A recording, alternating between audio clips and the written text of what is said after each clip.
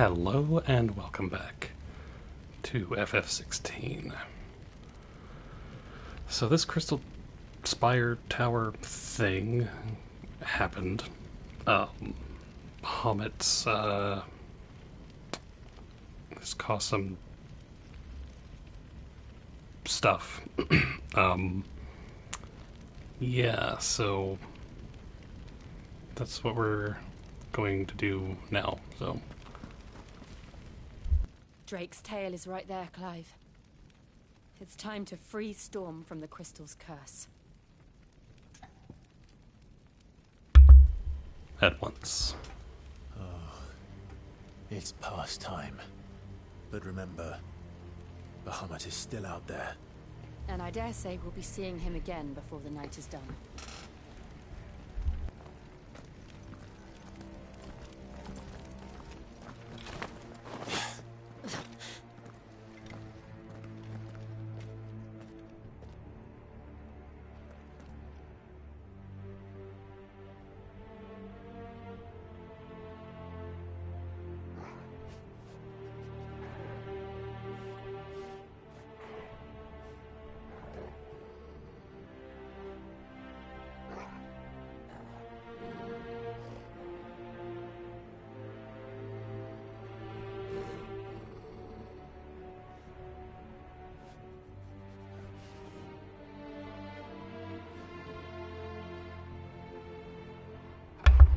Alright.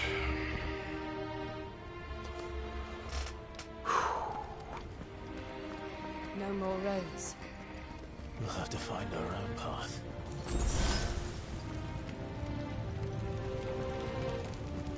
Do you feel that, Clive? Ether.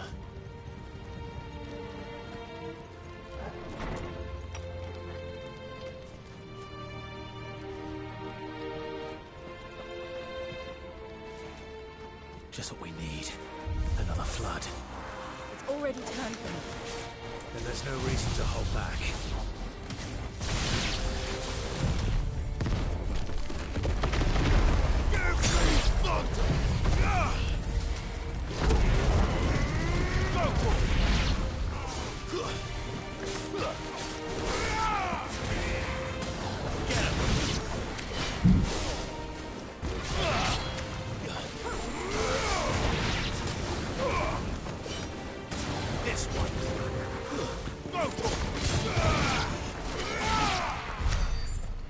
Nice.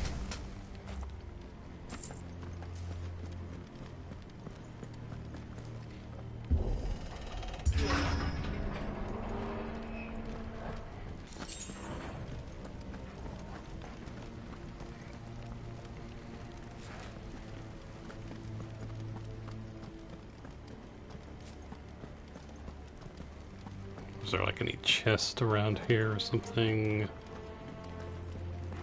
I don't see one, so.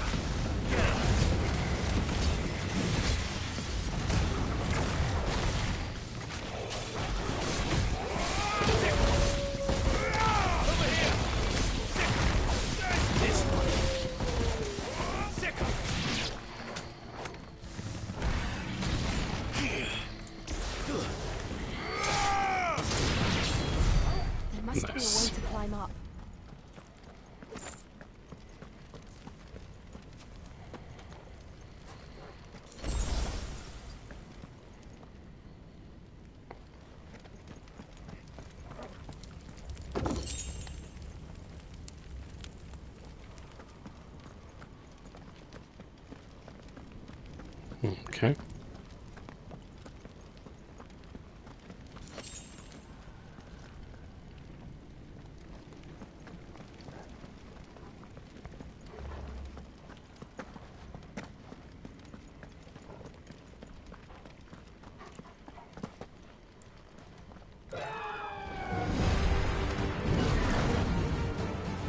Is that Phoenix?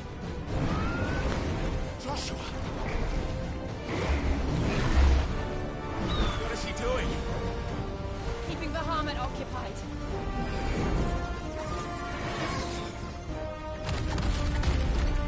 Joshua! Joshua!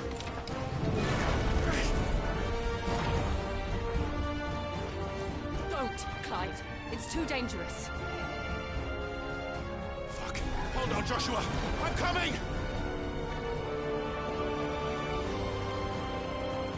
We have to save him.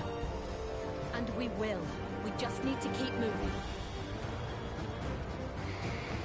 Come again. Not now.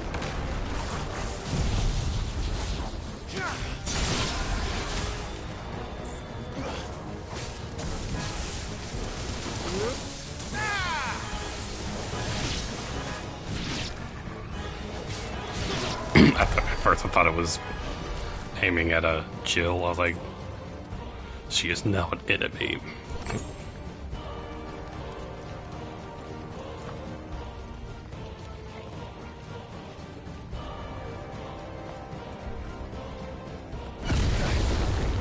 What was that? Bahamut. He'll kill us all.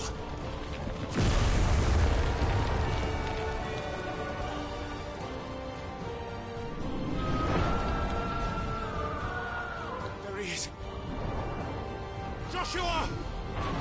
I'm here, brother! Clive. He can't hear you. Joshua! They're heading for the heart. Mm-hmm. And so should we.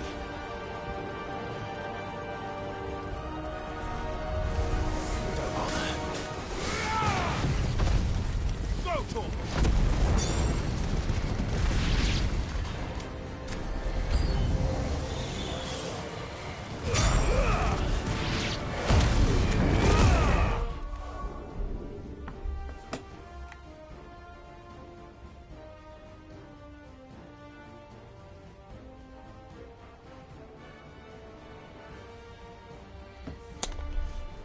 Ba-da, ba-da-da.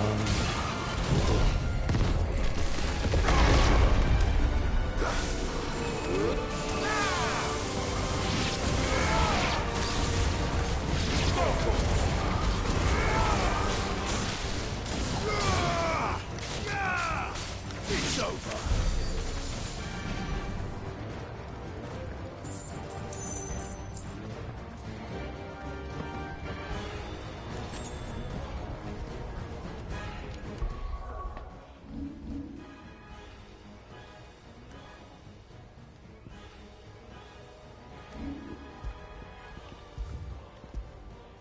Bum bum bum bum bum bum.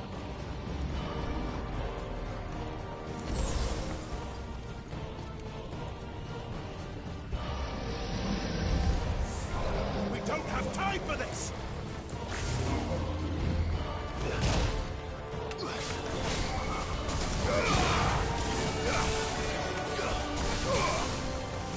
Get him!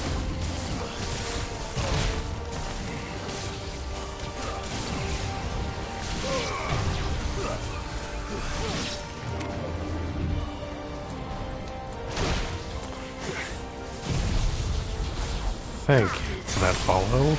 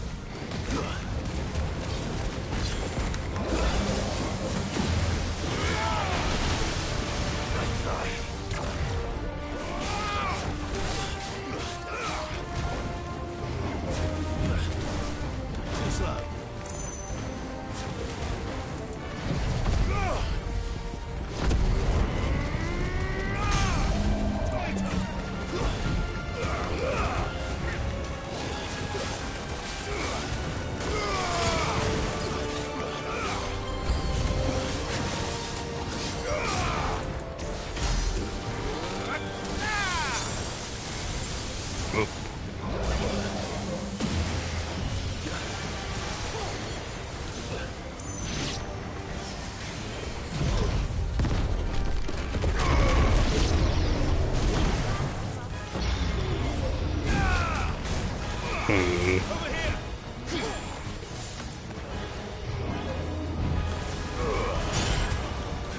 To me, boy!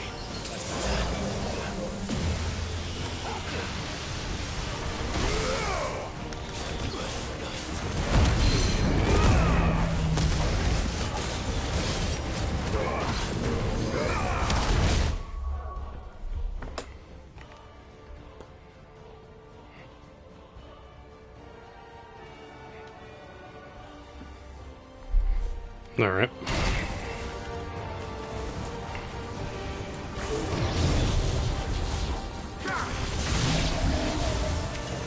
Oh, he's dead. Okay.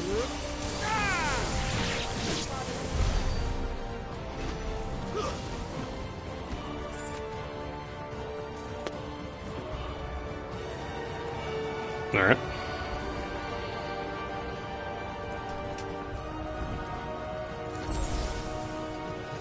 Sweet. Probably save.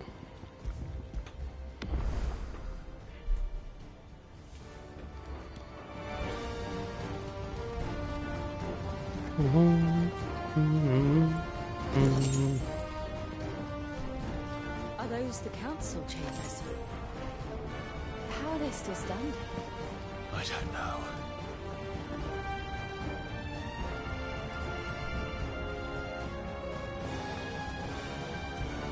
Well, we can't go back up, so I guess we have to go this way. I don't know if I missed anything, so whatever.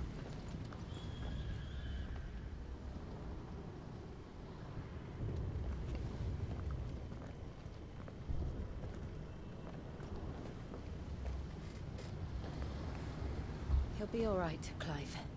He's a survivor. We're getting close.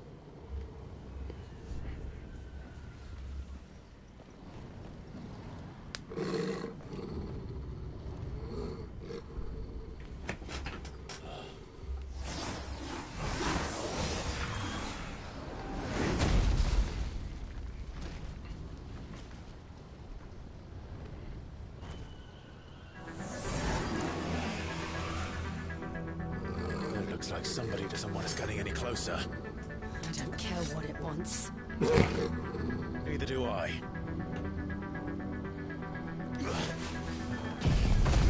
This one. Necrophobe. Okay.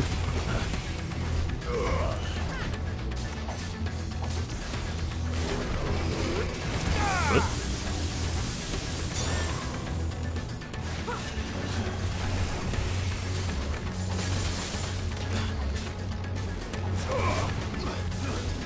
Nice try. Too slow.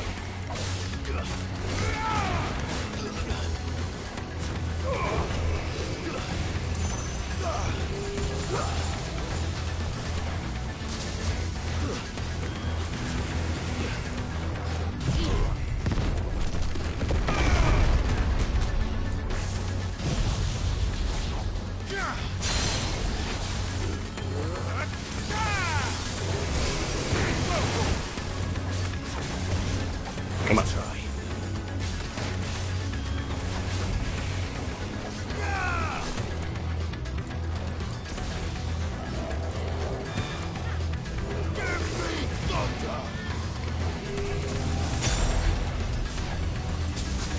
Get him. Too slow.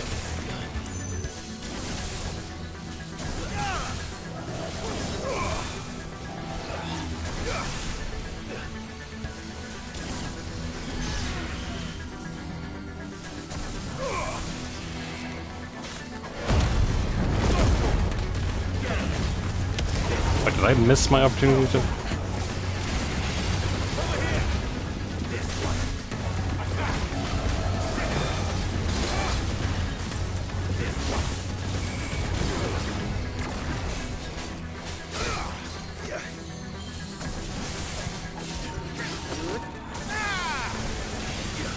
Whoop, whoop, whoop, whoop, whoop.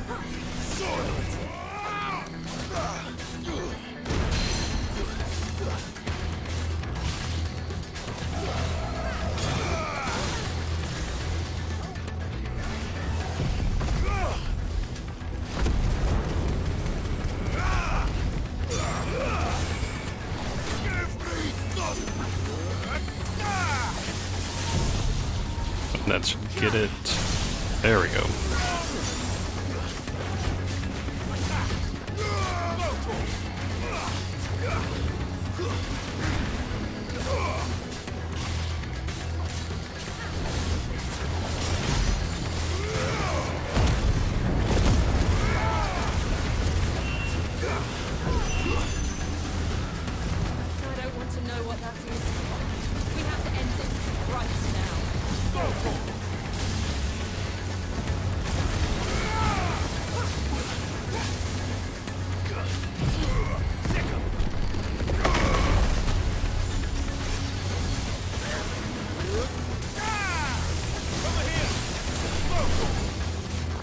Nice. Okay.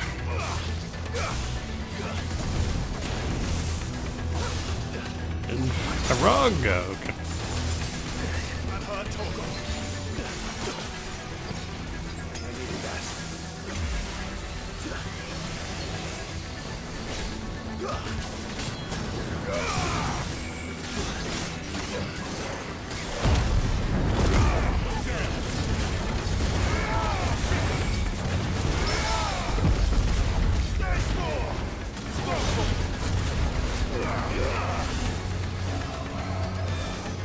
Dual cast. Okay.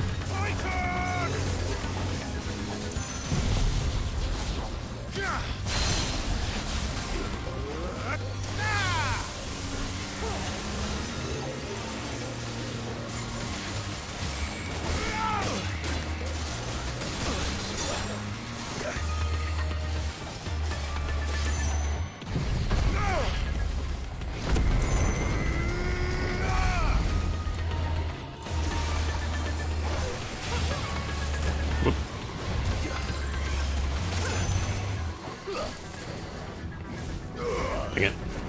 To me, boy.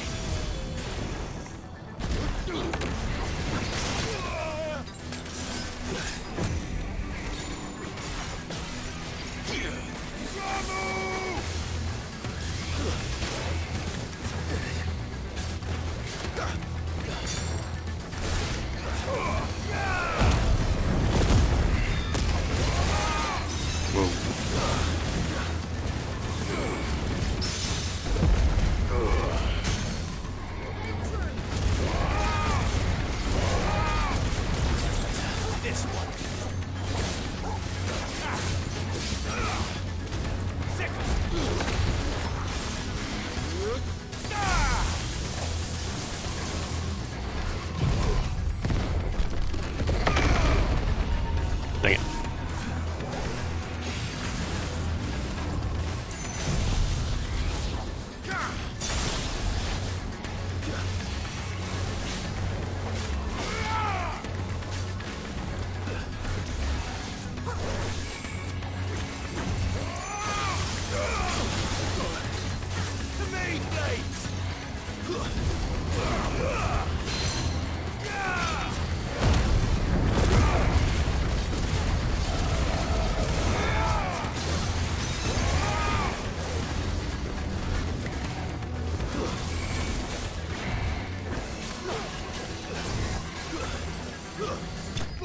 Nice. Necrophobe.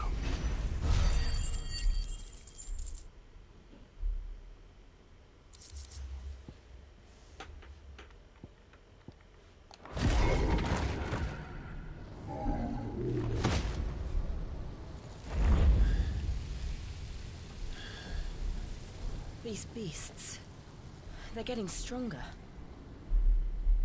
We can think about them later. Right now, there's only one thing we need to focus on. The heart.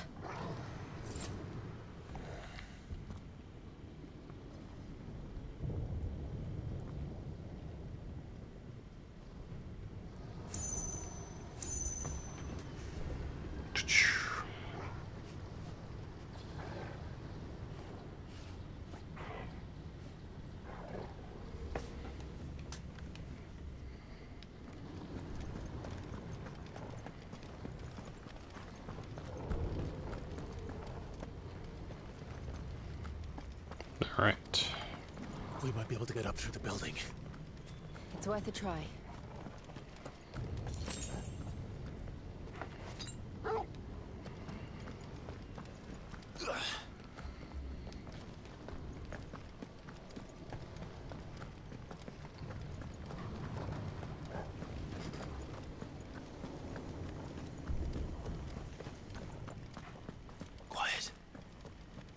someone up there.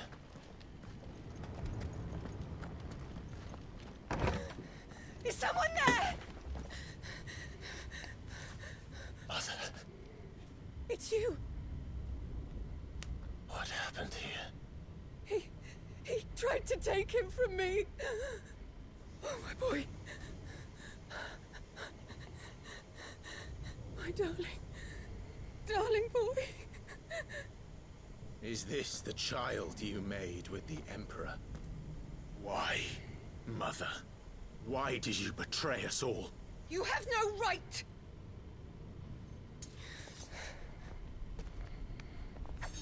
Answer him. We took you in, savage. Show some respect for those who raised you.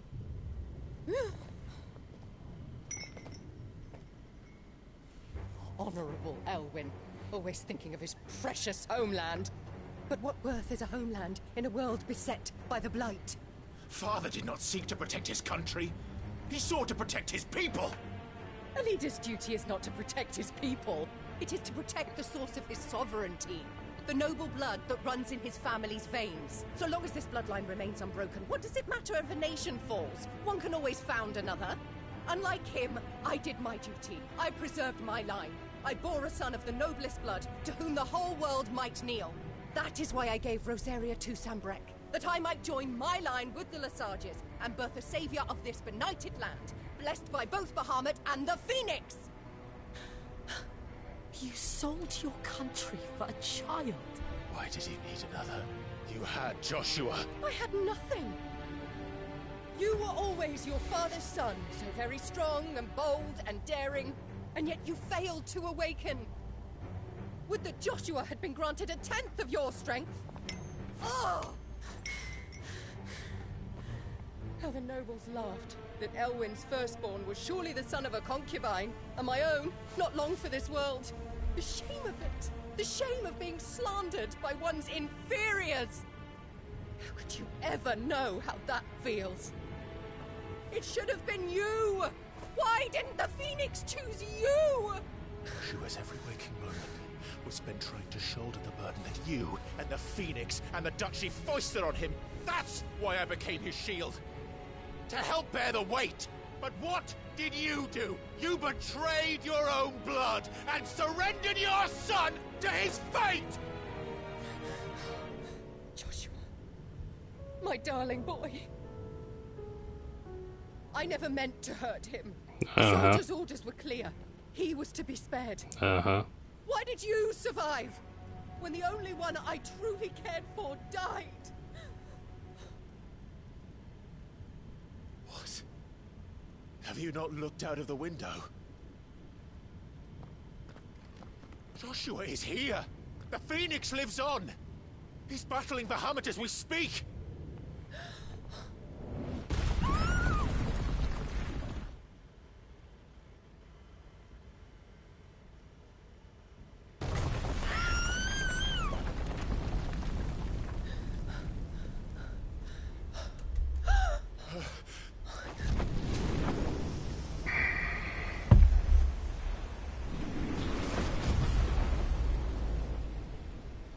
Joshua! Wake up!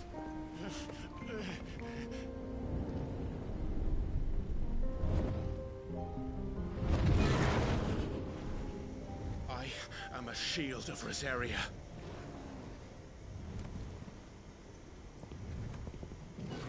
And I will do my duty. What are you...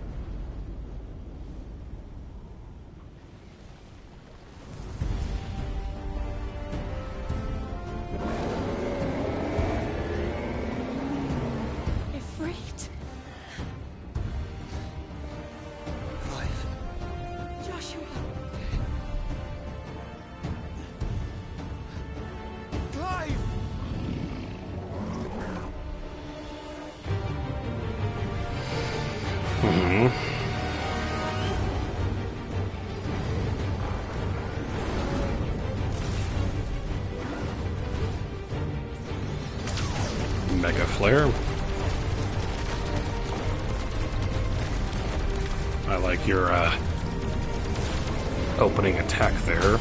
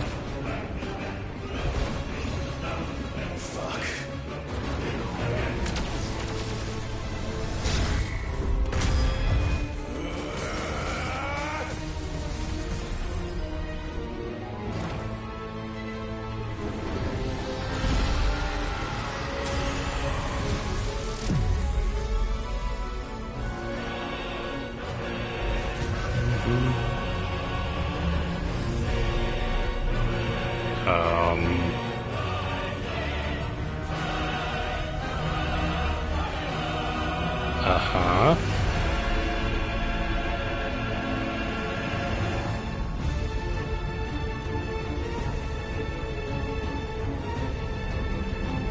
It's Drakengard.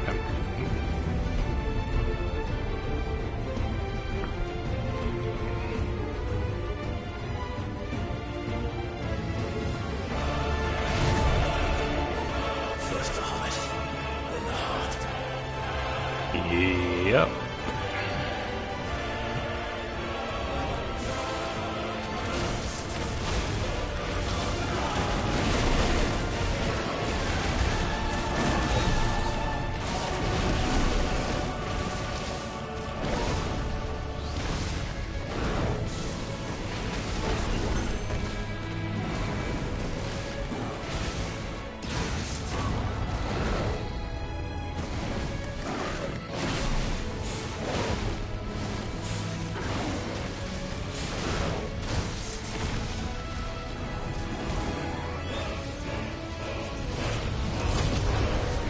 Bum bum bum bum bum bum bum bum.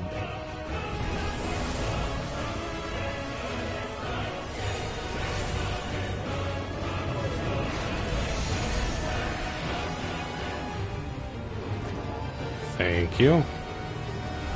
Joshua!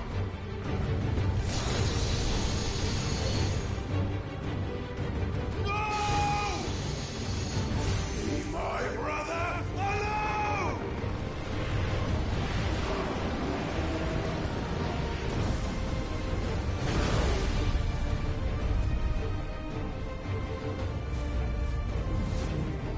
Or face the consequences.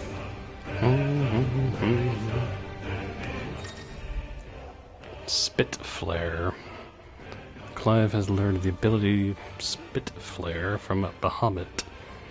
Press that in order to release a massive stream of light that sears anything in its path. Use L to... yes. Extended exposure to the flare will cause enemies to become partially staggered, cancelling any initiated abilities.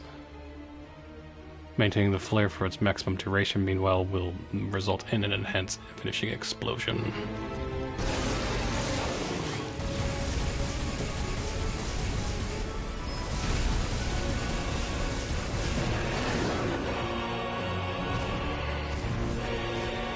Okay.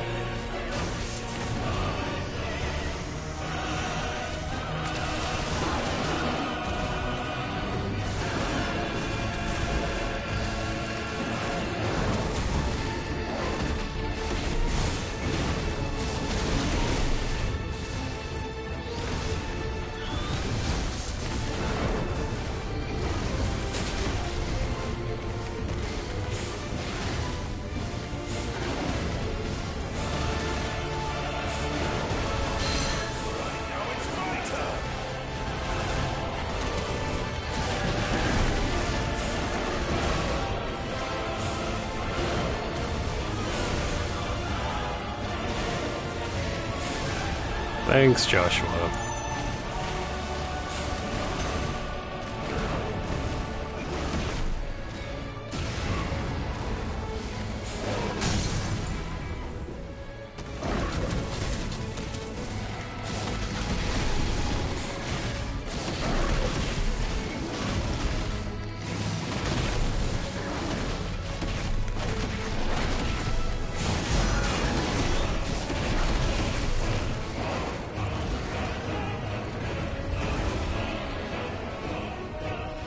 Shit.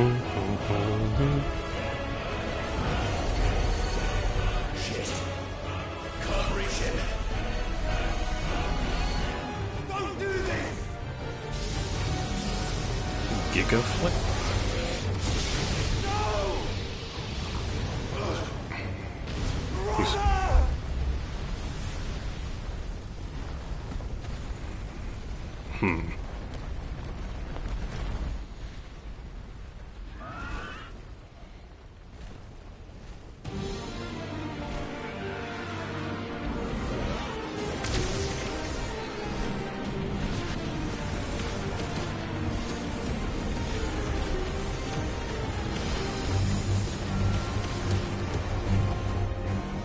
I'll come back for you.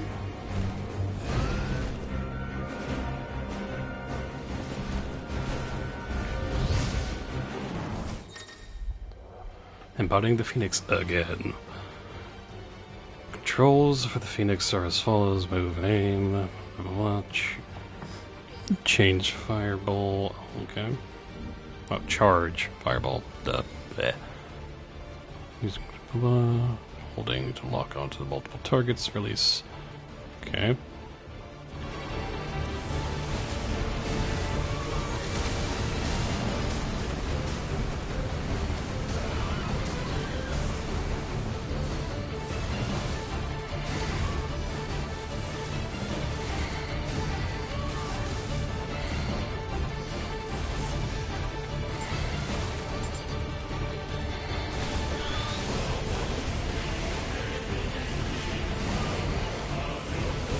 Good, but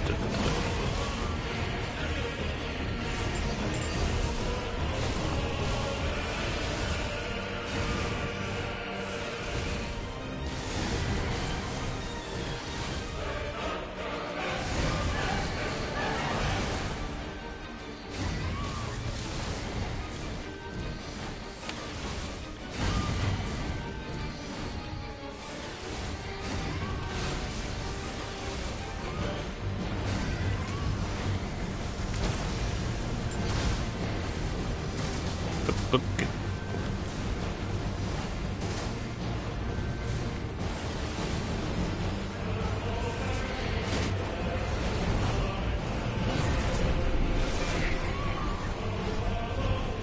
Your Highness, stop this! Please think of your people!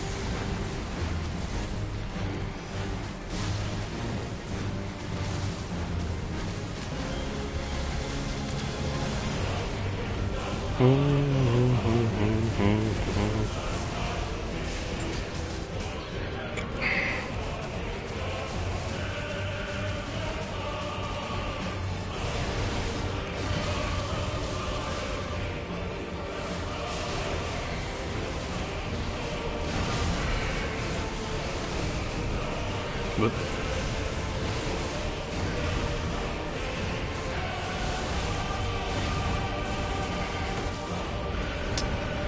Where is he going?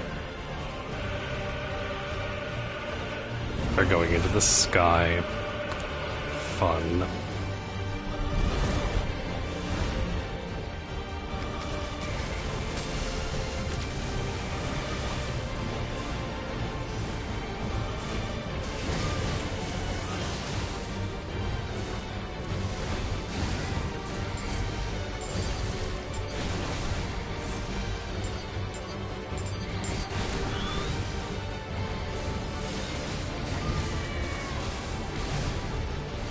Whoop.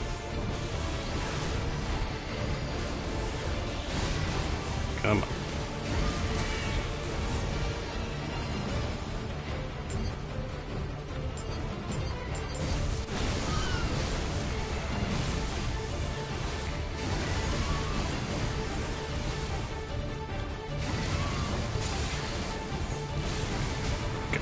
Dang it.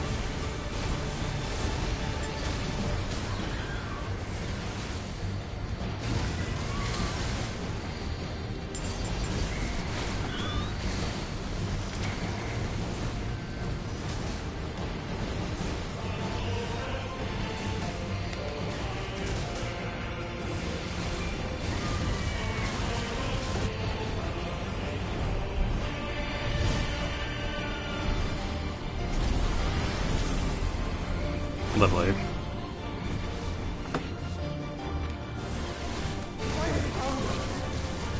Those things are drawing in more ether than I've ever seen.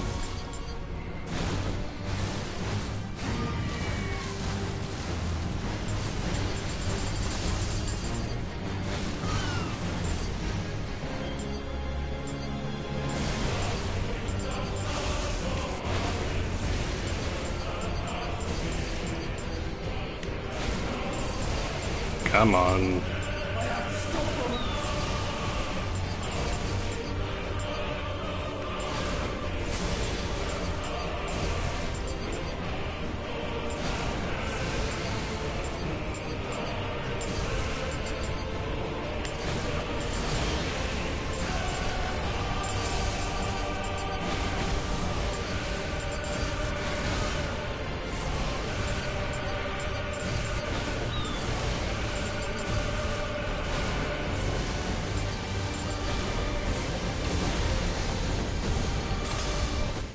Dang it.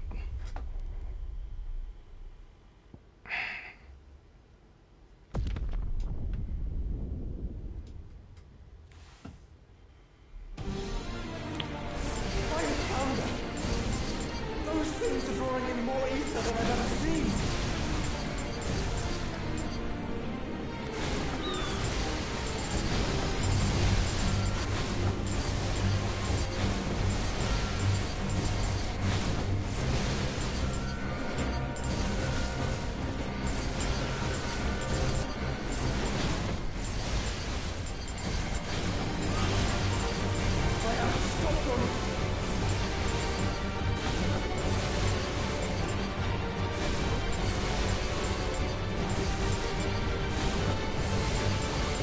Come on.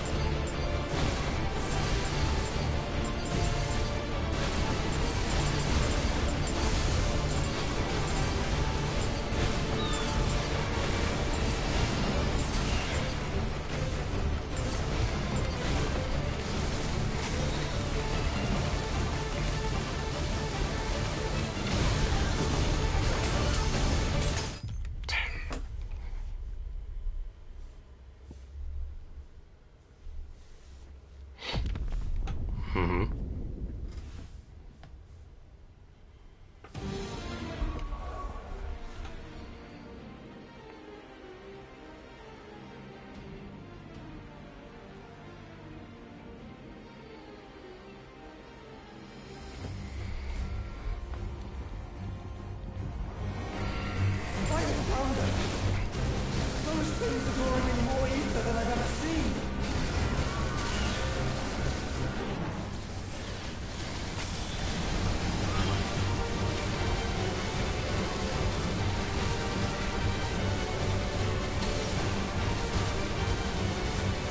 Just keep it simple, I guess.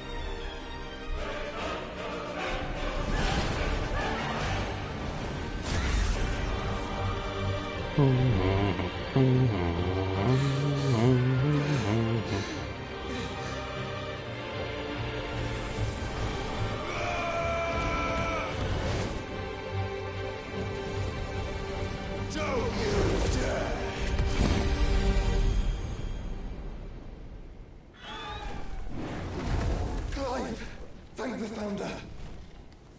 I'm fine.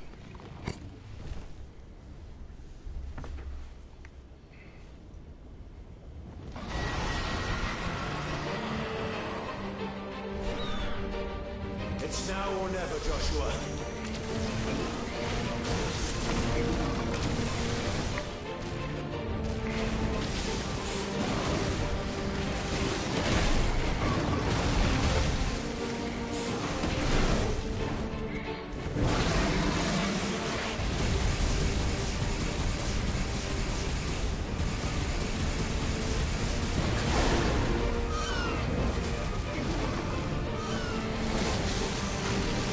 Whoop.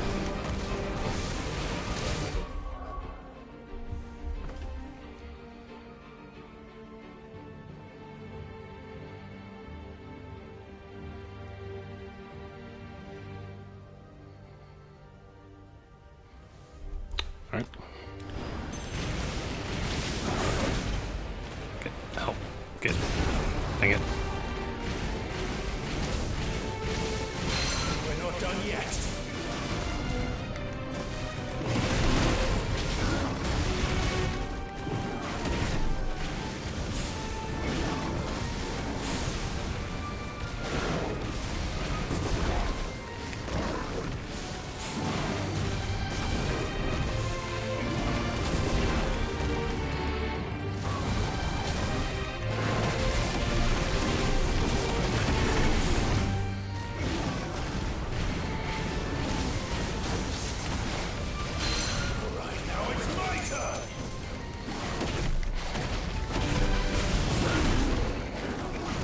Come on.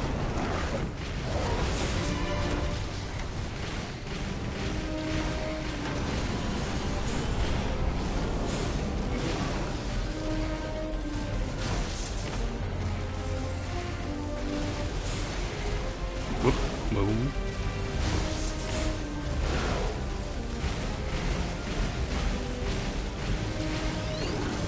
Clive, get behind me! If you're sure.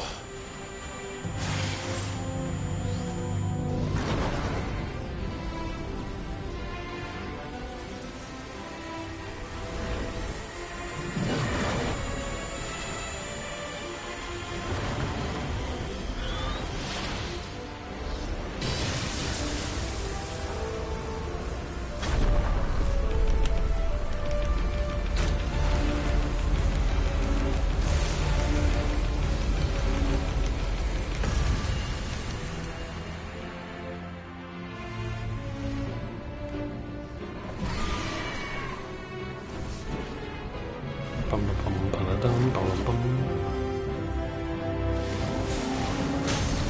Hehe.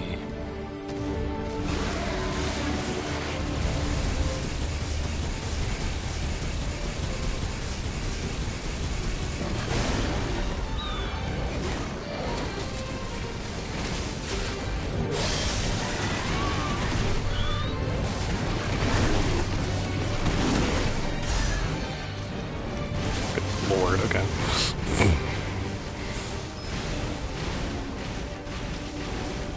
But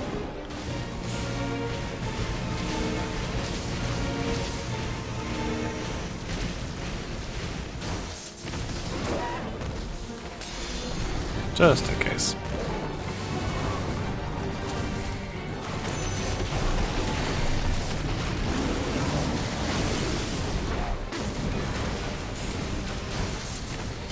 Good work, Joshua! Dang it.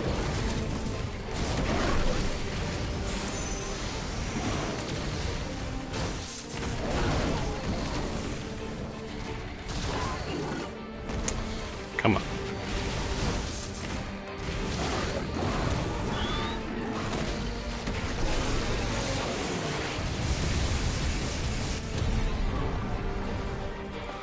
All right. Now, Joshua!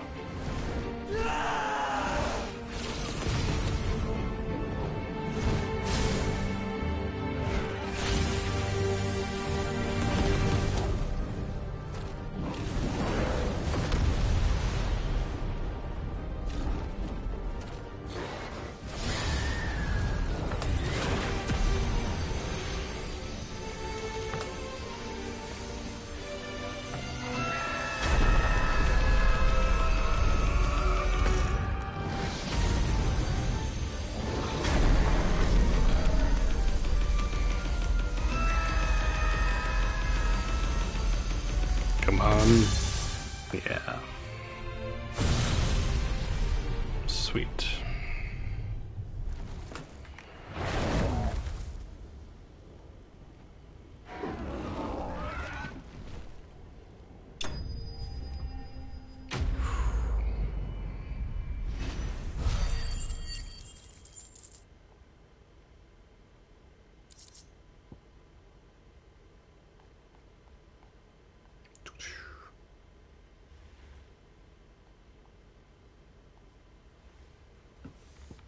Nice.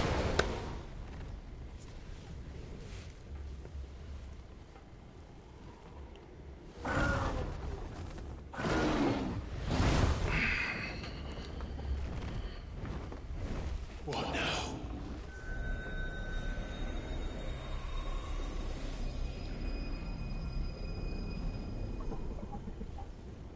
This is drinking the ether. We have to stop him.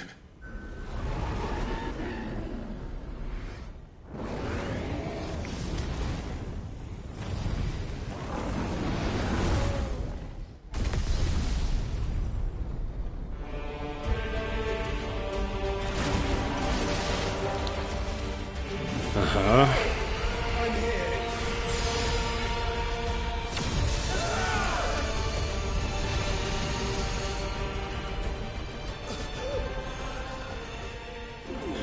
Joshua, are you all right?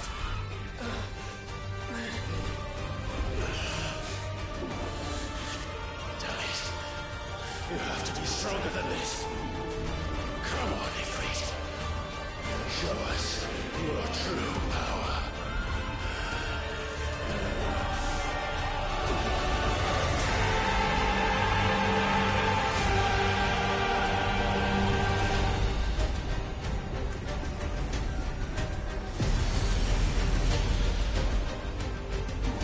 Yes.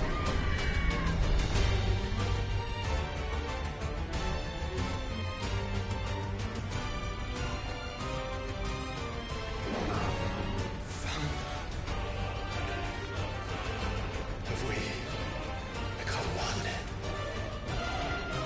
This will be enough. This may be enough. We can. And we will. Together.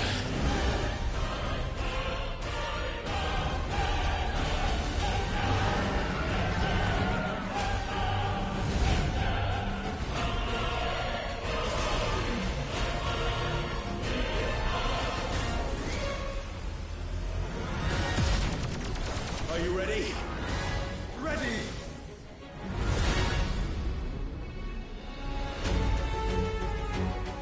I'm going to fight in space.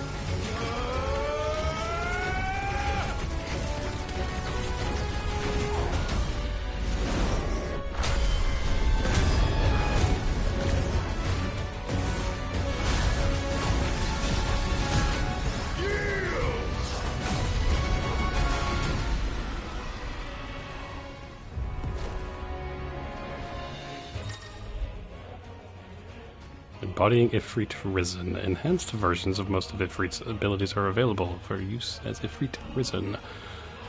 In addition to Wildfire, Ifrit Risen also has access to the ability Light Speed, which, similar to Phoenix Shift, allows for swift approach to the target. Light Speed can be executed by pressing X. I just,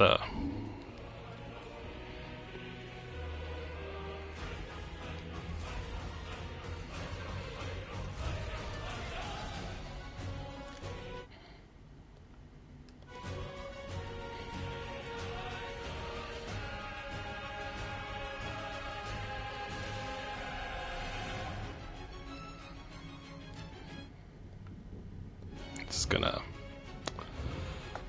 Yeah. How can we hope to match such power? By trusting in our own.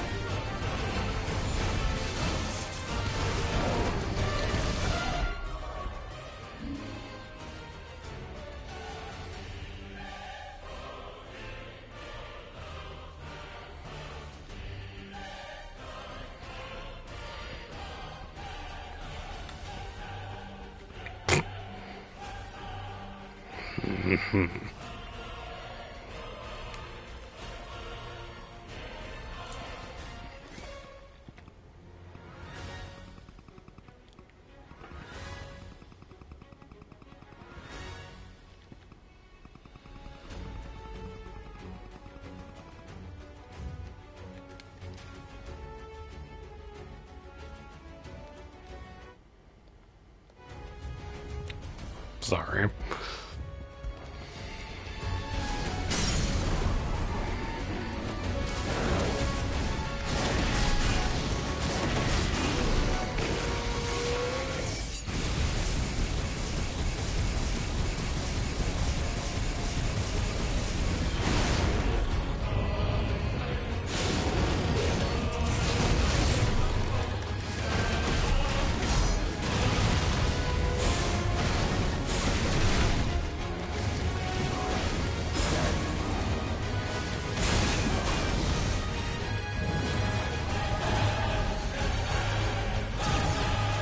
Bum bum.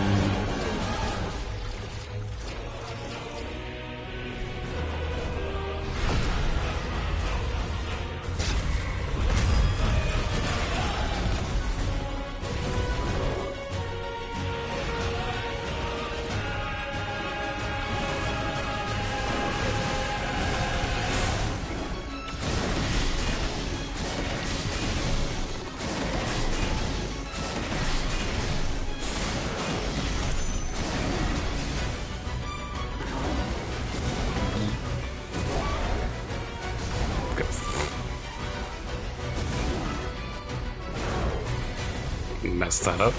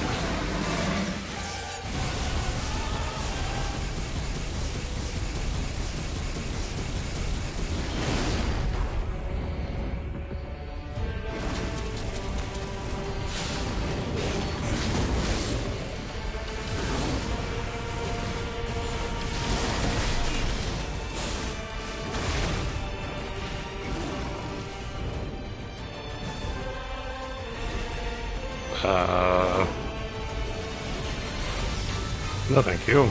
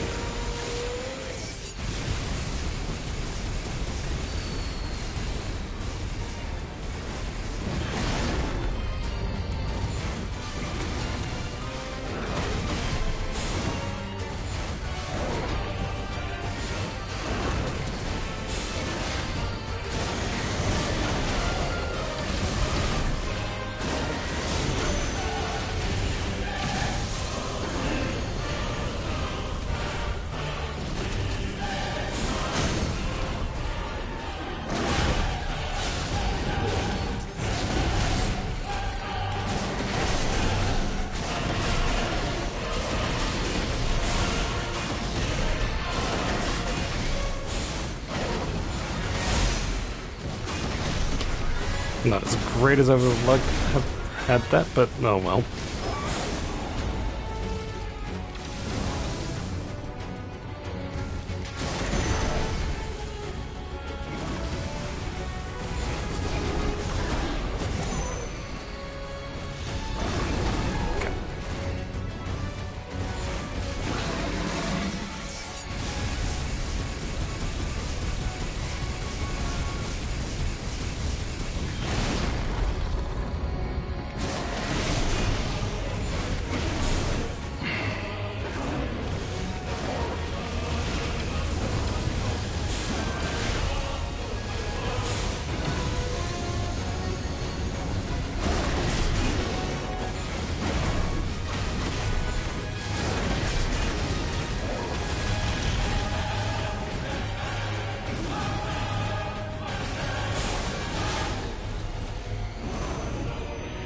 Yep, don't want any part of that.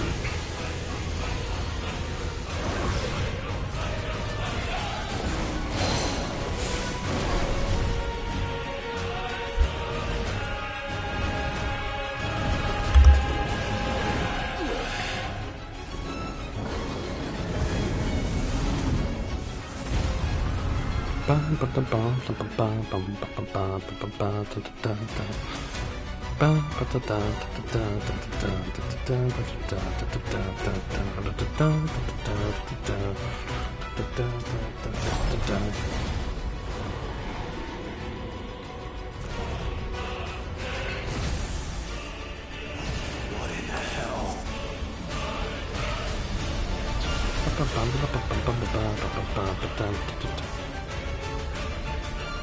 Uh-huh.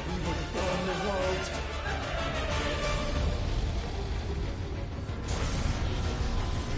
Zeta Flare.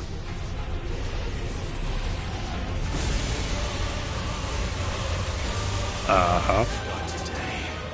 Come on, Joshua.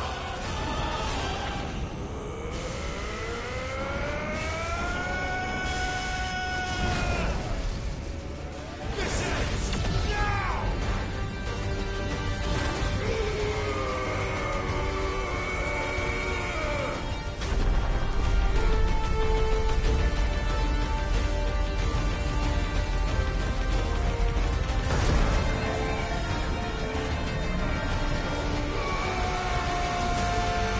Yeah.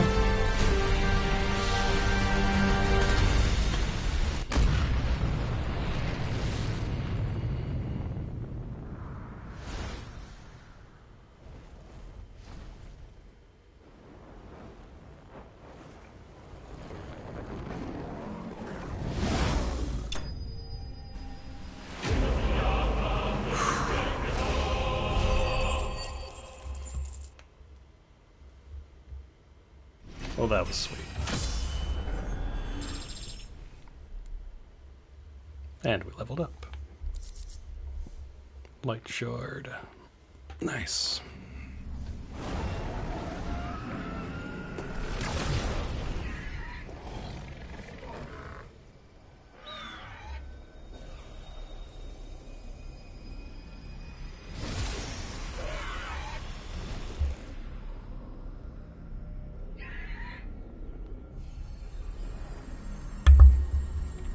Dion!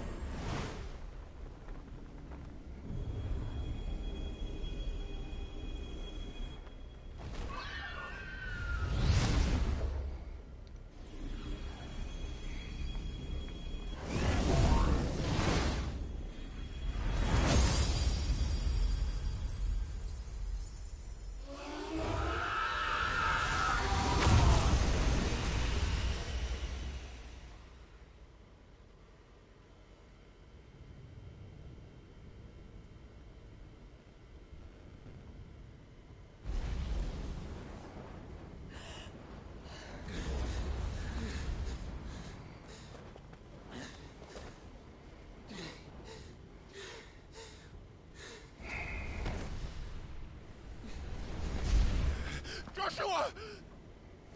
Clive!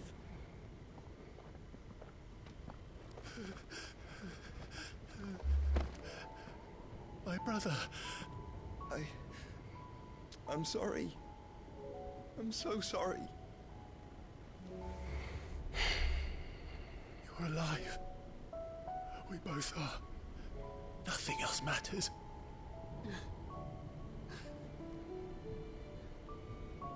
I never dared hope that I would see this day.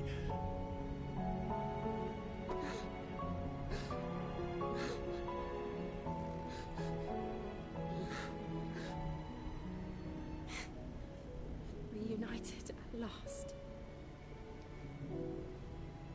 Jill.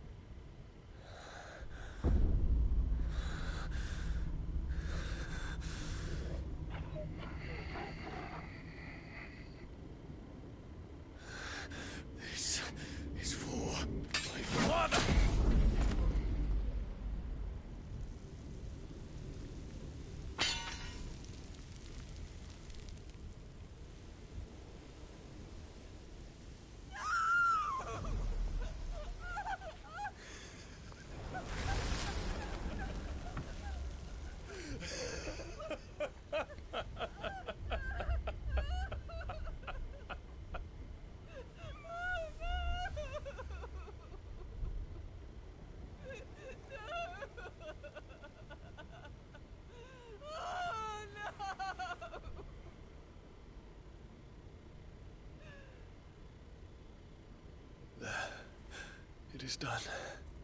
The demon that would tear our house apart is no more. Father.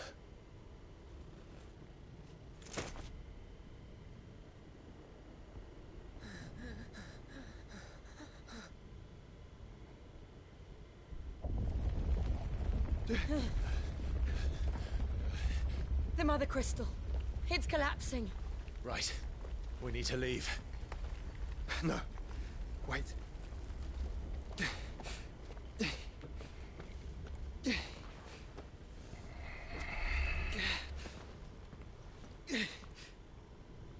I owe him a debt. Fine.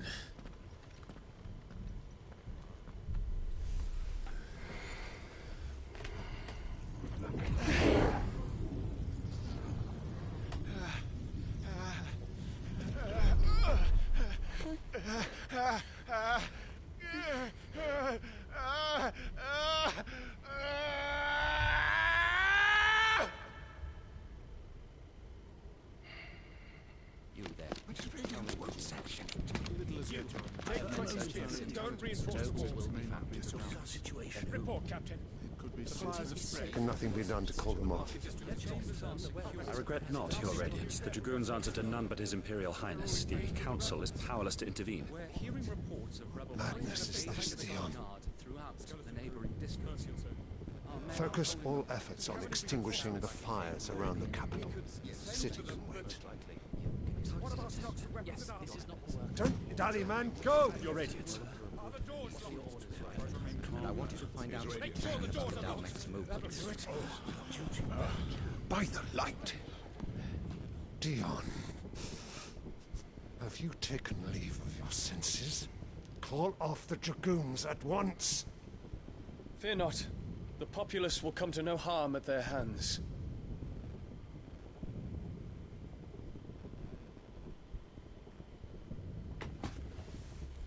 I am here to save you, Father. Save me. A creeping darkness hides in the heart of Sanbreque. It stems from your wife, the traitorous Annabella.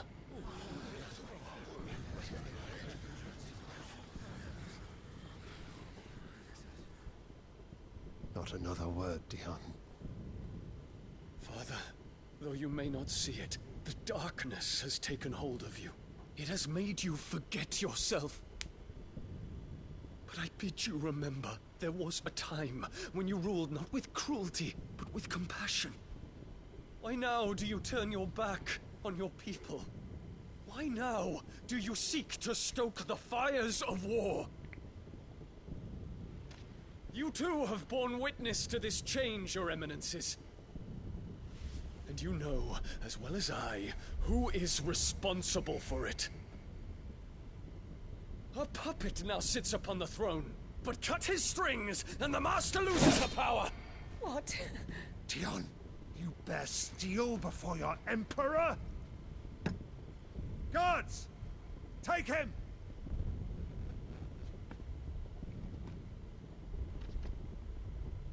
For every citizen who falls, another can be bred. For every home that burns, another can be built. Those were your words. But when the last of your citizens has fallen, and all of their homes have been reduced to ash, what will become of your empire, of its rulers, of your god? As the Mother Crystals crumble one by one, and the Blight sweeps in to claim all that we hold dear, our people look to their Emperor for protection. Yet he labors not to secure their futures, but to seize what is left of the twins for himself. Even if it should come at the cost of everything his loyal citizens have labored to build. Dion, you must understand. A small price to pay, is it not? You've been blessed with great power, Dion. Enough to win me the world. So go. Claim Valisthea for me, brother.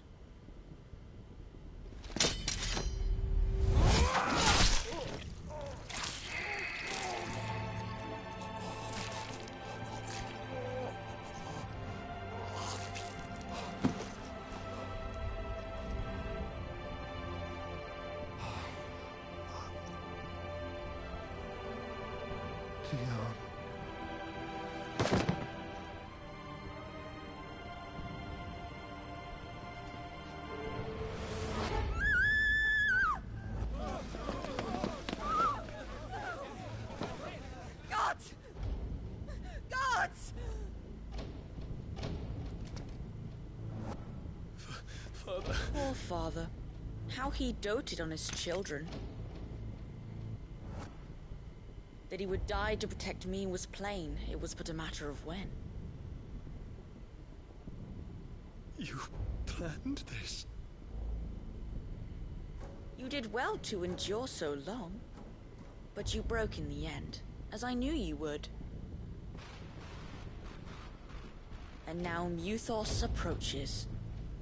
Put him to the proof. I would see if he breaks.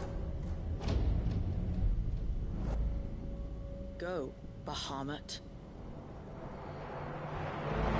Kinslayer.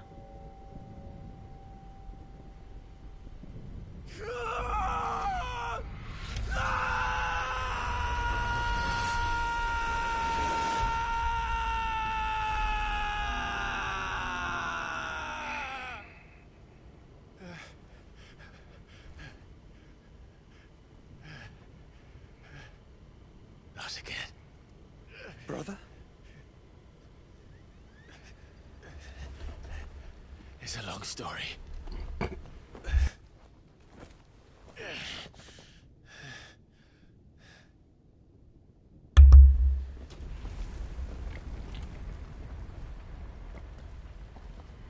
You cannot stay here, Mother.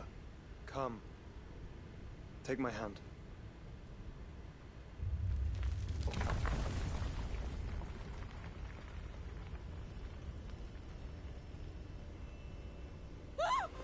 Get away from me!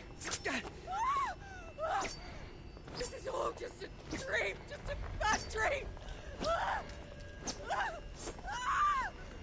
You will not take me, Shadow!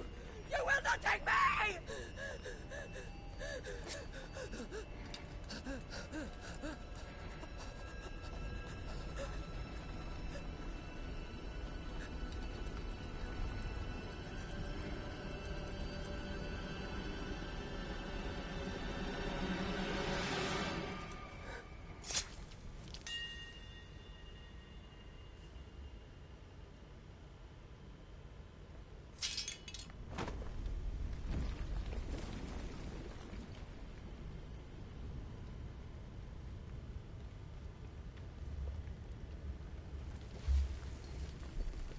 Mother.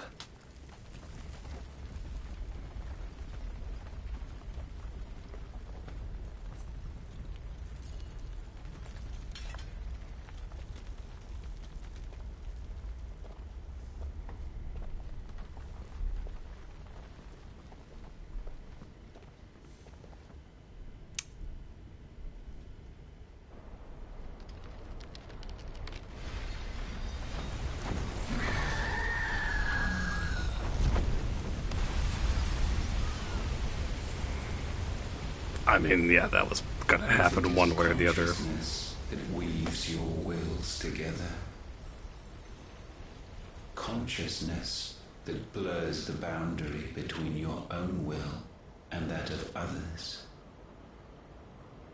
Then we shall set you apart once more. The ties that bind you shall be severed, and humanity return to its proper place.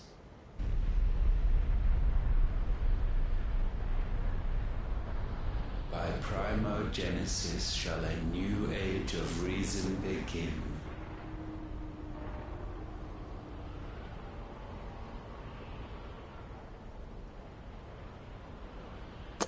Lovely. Relax, Your Majesty.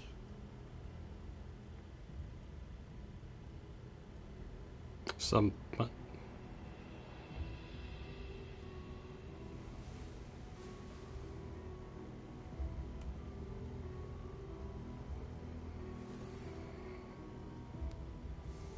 Don't you want to play? It's been a long time. If that is your wish. Men, you are as meek as all the others.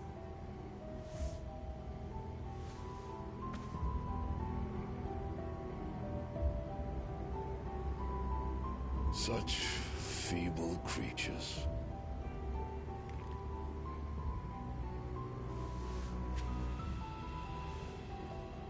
Gifted the power of icons, yet slaves to fickle emotions which usher you to your doom.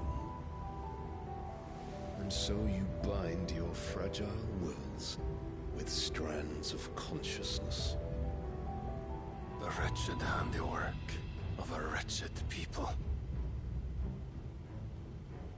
The Sons of Fire were united at last, and for but a moment their flame burned bright. Soon Muthos shall become our perfect vessel. And then shall the world be remade. Not before the bonds are severed, of trust, of respect, of love. Only when every strand of consciousness is cut away, may Muthos return to our side. By primogenesis shall all be undone. Mankind shall be rid of his wretchedness, and Muthos of his will. But while he yet clings to it, he has the power to forge bonds anew, and so we bid you. Find Muthos, and sever every one. To destroy that which has no physical form. You ask the impossible. There is nothing your black blade cannot cut, Odin. We shall unite with Muthos, and bring forth a new world. So long as our vessel remains unclaimed by humanity. It shall be done, Master. My will is yours.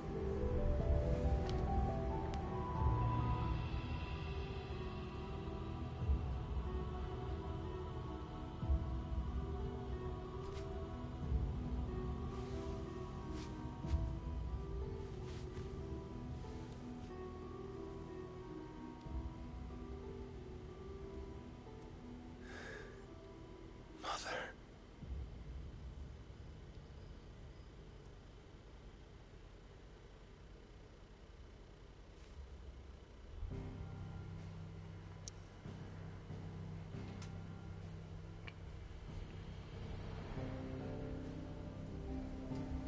Uh-huh.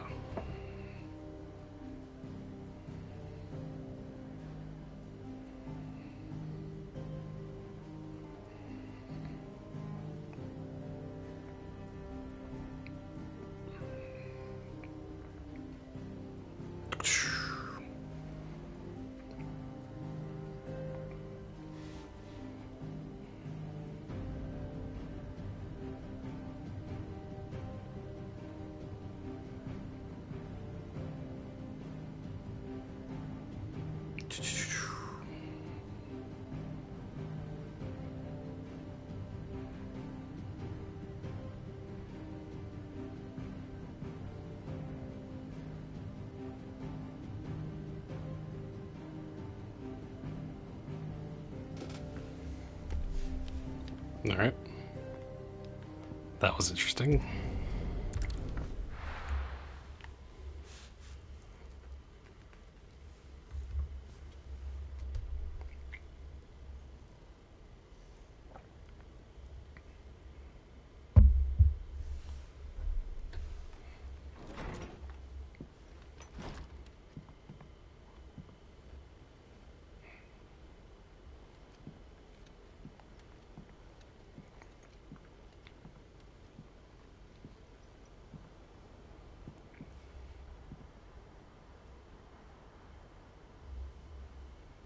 How is your brother?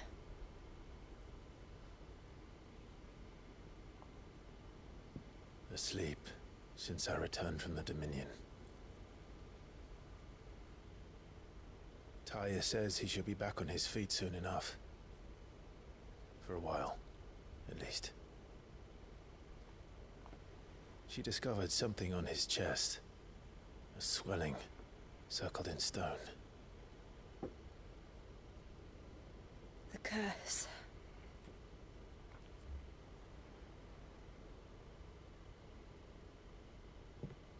For every mountain we climb, another rises up to greet us, doesn't it?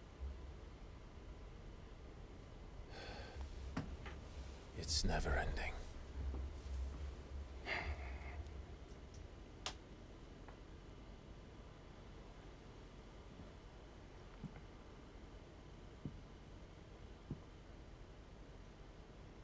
Even the sky seems to have grown tired of it all.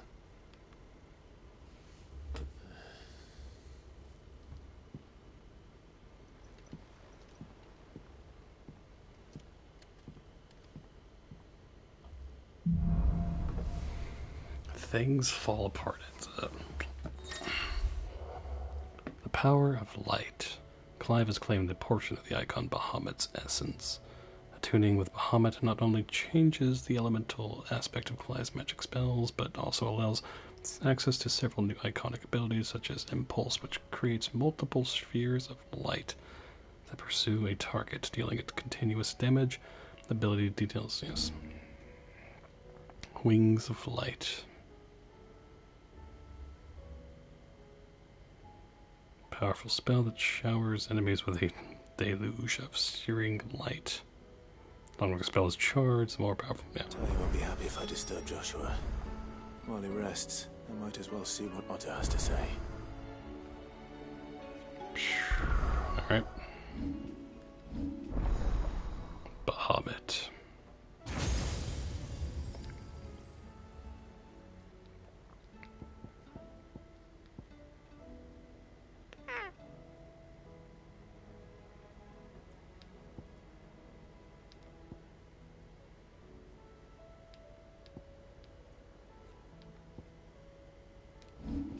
Probably going to, yeah.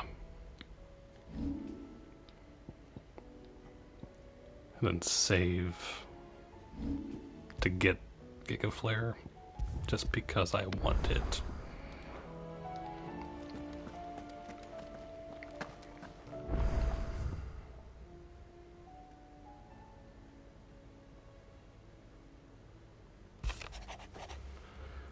Quite a mess. Word out of Twinside is that there's little left of the capital after the Mad Prince's royal tantrum. So what of you and yours? Did you manage to escape before the city went? I trust you did, but a Stolas might be good to set Elle's mind at ease. Reports from our brothers and sisters afield are all the same. These accursed skies cast not only a pall over the land, but over the hearts of her people. Hearts already heavy from the fall of the Dominion and the destruction of Storm's final Mother Crystal. For now, the realm endures, but with each new flood do her few remaining children descend further into madness. The situation is, as ever, dire. Fresh wings shall find you on the new moon's turning. Until then, our watch continues. May the crystal's curse be broken. I trust you and your party gained the Dominion without further effort. Yeah. Should your travels ever bring you back to the markets and put you in need of additional assistance, you will find the Crimson Caravans more than happy to oblige. We might even offer a discount on our usual rates. Excellent. About the other day, I'll have you know I have never shed a tear in front of no one. Not even my mother, and you won't soon catch me doing the like again. So if it please your lordship, we can both forget about the whole damn thing. The Cid I chose to follow all them years ago is gone. There ain't no dragging him back from the depths of whatever hell he's talked his way into. But his legacy that lives on, in you and everyone else here at the Hideaway, sure as the sky is blue. At least I think it's still blue. And as long as it is, I'll be right here where you can count on me. Alto.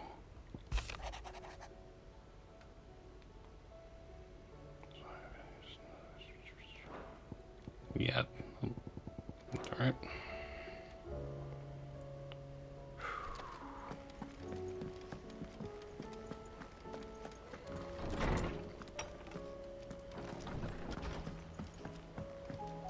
Did you see the pair that got hauled into tires?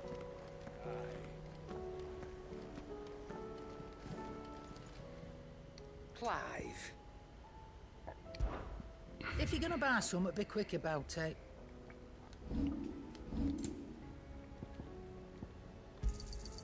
It'd better all be here. Last elixir. Oh. You'll not find a better price than that. Might as well.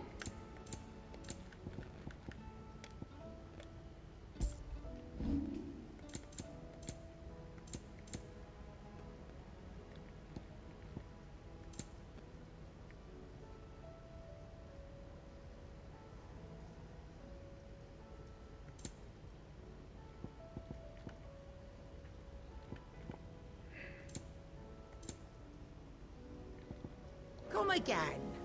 Or don't. I'm not much bothered either way. Seems the Hideaway has lost its...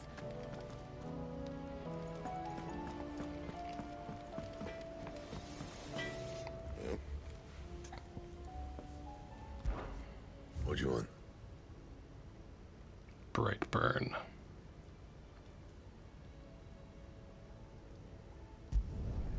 Not bad, if I do say so myself.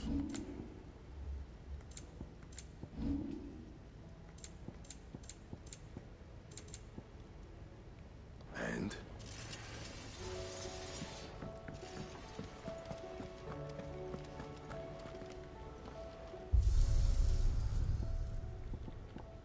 It's kind of one of those things, like, didn't really take much, pleasure in beating Bahamut, most because Dion was a decent person. Yeah. Is a storm coming, Sid?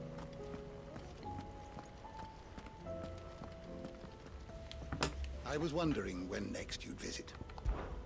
With the darkening skies... Fear has once again taken hold of our hearts, and though I have not the power to dispel the gloom above, I should like to believe my tales help to lighten it. Be that as it may. Turning our eyes from the problem which face us will not help to solve them. A mere tale cannot lighten the burden of those who must bear the weight of the world. I have compiled some new entries, if you would like to see them. What subject shall we consider today? Rebellion of the Holy Order of the Knights Dragoon that took place in the Crystal Dominion. It was provoked by Emperor Sylvester Lesage's decision to overlook his eldest son Dion and make his second-born Olivier, child of the Empress Annabella, crown prince in his place. Seeing this as yet another victory for Annabella in her long campaign to subvert Sembriquois politics for her own ends, Prince Dion ordered the Dragoons into action, but having lost control of his icon, he inadvertently laid waste to the city he had tried to save. The Crystal Flower. When Drake's tail came under attack by a maddened Bahamut, the heart of the Mother Crystal responded by delving into its attackers' innermost thoughts and summoning into creation that which most plagued his tortured soul, the wyvern tail that represented the trust Prince Dion's father placed in him and his duty to the realm. Dominant of the Phoenix and the former heir of the ducal throne, though he and Clive trod their separate paths for many years, the brothers were finally reunited amid the ruins of the Crystalline Dominion. So wait, what about... wait. The girl with Joshua.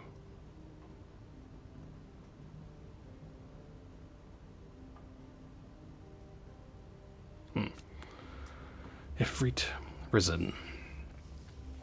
The two icons of fire united as one. Clive and Joshua manifested as this being in the skies above the Crystalline Dominion after entreating their icons to grant them the power they needed to quell the raging Bahamut.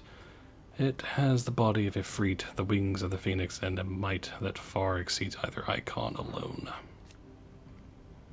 Primogenesis, a spell cast by Ultima that casts a roiling pall over all Valisthea. The otherworldly being behind much of the tragedy and turmoil that has plagued Valisthea.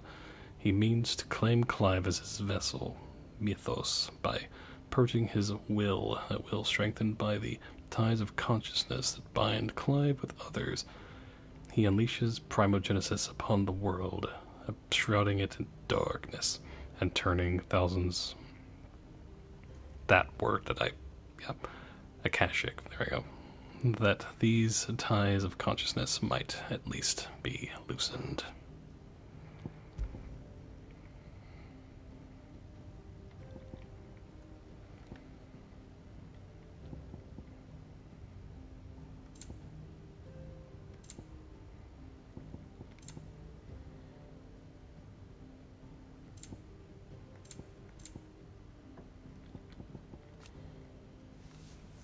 The mother of King Barnabas of Walud, or at least an Ultima summoned illusion of her as His Majesty remembers her in life. Uh-huh.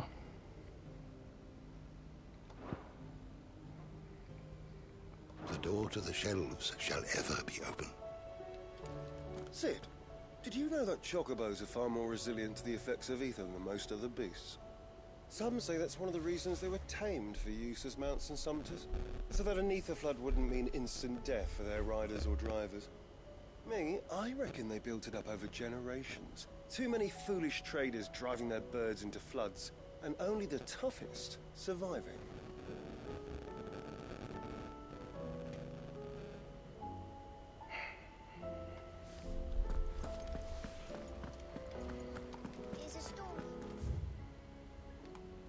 We read that already.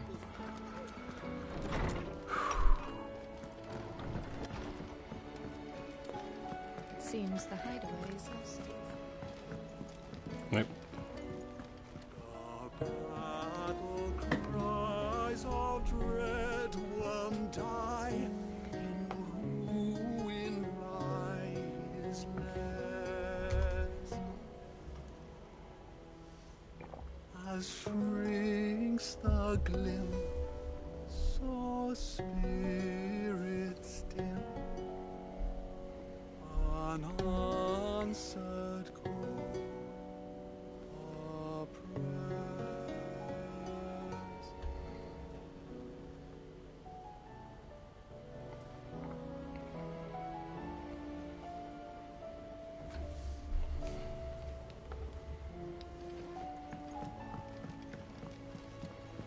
Will we ever see the sun again?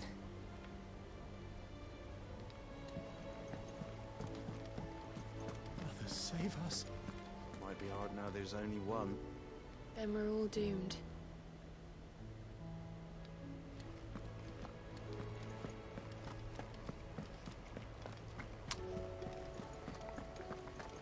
Did you see that? Tell me you saw that.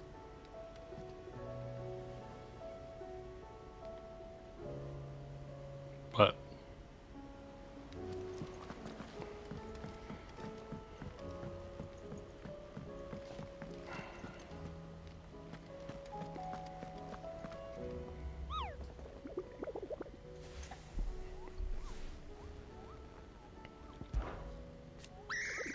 Shocked to tell you that certain members of your own species have earned themselves a place in this rogues gallery, Kupo. But evil as evil does, and it is every hero's duty to vanquish it. No matter how close to home it might appear, Kupo. It's SBA and another S.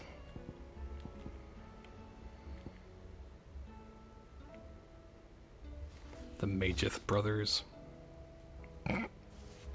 Nice.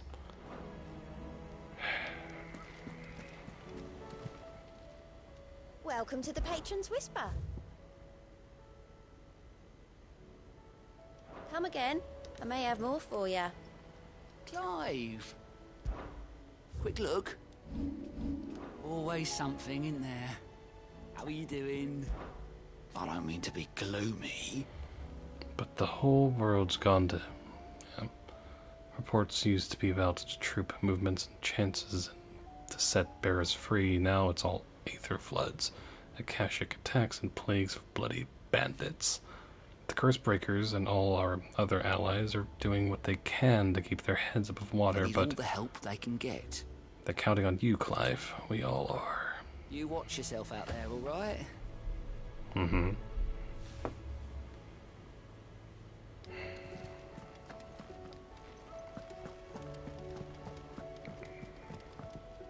Back again? Allow me to educate you.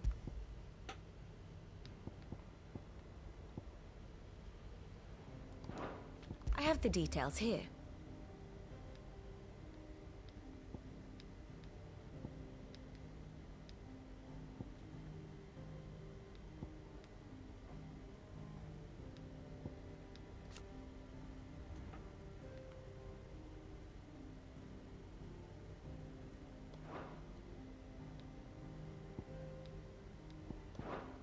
Very good.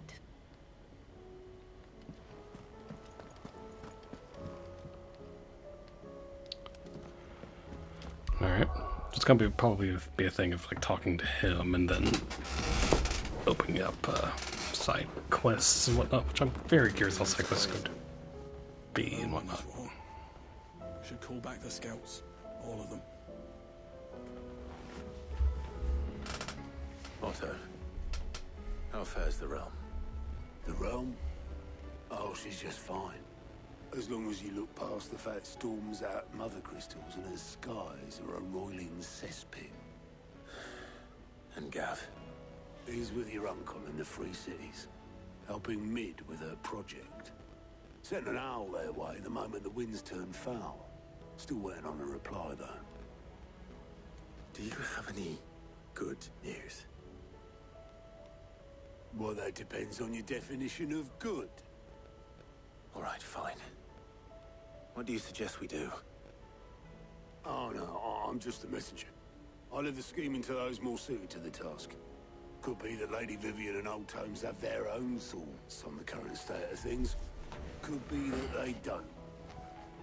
It certainly can't hurt to ask. I suppose not.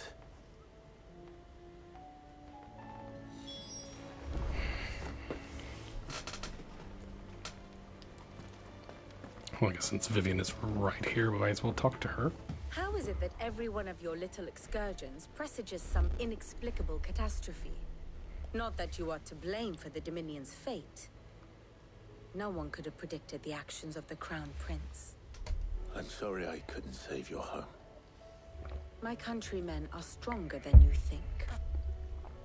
A few toppled clock towers won't break their spirits. They'll be back on their feet in no time. I hope so. Look at us.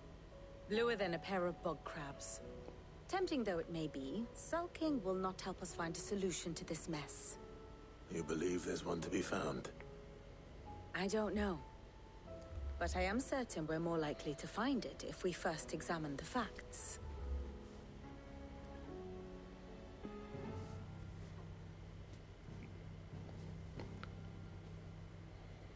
Beneath these darkened skies, fear and confusion reign over Valisthea. Oh, the lands around the fallen mother crystals had already begun to wilt for want of ether. But not like this. Crystals that filled wells and fueled furnaces. Now nothing but pretty shards of rock. And those that hang from the people's necks cast nary a glimmer of light to keep the dark at bay. It is only a matter of time before the common folk convince themselves that the end of days is upon us. Yet I fear a swift end is more than we can hope for. While most of the world thirsts for ether, the remainder drowns in it, spawning Akashic in droves.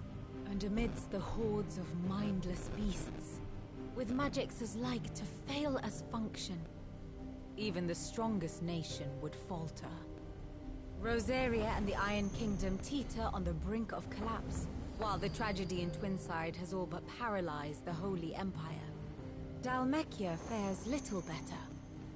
Rumor has it the ministers fled the capital after the fall of Drake's Fang, leaving their beloved republic to crumble. Waloed, meanwhile, moves in earnest. The Einherjar has been sighted off Storm. The world, in short, is in chaos. It would seem our civilization was nothing but a castle of sand, to be washed away at the whim of the waves.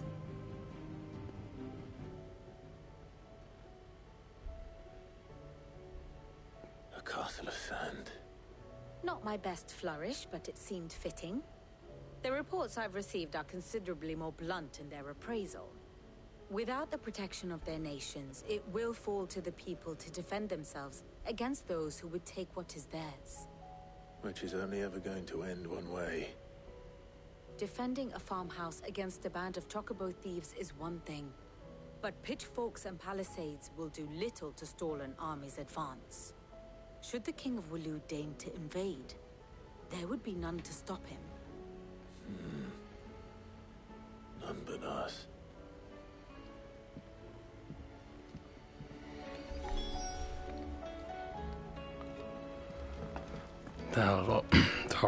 Harpocrates, there we go. There's barely been a shipment in since the start.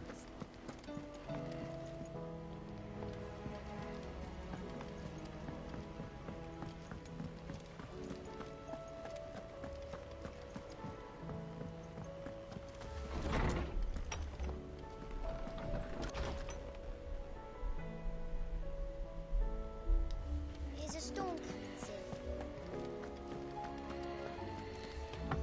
Let me guess. You're here about the skies. Is there anything you don't know, Lawsman? It doesn't take a court astrologer to augur the obvious.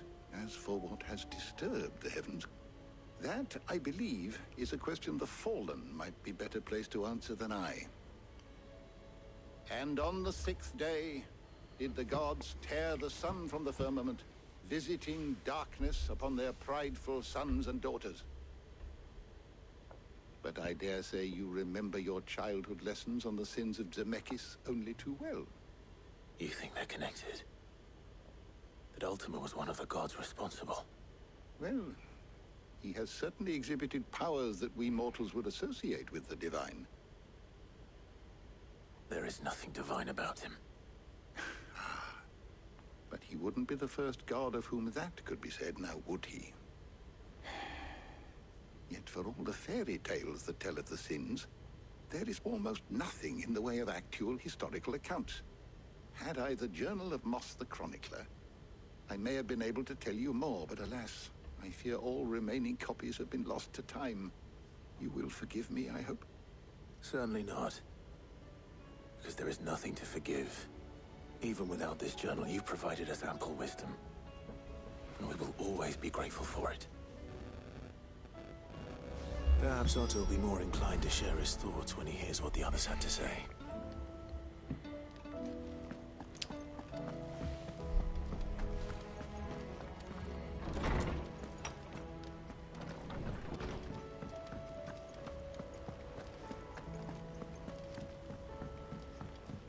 Alright.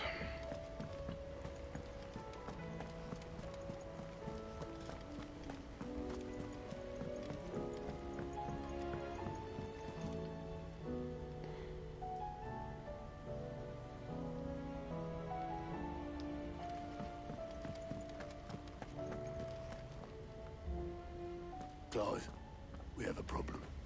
Only one. That would be a first. It would. Actually, there are three. We had as many owls arrive while you were at the shelves. Martha's got a cashier at her gates, and talk of monsters roaming the hills outside of Northreach has put the wind up Isabel and her lot. And don't forget Dalimil. Lubor says the village was raided by bandits. When it rains... It fucking pours. The curse breakers are spread thin, taking stock of the damage in the Dominion. And even if I could get word to all of them, I doubt they get here in time to make any real difference. Which means there's only two people who can. Jill and I. Let them know we're on our way.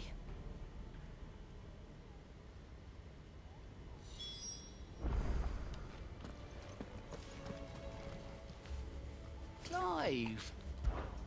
Quick look.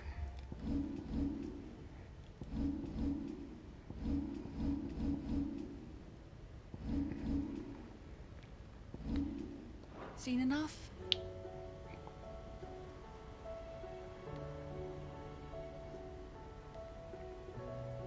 Ah, okay.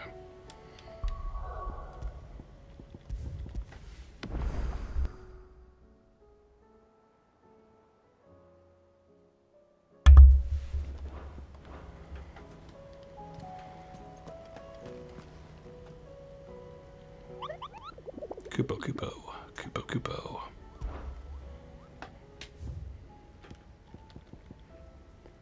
Dalmekia Rosaria.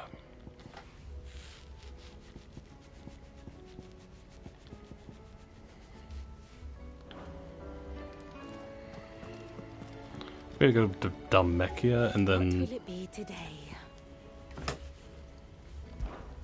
Allow me to educate you.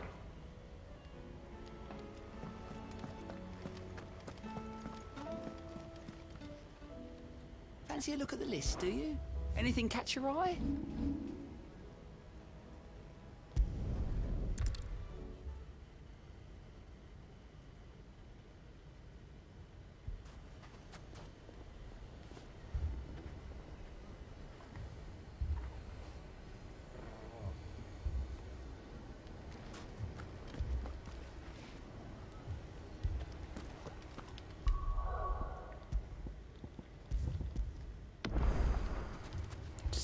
Lovely. Poor bastard. Couldn't run because of the weight of his load. Still, better a branded than one of us.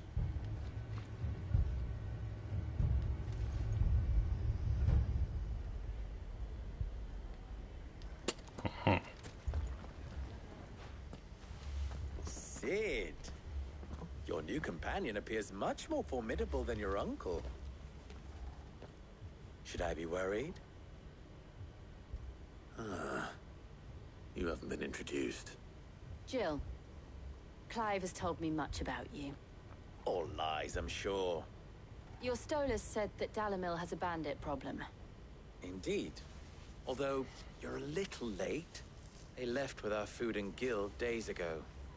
Any idea where they went? The desert's a big place. Your guess is as good as mine. But the fact is, I have more immediate concerns. What did you say to me? What did you say? Ah, as if by magic.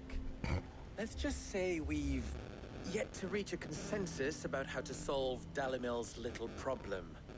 And at this rate, it won't be the actions of the bandits which prove to be our undoing. It will be our own. I've tried reasoning with the dissenting parties, but even the Desert Hare has limits. Perhaps we could talk to them. What makes you think they'll listen to us? What makes you think they won't? She makes a fair point, Sid. And you won't have wasted much of your precious time if you fail. They're just across the courtyard.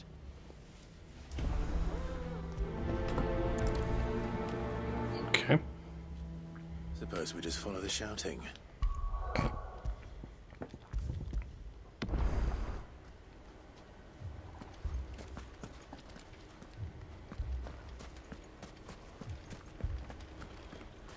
this and then go to the hunt.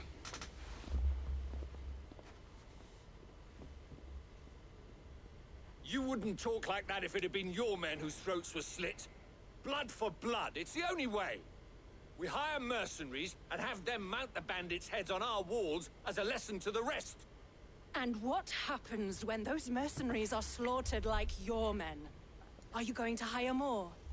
We're better off using that coin to buy food and supplies. If we hire mercenaries, the only thing we're buying is the bandits' ire. And you cannot fill empty bellies with that. Do you hear me? But what happens when they come back? Maybe it'll be your throat that's slit. That's enough. Both of you. Any more of this and I'll throw you out myself. Come back when you're ready to talk like adults.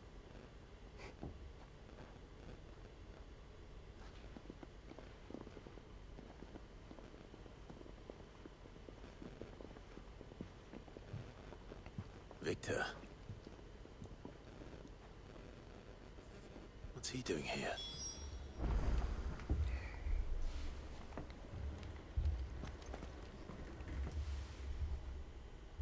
Sid. And Lady Jill. What brings you here? I was about to ask you the same thing. Costness is in chaos, and the markets have all but ceased to operate.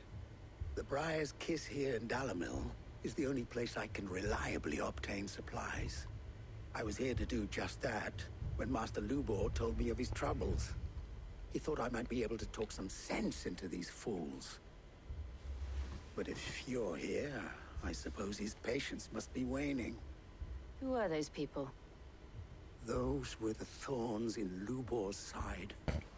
And the reason this place might be headed the same way as Costness. It's these accursed skies. The darkness is enough to drive a man to madness. Or an entire city, for that matter. We're still working on the skies. But in the meantime, perhaps we can find a solution to Dalamil's problems. I hope so. For all our sakes.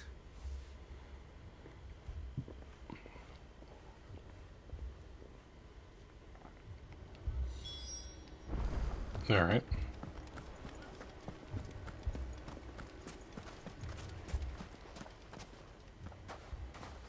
So, see my predicament? What I saw was a room full of people who were angry and afraid. And with good reason by the sound of it. But if left to smolder, that anger and fear could set the entire town alight. My thoughts exactly. What to do? Both sides wish to protect their homes and livelihoods, if only they could agree on how. But as long as they are divided, we are vulnerable. And if there's one thing bandits like, it's an easy target. What would Sid the Outlaw suggest?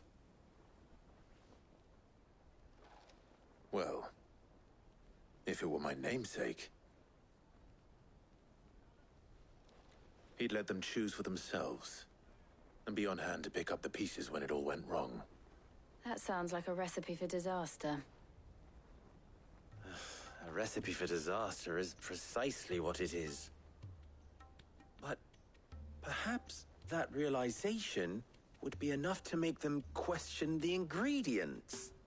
While it's plain neither Conrad nor Natalie will countenance the other's proposal, it may still be possible to make them doubt their own. Before presenting them with a third option. And that would be? To pool our resources and save the city ourselves. Why fight each other? When all that fear and anger can be directed at the bandits.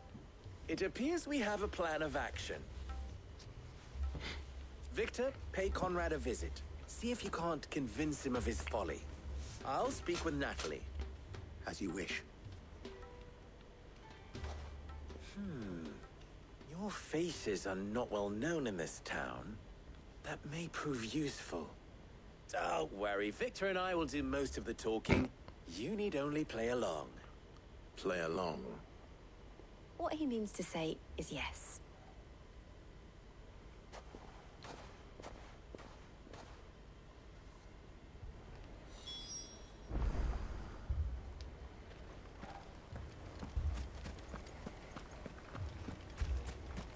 Picture it, Conrad.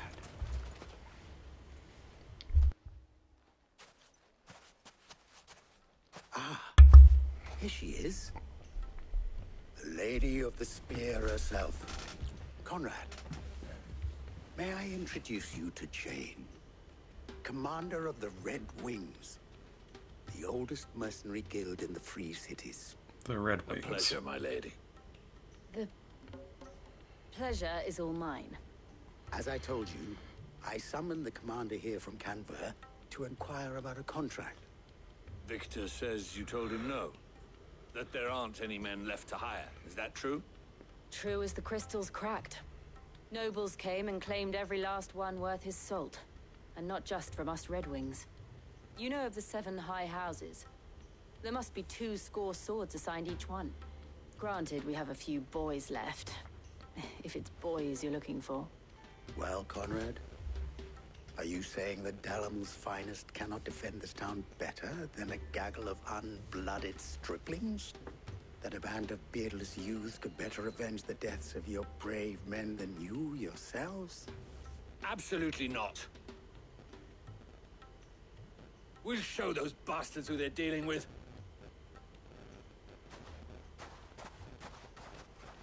I can't believe that actually worked. Conrad's not what you called the brightest candle in the crypt. And there's a reason why I had you do the talking and not Sid. Well played, my lady.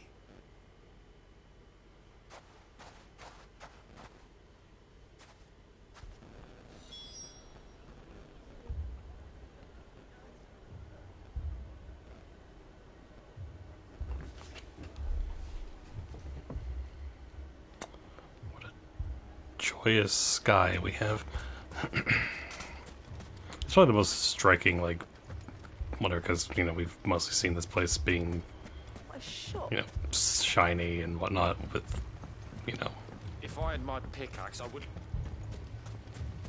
I mean, it may still be possible to buy something, and... Ah, here he is now. Natalie, allow me to introduce Lord Underhill of Randalar's prestigious League of Merchants. Lord Underhill. At your service. Underhill? I was just telling the good lady of our conversation, my lord, and how you were lamenting the state of the capital's stores. Lubor says that not only are the granaries almost empty, but that war and the Blight mean this season's harvest won't be enough to fill them for winter. Indeed, certainly that is the case. The nobles in the capital are buying up the city's stocks of barley and wine, driving the prices higher than most commoners can afford. It is only a matter of time before the peasants revolt. It is worse than I thought. If what Lord Underhill says is true, I fear we have little hope of supplementing our stores, meager though they regrettably are. And while I applaud your endeavors to dissuade our more bellicose citizens from seeking vengeance, I sense Conrad is not wrong in his assessment of the bandits' likely return. Which means that now, more than ever, we will need to secure what little we still have. Food, weapons, herbs, everything. If our humble town is to endure not only this hardship, but those that are certain to follow, we must stand united. All right. If it will help to protect my home, I'll do it. But you needn't have gone through this charade.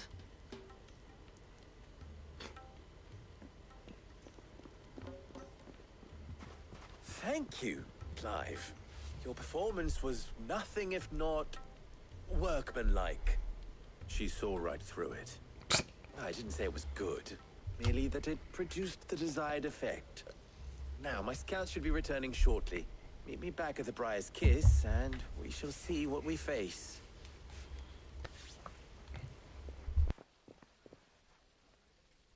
I'm not convinced our roles in this ruse were entirely necessary. Yeah. I don't know.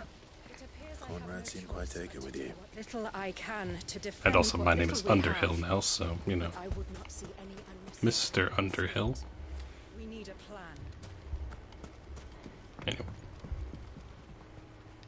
Anyway. Mummy, I'm scared.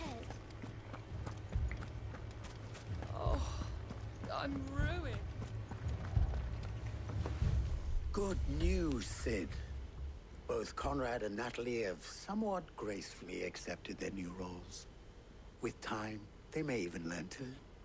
Time no longer appears to be the luxury it was before lunch. I take it your scouts found the bandits. Technically, it would be the bandits who found my scouts. It appears they march for Dalimil as we speak. All of them. You're not serious. They don't just want food, they want the whole damn town.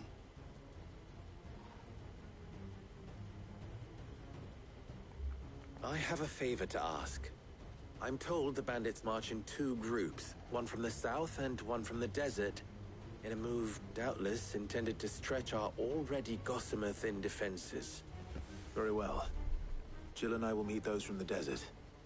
But what of the rest? The rest, my friend, the city shall fight. Together.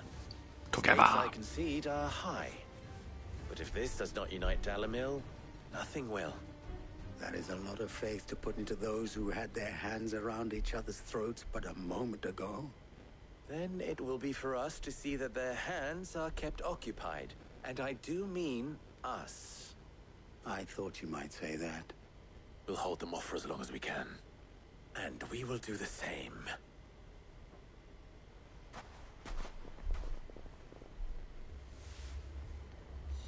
Okay.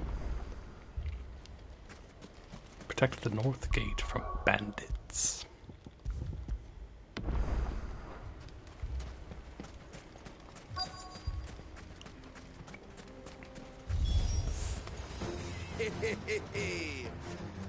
Hi.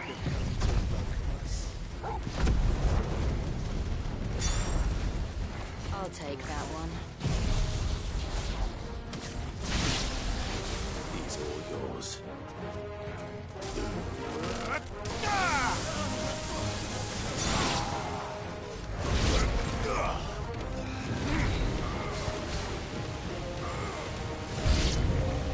They mean to overwhelm us. Uh-huh.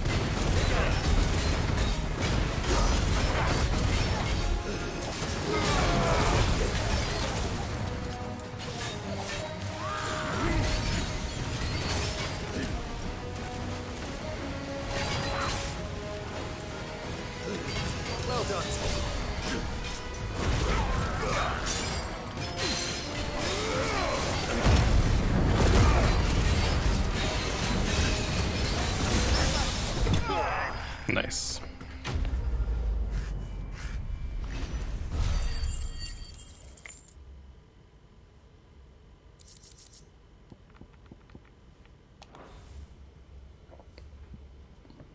The townspeople. Could they have held out? I don't hear any fighting. What do you think? That we should hurry.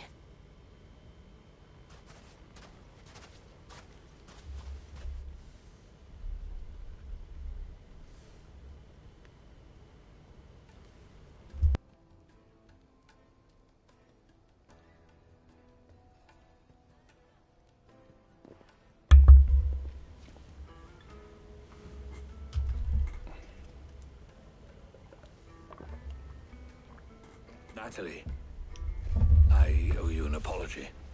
You did well out there. The inn would have been lost had you not held the line. Without you, there would have been no line to hold. You saved us, Conrad. You saved Dalimil. We all saved Dalimil.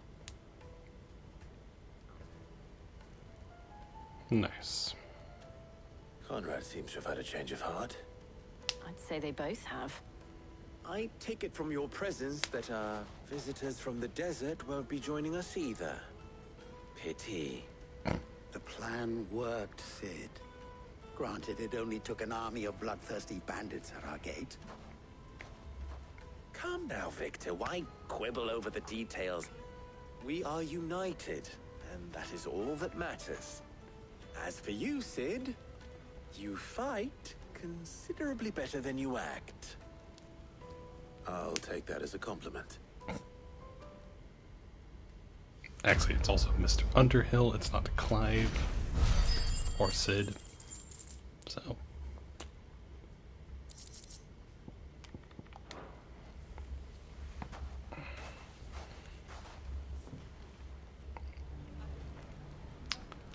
Alright. Does that give us... It does. Yes.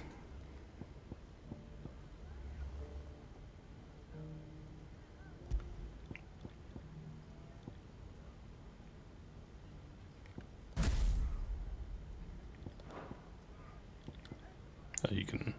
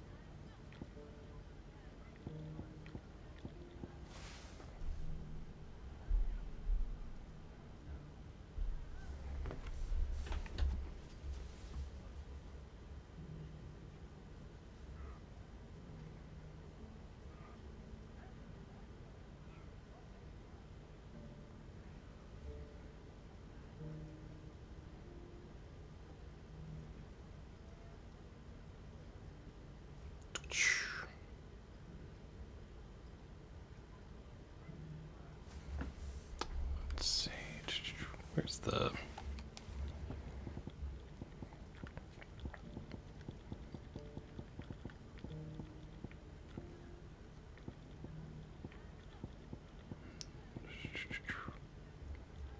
No, it's not that.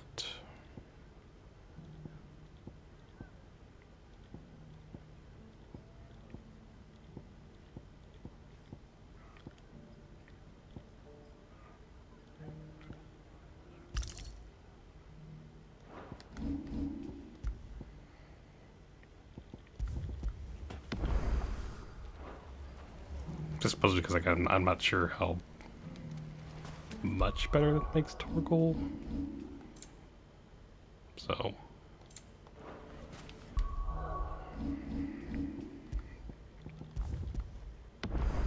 okay, so there's a hunt somewhere.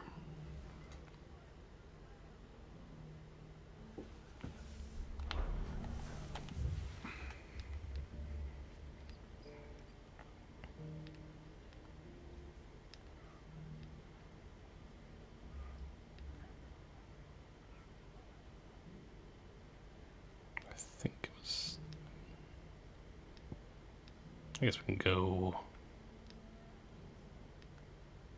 here and then go up. I think that's where that's supposed to be.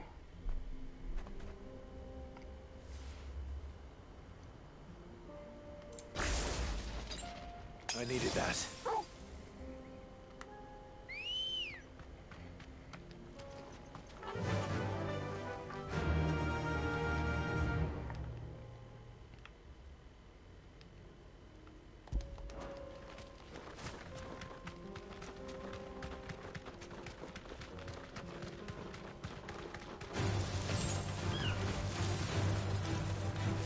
Bum ba bum ba ba da da da da da da da da da.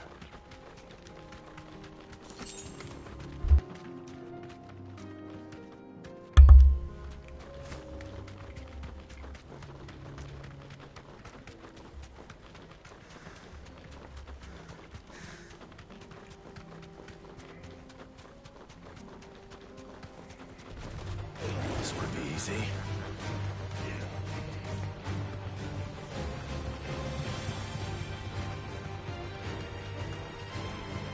Bum ba da bum bum bum ba da bum bum bum ba da bum ba ba da ba ba da.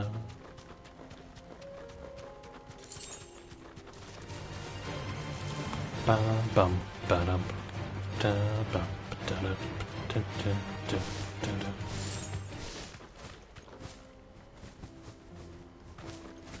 All right.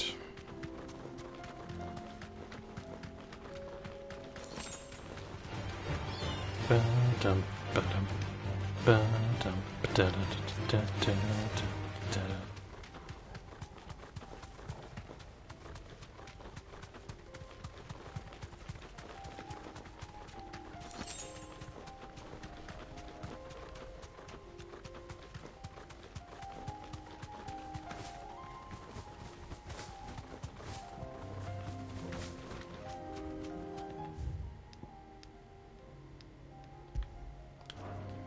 Back to the stables, girl.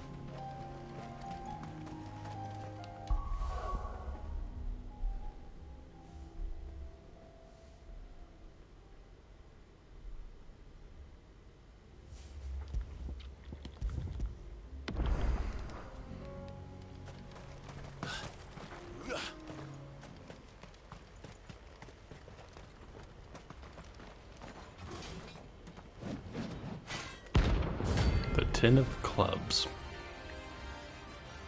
Okay. Ba-da-bum. Another god's forsaken soul, eh?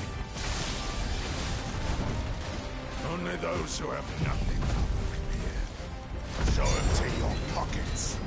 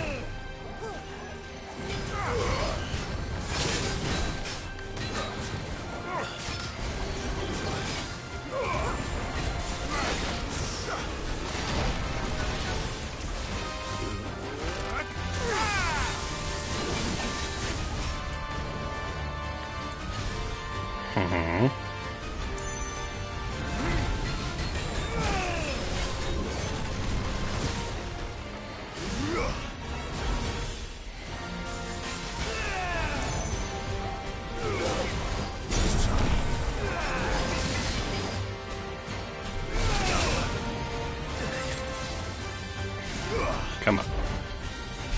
Well done,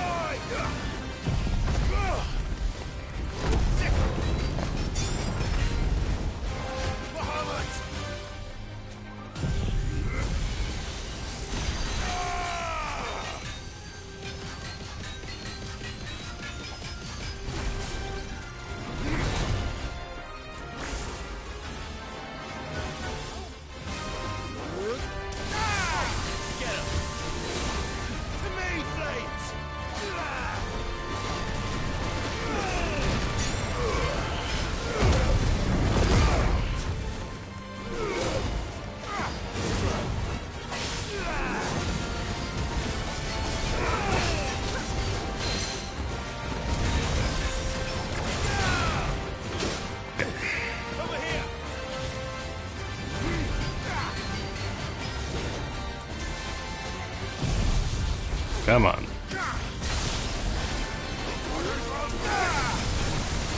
Ba-dum, ba-dum, ba-dum. Nice try.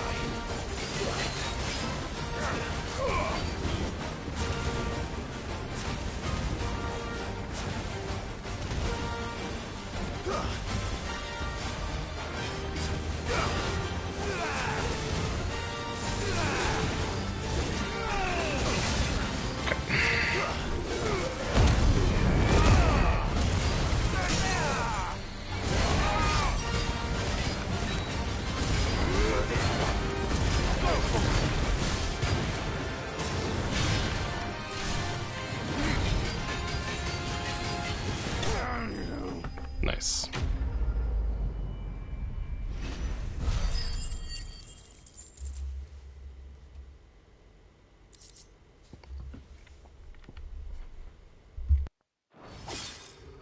A deserter turned outlaw. We were more similar than he knew.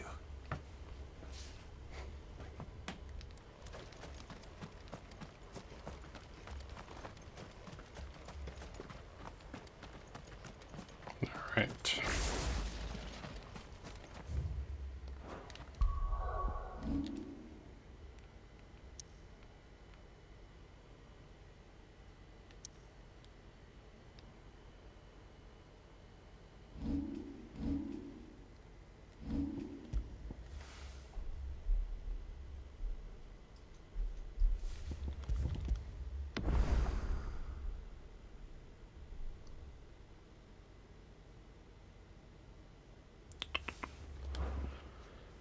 Alright. Let's head back to the hideaway real quick.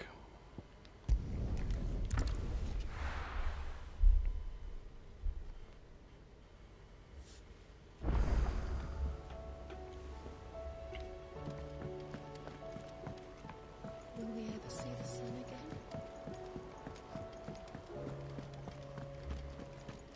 Did you see the pair that got pulled into tires?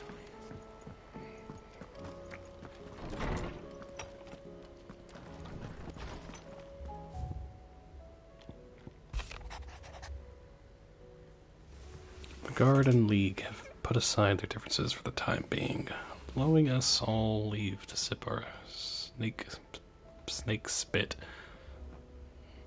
in relative leisure. For that, I would hazard, as we have your better half to thank. She put on quite a performance. As for yours, well, from one aspiring thespian to another, might I suggest working on your delivery? And your projection, and those stiff limbs of yours, and your countenance, and, well, everything else. We wouldn't want to do the name Underhill a disservice now, would we? Of course not.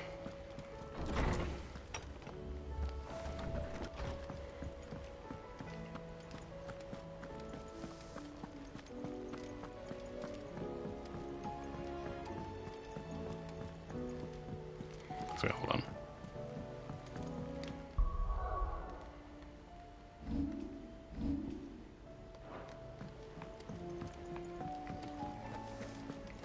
Since we're here.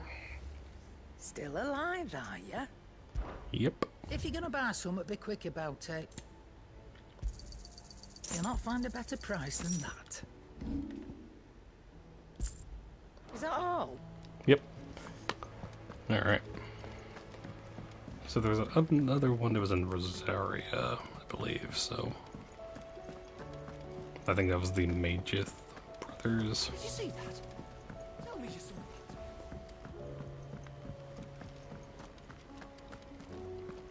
that. Right.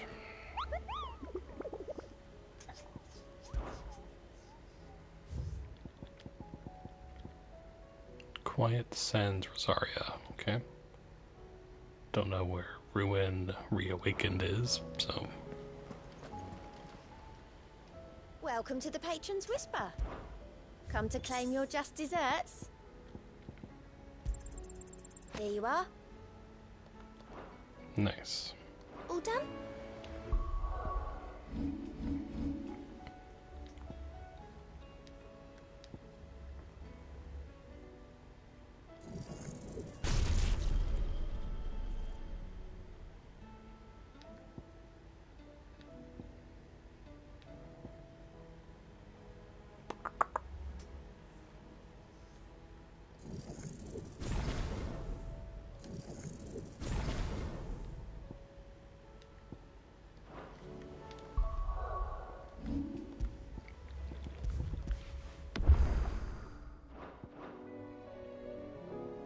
I could imagine like Bahamut stuff being like really particularly good on like bigger things.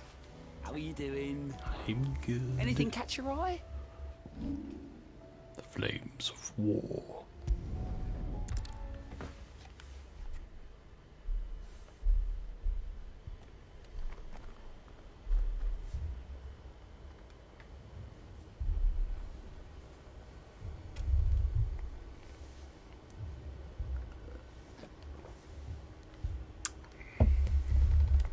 It's kind of the same thing like last time. Help out, and then This man's gonna die if we don't get him to a healer. help out, and then the hunt. Martha, it's good to see you. And you, Clive. Jill? Otto said you'd been attacked by a Kashik. What exactly happened here? Those skies are what happened. Not long after they fell dark, we had our first visit. There were hundreds of them. Tried to storm the hill. Only a handful made it up here, but that was more than enough. The rest are still down there now. And while we have a few willing fighters holding them back, they're sorely outnumbered. What do you think, Clive? That we join the fight? I thought you'd never offer. Now, where I need you is the Fallen Gate. That's where the fighting is fiercest. Let the men know you've come to help. Something tells me they'll be pleased to see you. We're on our way.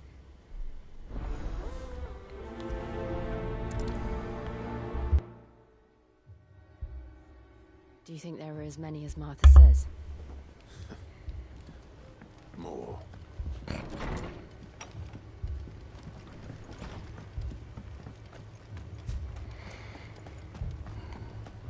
Okay.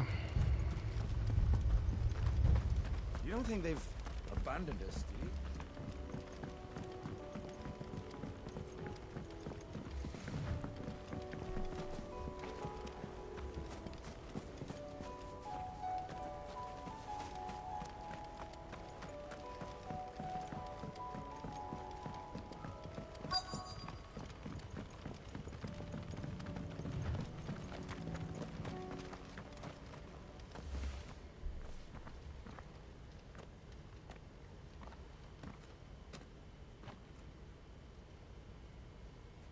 Clive, wounded.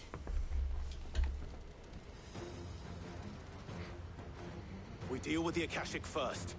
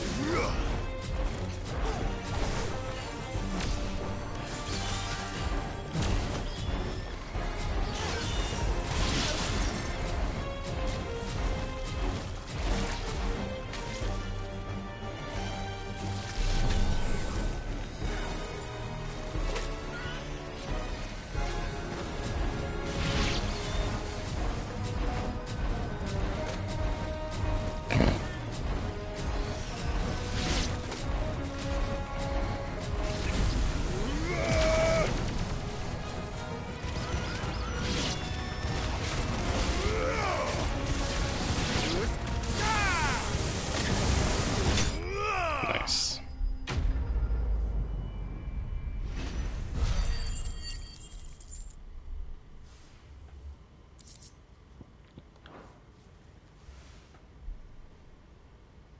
These men don't have the look of hired swords.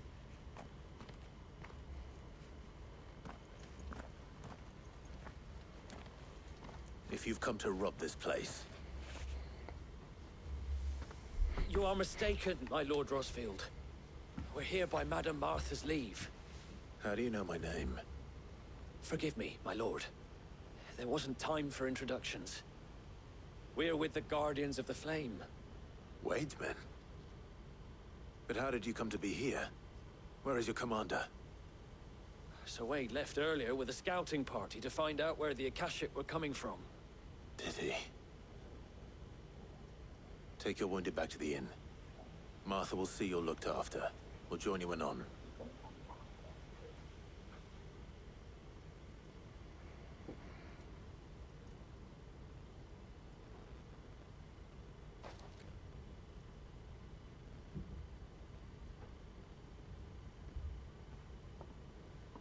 And to think you took them for thieves. A fine reward for holding off the horde, that is. When did Wade and his men arrive? Not long after Rosalith fell. The Guardians asked me to shelter some of them that had lost their homes. They were making ready to leave just as the skies turned, and we agreed it was best we stuck together. Martha! Trouble! The scouting party's almost at the lift, but they got a pack of Akashics snapping at their heels! And they got wounded with them! They're not gonna make it! Damn it all.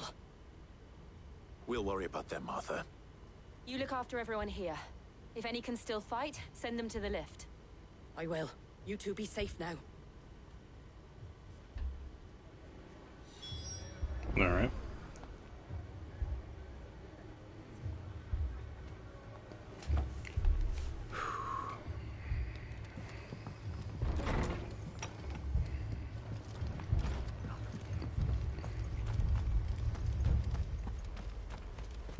Did I use up any Anything catch potions? your eye? Take care out there, eh?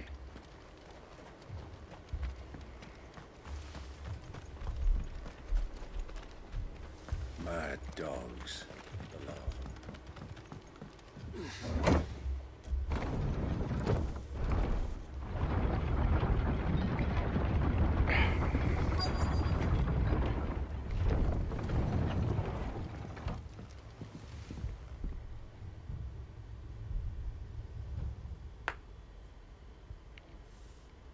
Squire, I need you to get those who can still walk up the lift to Martha's. But what about... I didn't ask, Oscar. Sir. Sir Wade. Lord Rossfield. If you aren't a sight for sore eyes. Martha seemed to think you might need some help. And by the looks of it... We thought we could sneak by them.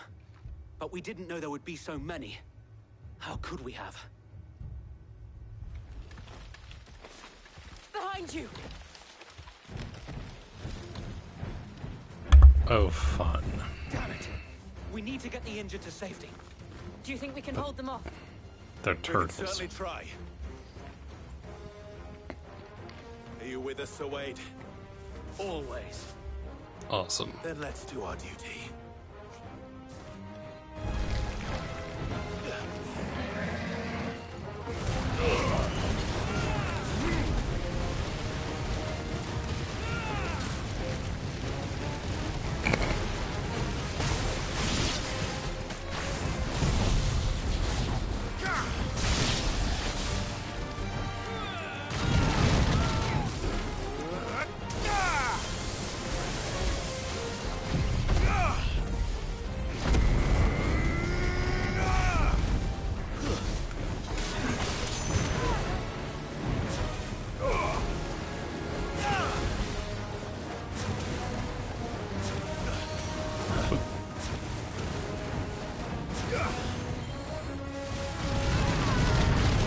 Chill.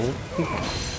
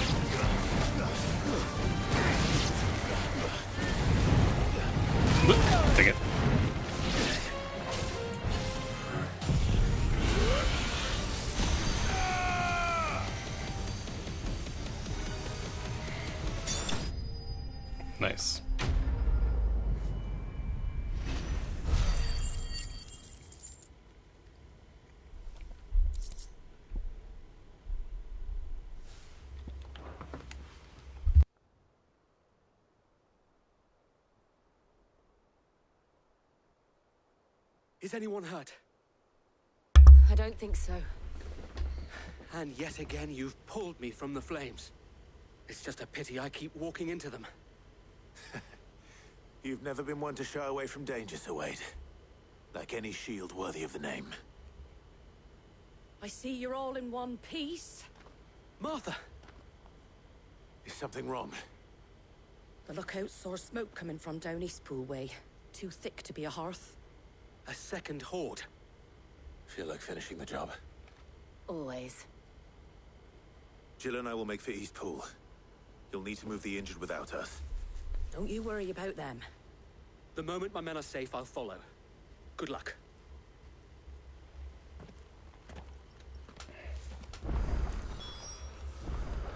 All right.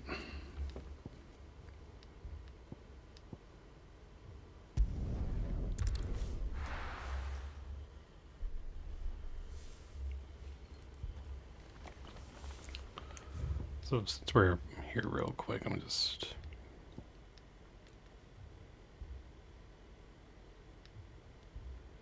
Because it said... I'm just looking for where the hunt is.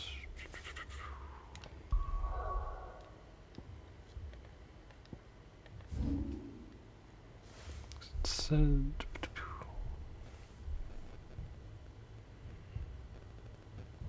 Quiet Sands.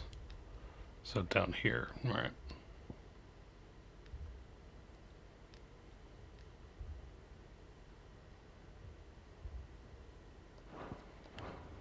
So we'll go down there after we finish up here.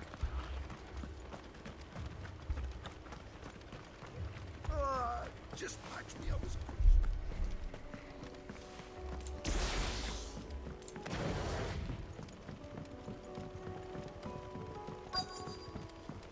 Let me save.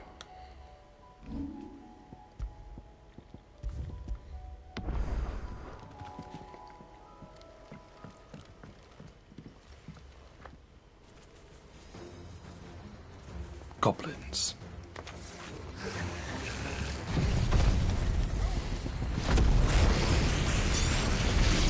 They're headed for the rest. We have to slow them down. Martha and the others won't be ready.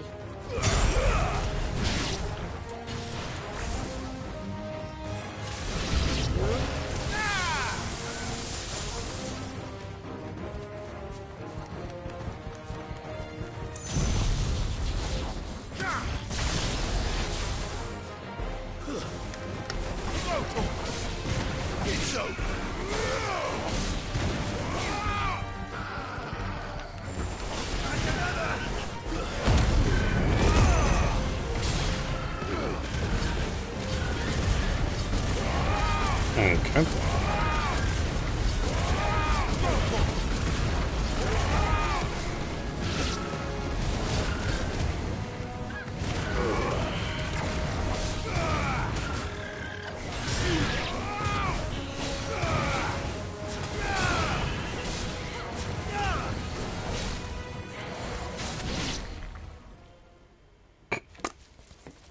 Something's coming.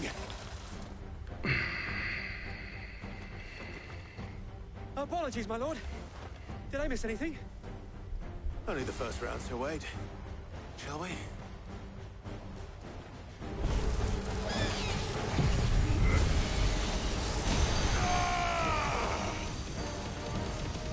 Farewell.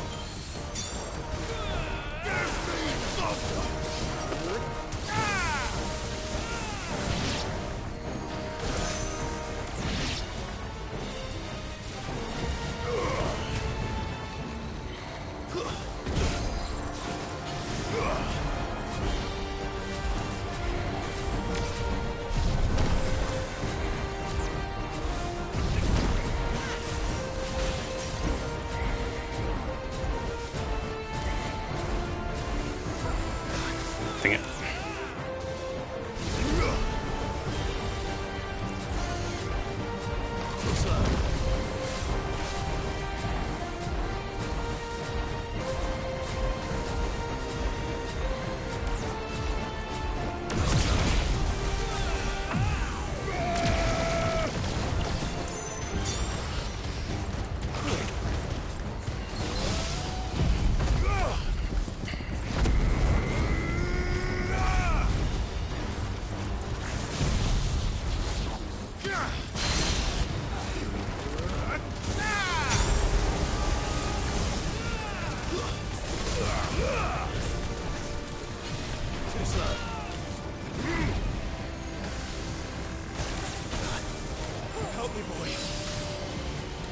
ritual ready.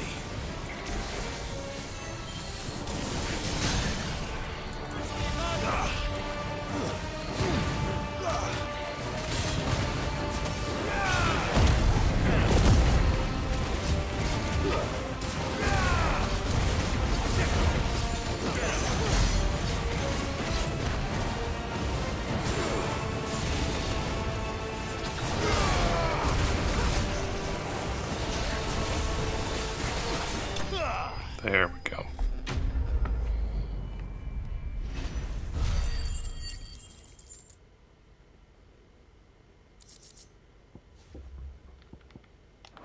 Nice. Do you see any more? No. I think that was the last of them. But it won't be long before the next lot arrive. Then we make for Martha's while we can.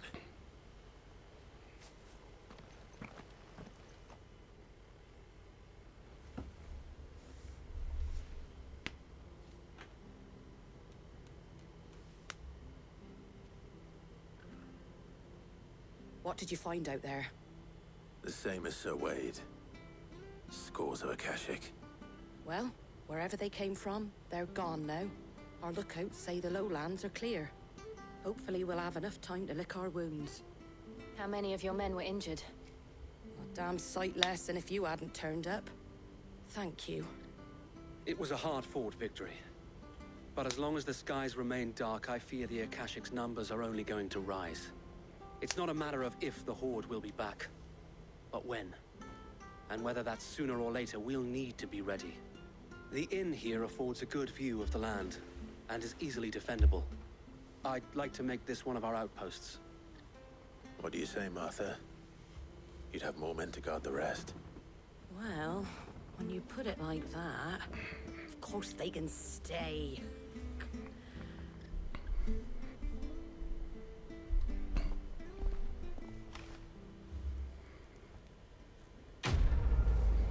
Quest complete.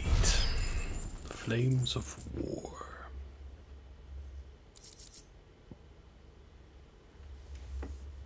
Nice. My lord, there's someone I'd like you to meet.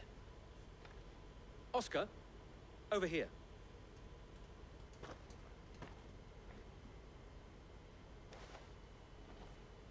It is an honor to make your acquaintance, Lord Rossfield. I am Oscar. Oscar of House Murdoch. Murdoch? I wasn't aware the Lord Commander had children. Oh, he didn't. But his brother, my father, did. I am Sir Rodney's nephew. Well, go on, then. It's not for me to ask him. Yes, Sir Wade.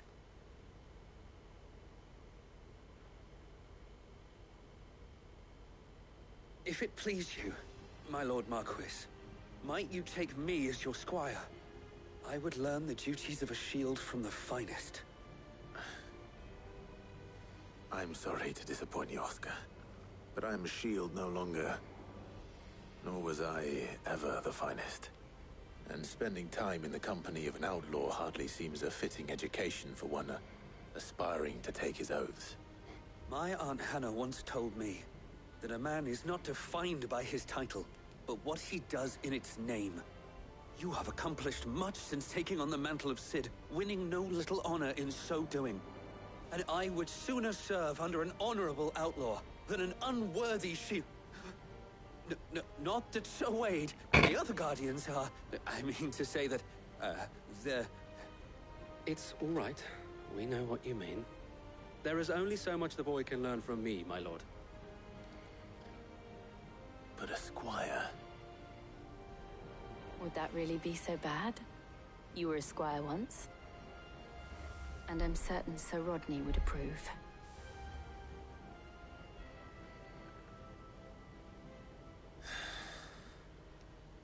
Know that I'll show you as much leniency as your uncle showed me. I would not have it any other way.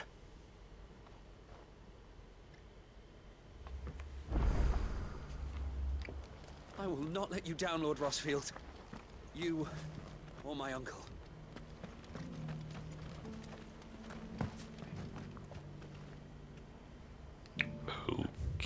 Okay.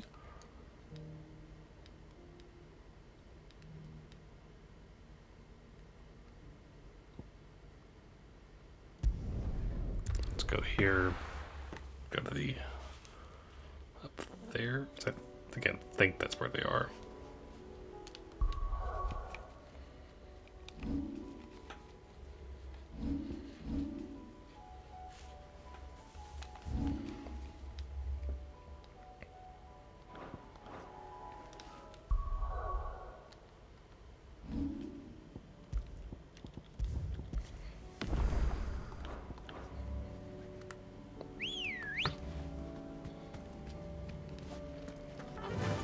Let them burn.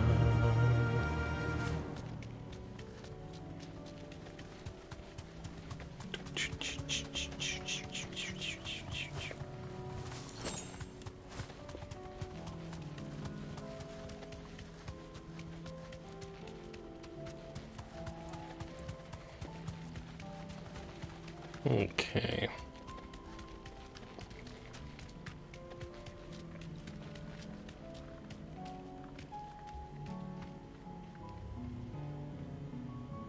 Is that them down there?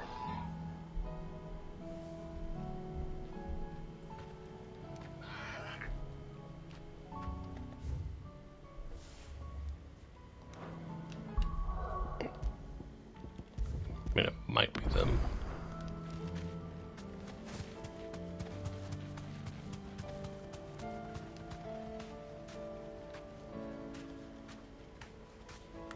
Be safe.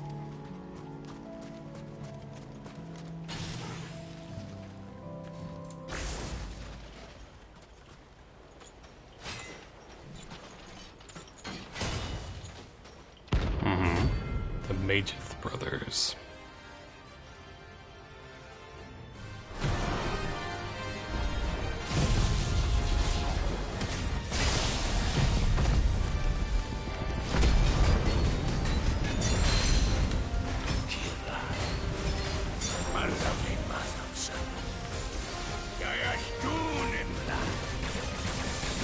Ow.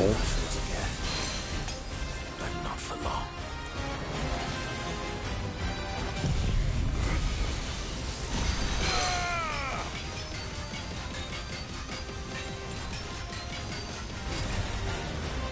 Da, da, da, da, da, da.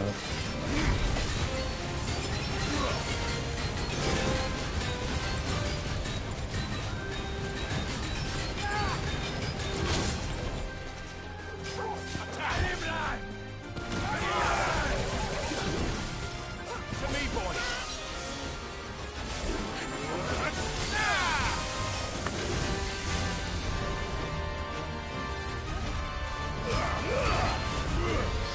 Fine hand.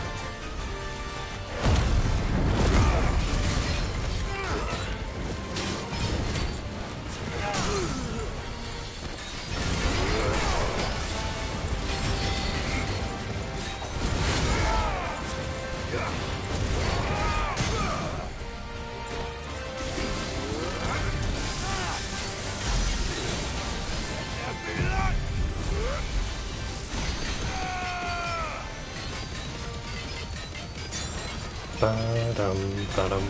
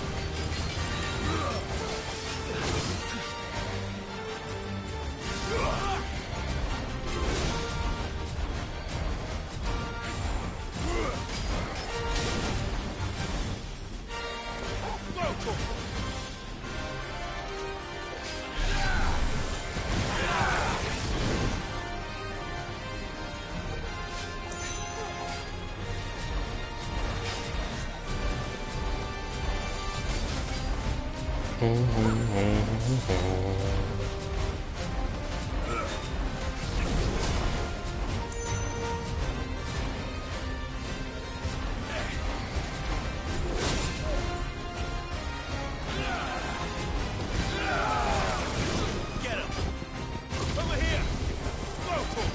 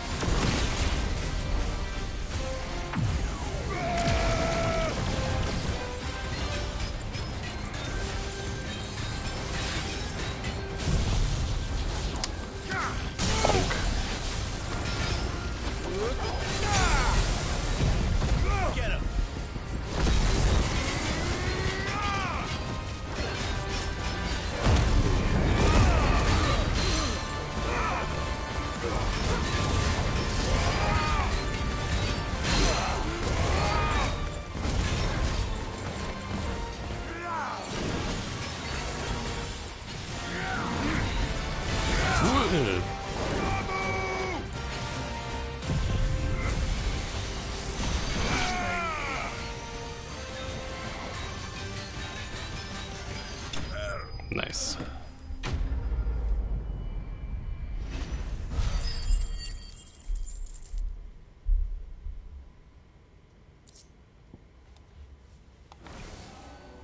No more vengeance.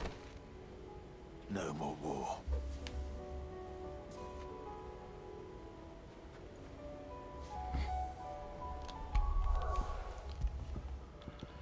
Alright. So we go back to the hideaway.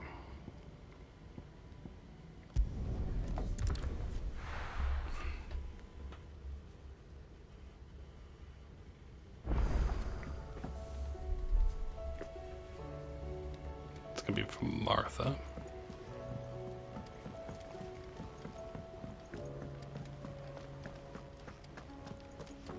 Did you see the pair that got hauled into time?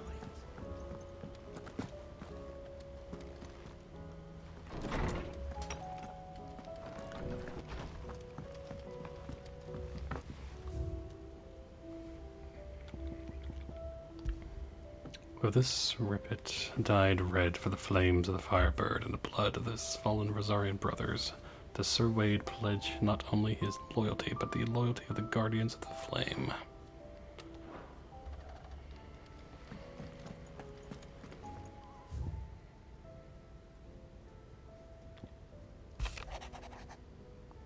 The Guardians are getting along with the axes fine enough, working to shore up the rest's walls when not clearing out when but few threats remain down in the reeds, though chances are we'd still be neck deep in a Akashic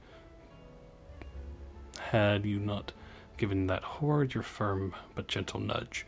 I know you've a realm to save and all, but if you're ever in need of a quick reviver, come see us and we'll tap you a cask.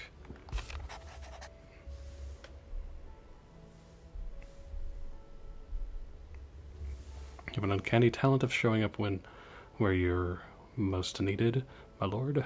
Without your steel, I fear the rest would be in the hands of the Akashic, and us but more of the nameless numbers.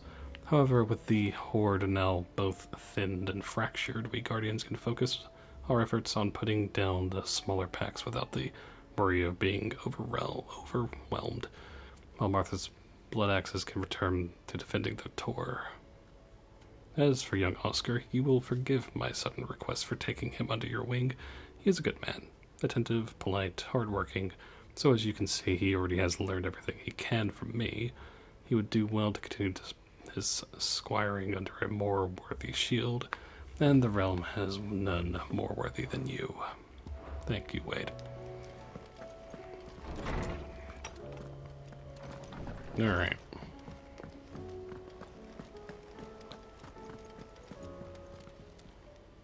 Aye, it's a dangerous world out there. You're rubbing me blind, you know. Is that all? Yep. Alright.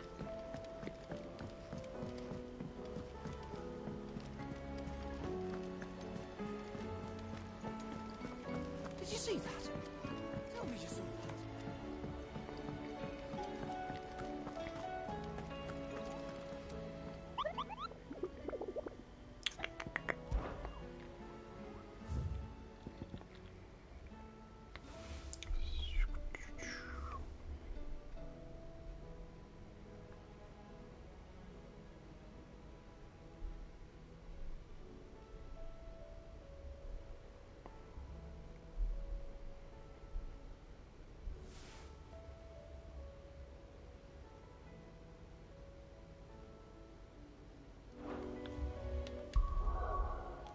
We're level what again?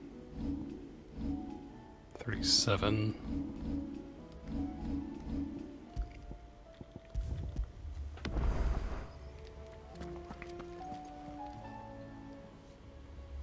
Welcome to the Patron's Whisper.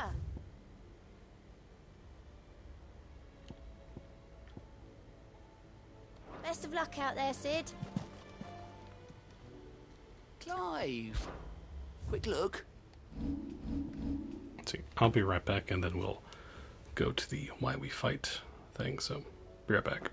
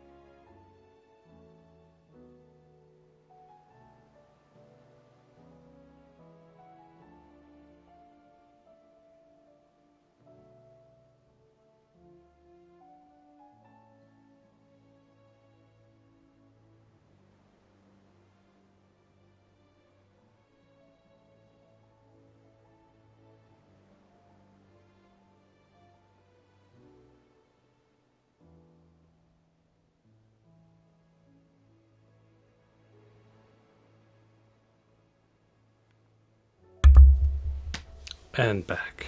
Alright.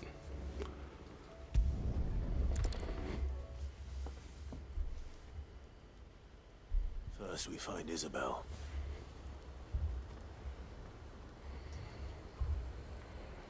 Okay, we don't have another hunt in the area as far as I know, so I saw it with my own eyes. I could talk to her. And then whatever comes afterwards. I can't do it. I can't fight those things. But you can. You must. For me. For us.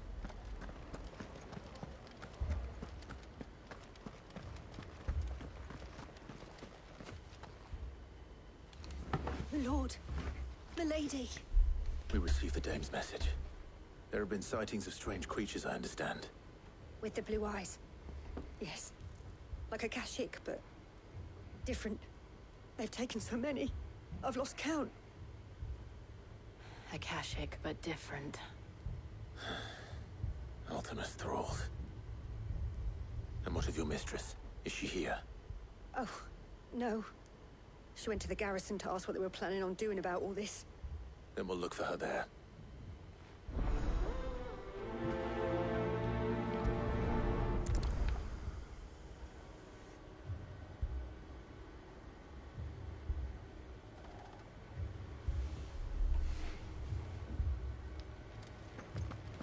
All right.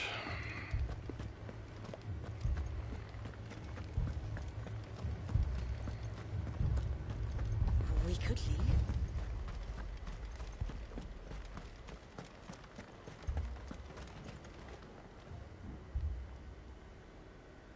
Because it's just that, like, looking purple was...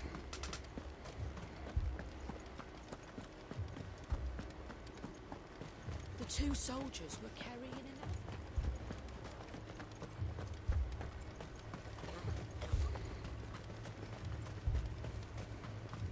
Madame, please! Half the garrison's been slaughtered by those things. We lost the captain this very morning. We've tried requesting reinforcements, but there's been no word from the capital or the Dominion in days! What more would you have us do? I would have you do your duty. Those at the Vale look to me for protection. And protect them I shall. Because they are my charges, and that is my duty. In case you have forgotten, the people of this town are your charges. But more than that, they are your people. Your sisters, your brothers, your lovers. So you have a choice. Lay down your sword and watch as they are slaughtered, or take it up and do what is right. She speaks the truth, you know. This here, it's all we have.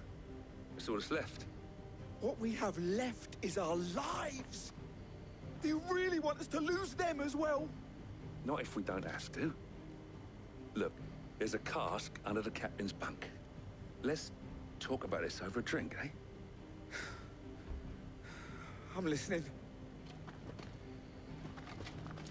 I'll have a word with him.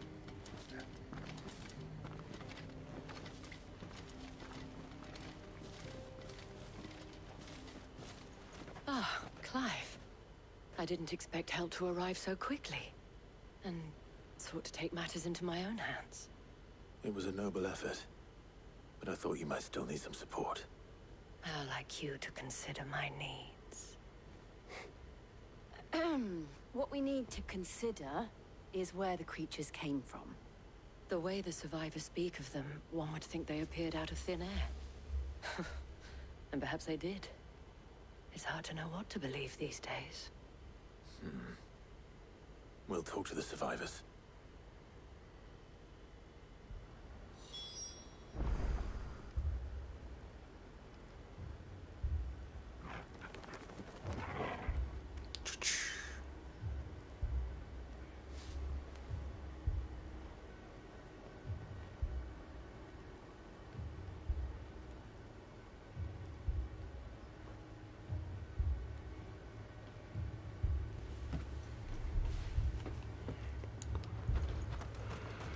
Right.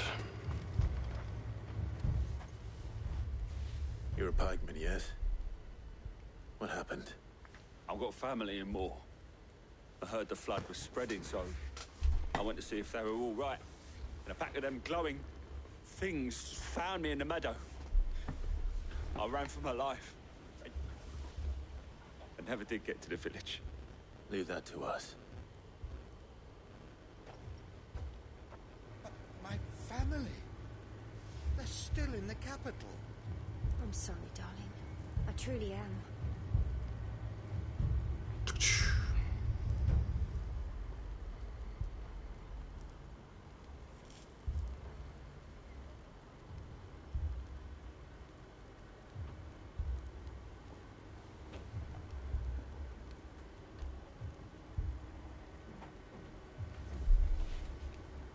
Okay. Don't leave me, Pa. It's all right. Give me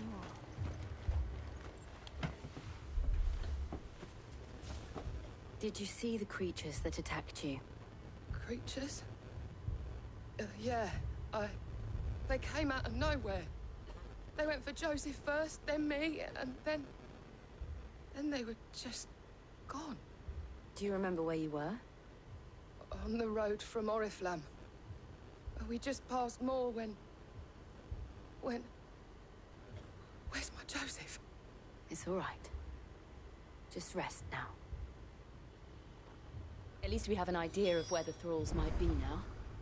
We should head for more.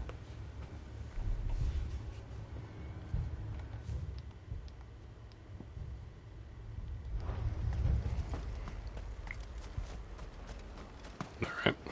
You saw those soldiers. You saw their wounds. Whatever's happened.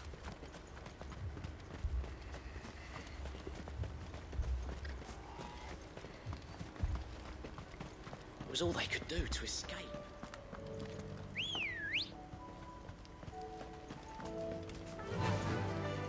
Fly, Ambrosia.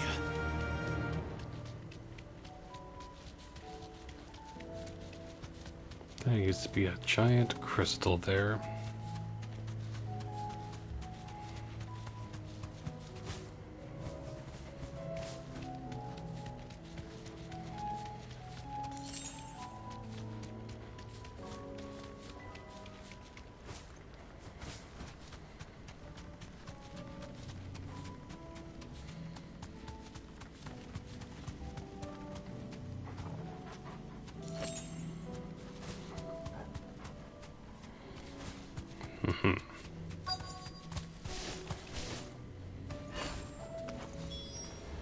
Clive, look. I see them. With me.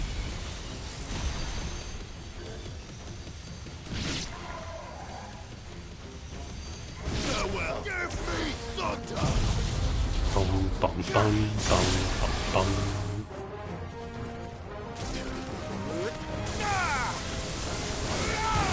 And another.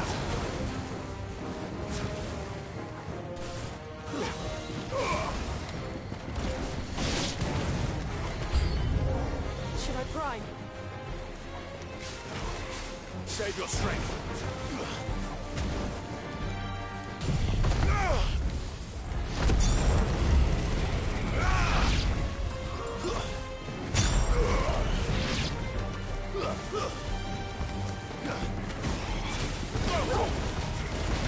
This one. Get him. Stick him.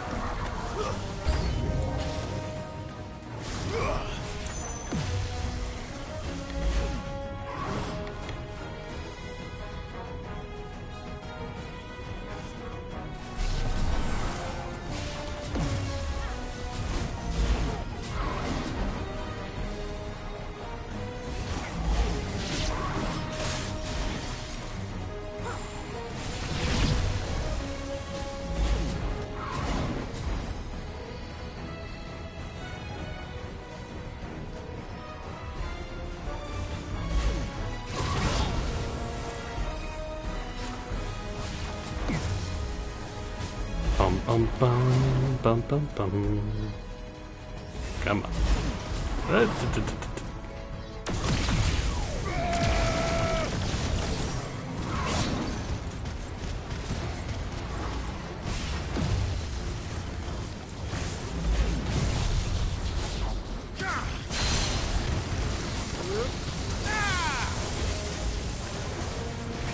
Too slow. Dang it.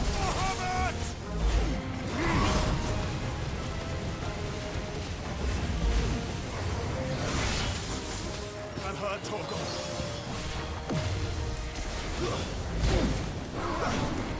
I needed that.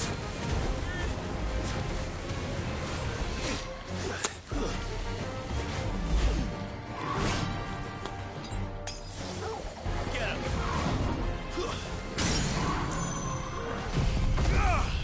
Over here.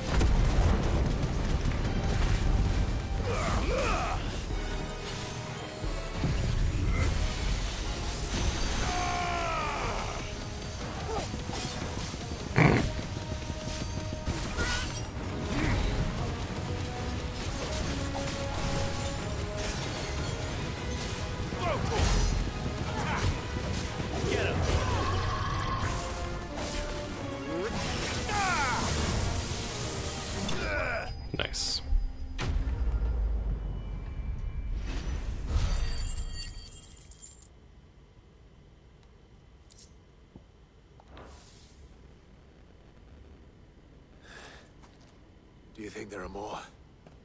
There are always more. But I'd say we've done what we can for the time being. Then we should let Isabel know.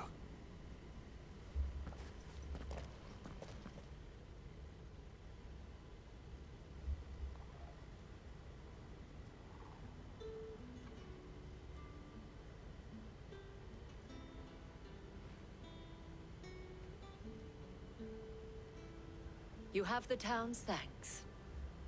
Don't thank us yet. There will be more. Many more. And you'll need to be ready for them. Oh, we shall. Isn't that right, Captain? Yes, milady. The garrison will be ready.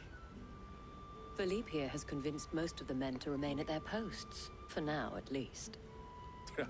Hearing that the Dane would look kindly on any man who committed himself to the task certainly didn't hurt. It's not the most selfless of motives, I'll admit. But whatever it takes, eh? Now me, I never needed convincing. I became a soldier to protect the people I love. And the people I love include the one standing before me. Handsome and chivalrous.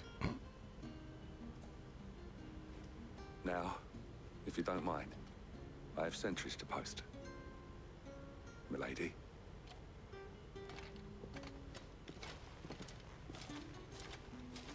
Lest you wonder, I'm not foolish enough to believe that this has solved all of my problems. But it has solved one, and that's one fewer than I had this morning. Thank you again, Clive.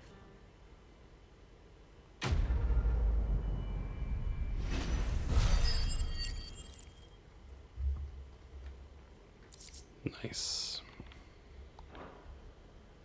Our friends seem to have things under control. For now, at least.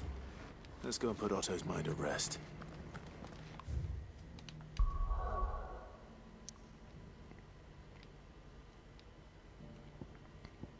Yeah, we'll do the S rank hunts eventually, so.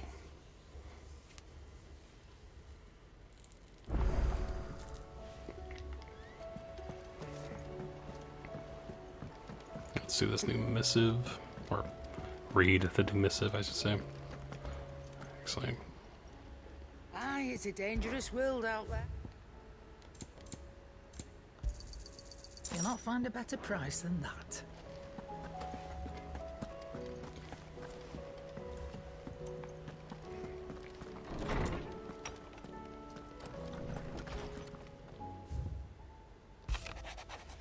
Clive, you have town's thanks for helping rid of the thralls. But we are neither of us so naive to think we have seen the end of their like. Good Philip has taken to seeing that we are prepared should the ghouls come once again calling. But I oft worry the rank of captain has begun to weigh heavily upon his shoulders, just as I imagine the same might be said of you and your burdens. But remember, should be the weight ever become too much, you needn't stand alone. Our hearts and arms, remember, ever open, as do the Vale's doors. Yes.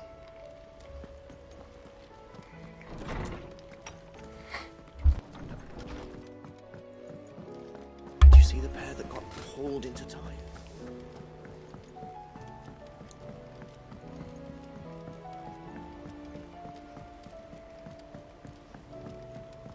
All right. Did you see that?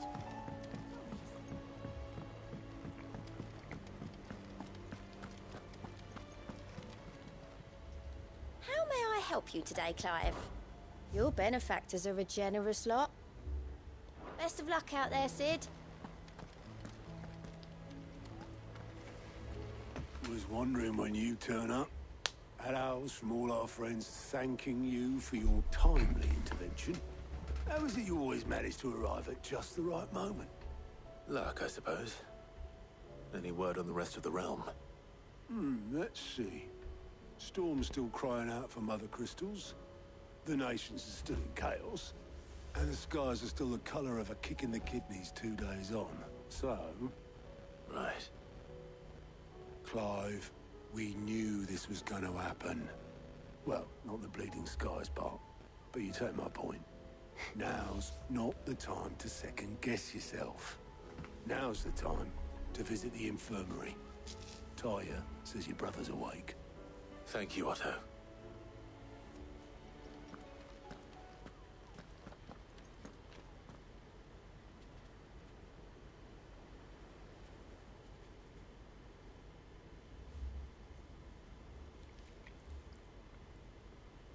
So it was not Sylvester, but Olivier who served as Ultima's puppet. And when Dion learned of this, he sought to slay the fiend.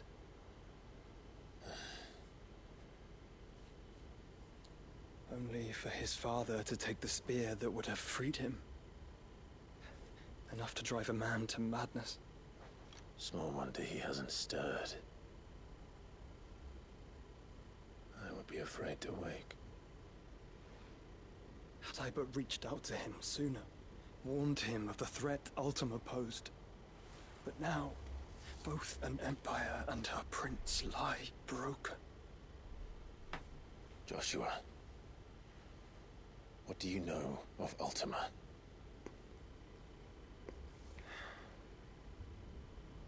Very little, I'm afraid. Despite my best efforts. 18 years ago, as I lay buried beneath the rubble of Phoenix Gate, it was not death who came for me, but another. And it was while in my rescuer's care, I first heard of Ultima. I've been chasing his shadow ever since. Ultima is driven by some deep, dark purpose, and for whatever reason, it would seem you are crucial to his designs. He will stop at nothing to have you, even if that means toppling an empire. But why me? What possible use could I be to such a creature? That is one of many answers that have eluded me. Yet, I am certain of this. It is not mere chance. You were chosen for a reason. All dominants carry within them the might of an icon. Nigh limitless power that is at once acutely limited. I wield fire, and only fire. And I only ice. 8 wardens for 8 elements.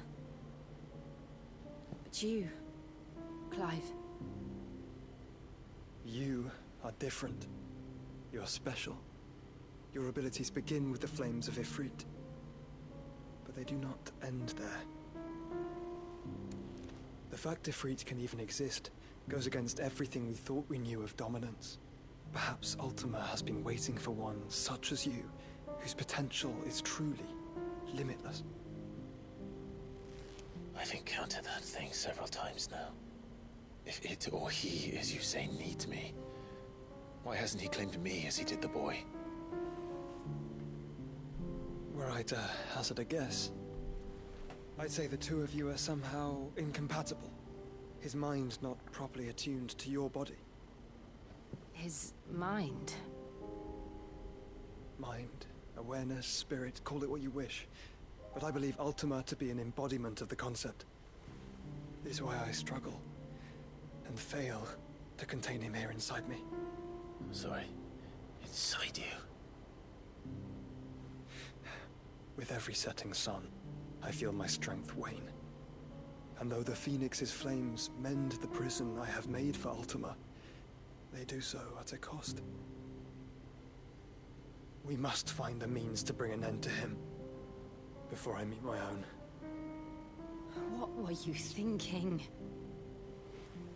It was that or let him take Clive. And I've always had a soft spot for my brother. But that doesn't mean you should sacrifice yourself to save me.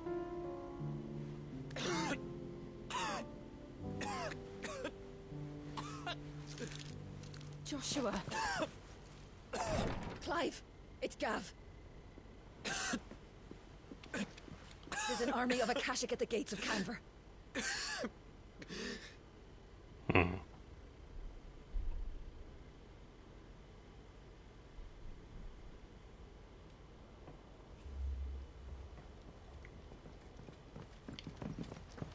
Well, what's the short of it?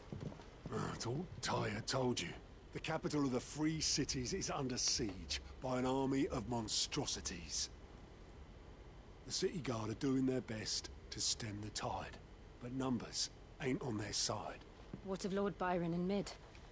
Were they able to escape? No, but they're all right for now. They're hiding with Gav at midship. We have to get them out of there. And we shall. Otto, prepare a Stolas. Tell Gav to stay exactly where he is. Understood. Vivian, what's the swiftest route to the Free Cities? That sounds like a question for the map. Look here. This road, through Tabor, should provide the least trouble. Good.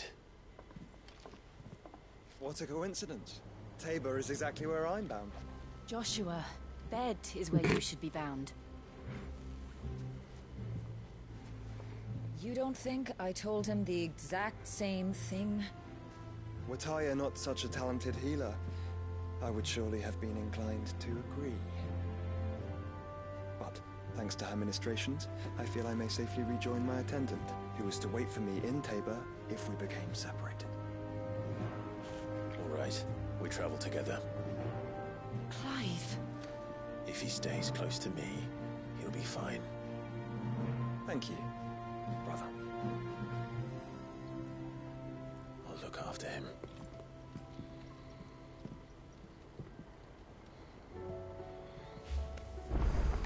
A new quest is available. And more hunts. Kupo Kupo. Boogle Boogle Kupo.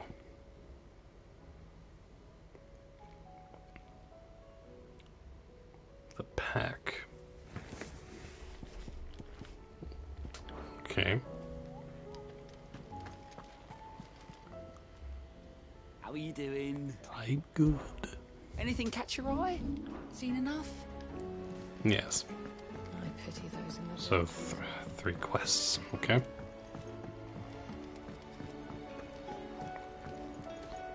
I'm assuming, okay.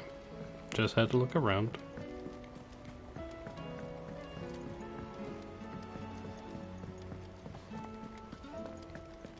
Let me go in here.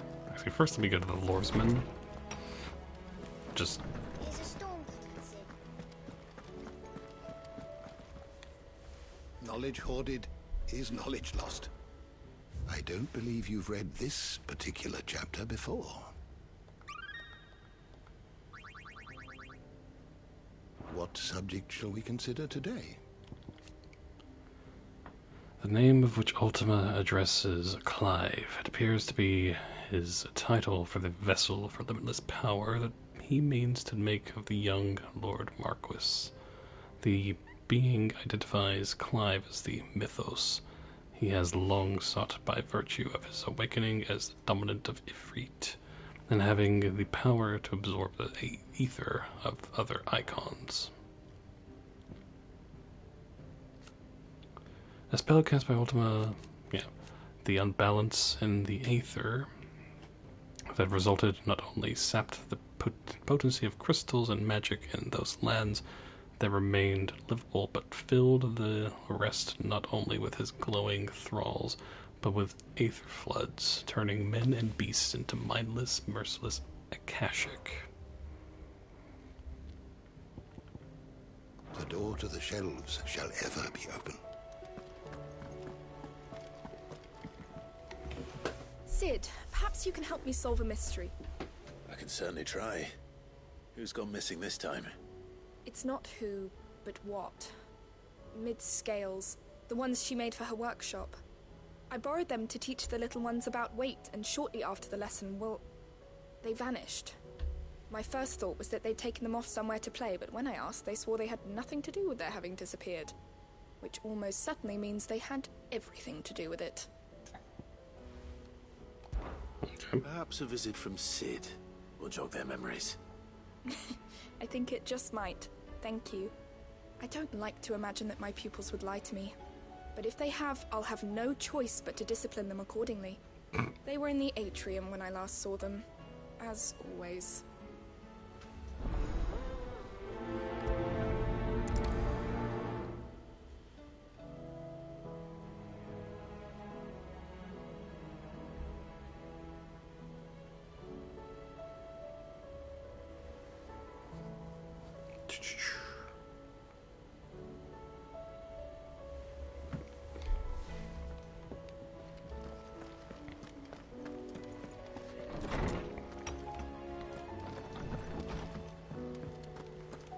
Seems the hideaways. Oh, that blasted book.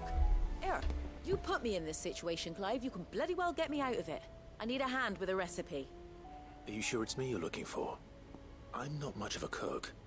I'm all the cook will be needing, thank you very much. What I want from you is a little of your time, right? Oh, and perhaps your sword. You remember Ivan's stew, right? Well, despite the look of the thing, and that awful stench, people wolf it down. So I thought I'd try making one of these supposed masterpieces myself. Had a peek at the book and gave it a go, but, well... It wasn't as straightforward as you'd hoped. Ivan had the same problem.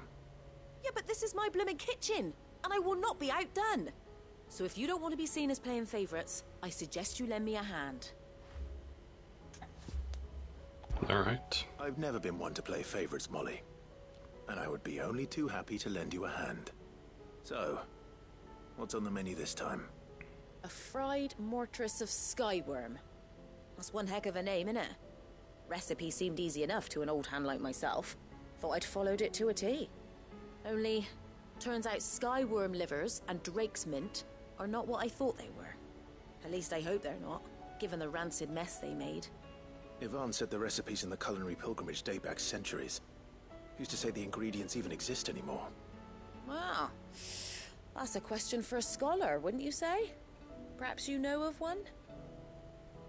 Kindly old fella who haunts the shelves, maybe? Fine. I'll go and speak to Harpocrates. Perhaps he'll know something. And if he does, I'll see if I can find your ingredients for you. You do that. Lest we forget, you've got a reputation to uphold. Okay.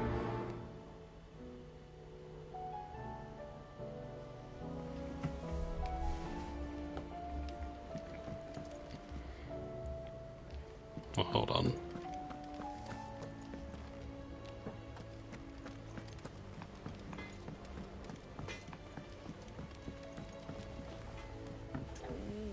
What am I gonna do? Is everything all right, Goots? You seem more discomposed than usual. Oh, I don't know what that means, but I'm in a bit of a muddle. Oh, I think Nan might be in trouble, and she's... It's all right. You can tell me.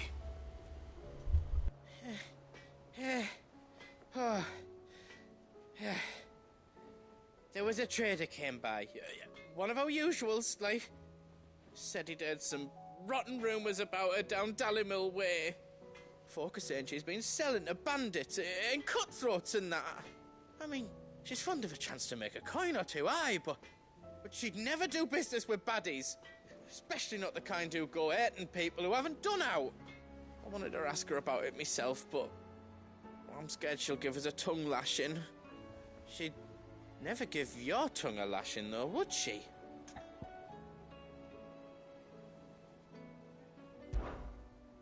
Don't worry. I'll speak to her. Oh, thanks, Clive. You'll let me know what she says, won't you? Of course. I'm sure it's all just a misunderstanding.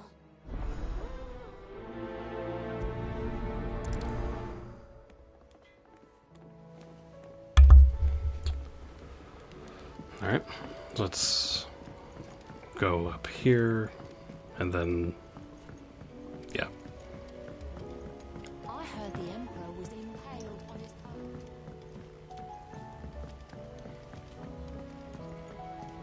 We're all gonna die! You hear me? The Akashic are coming and they won't stop until they've slaughtered every single one of us! How do you suppose they'll manage that? You ever seen one of the blue bastards swim? That's a good point. What do you reckon we should do? I say we should just tell Miss Shirley. You'll get us all straight. I'm telling you, I can fix them.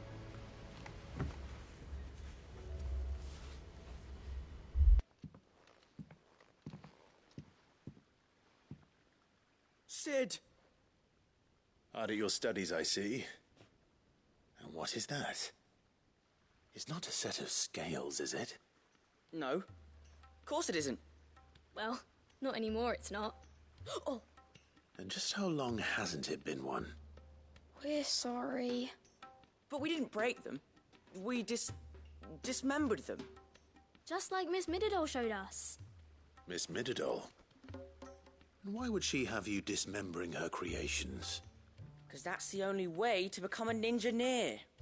Miss Mididol said, the best way I see how something works is to take it apart and put it back together again. Well then, your work is already half done. Carry on. About that. The taking apart was easy enough, but it's the putting back we can't work out. Speak for yourself. The heavy thing goes at the bottom. Then...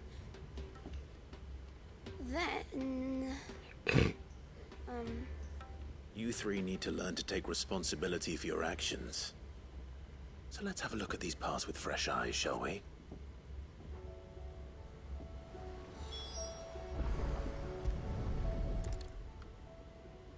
All right. Everything here was once part of Miss Mididol's scales. Every piece has its own role to play, and each is just as important as the others. If even one of them is missing, the scales won't work. So let's think about what those roles might be. You already know one of the pieces. The body. Its role is to support everything else. But what of the others?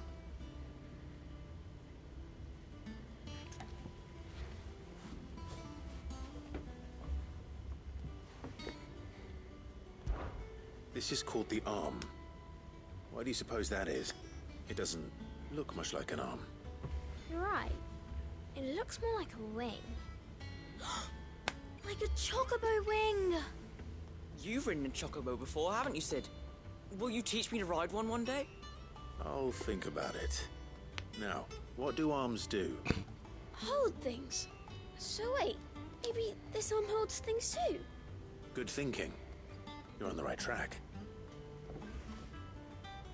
Clive, the teacher. These round parts are called the pans. You all know what a pan is, don't you? I do. Molly uses them in the kitchens to fry bangers. But these aren't for frying bangers, you idiot. They're for weighing stuff. But what if I wanted to weigh goods? I don't think you'd fit on that little thing. Probably not. What are the chains for? Holding the pans up? Well spotted. Which means something must hold the chains up in turn.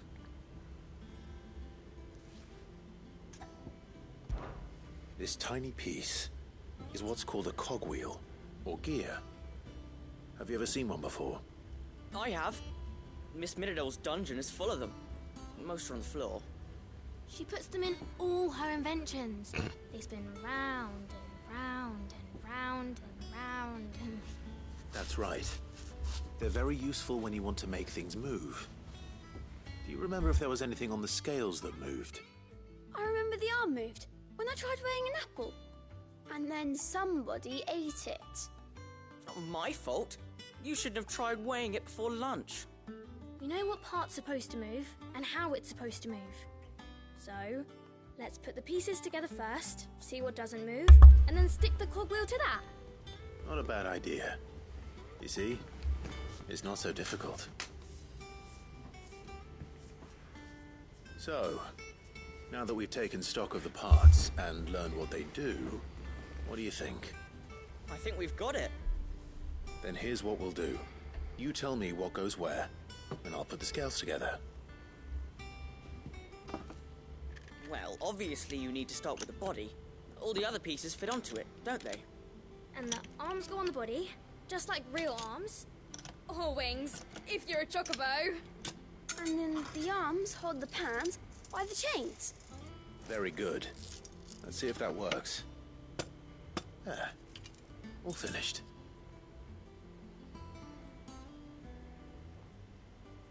Yes! We did it! Well, with Sid's help. Oh, I just put the pieces together. It was you three engineers who showed me how. That's right. We're Miss Mididol's hairs. Her hairs? Yeah, hairs for the future. She's showing us her secrets now, so we can help out the hideaway when we're older. What do you think, Sid? Are we almost ready? With a little more help from Miss Mididol and Miss Shirley, I'd say it won't be long at all. You hear that? It won't be long. Until then, though, do try to be honest with Miss Shirley.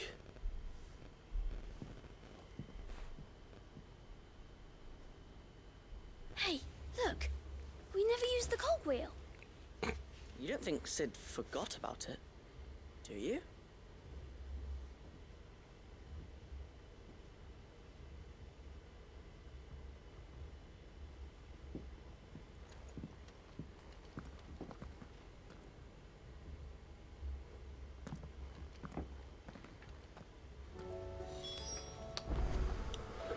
All right.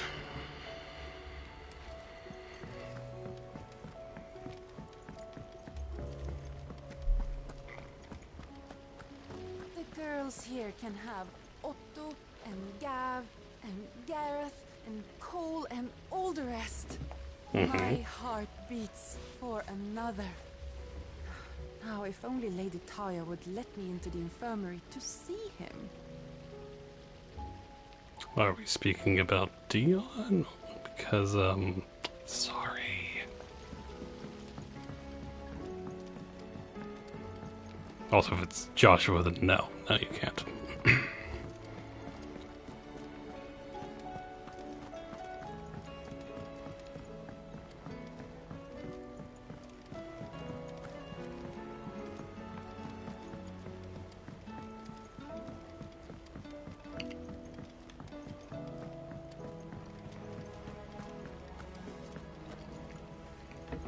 Lady Karen, how's business? Not nearly as foul as the weather. You're doing good trade then?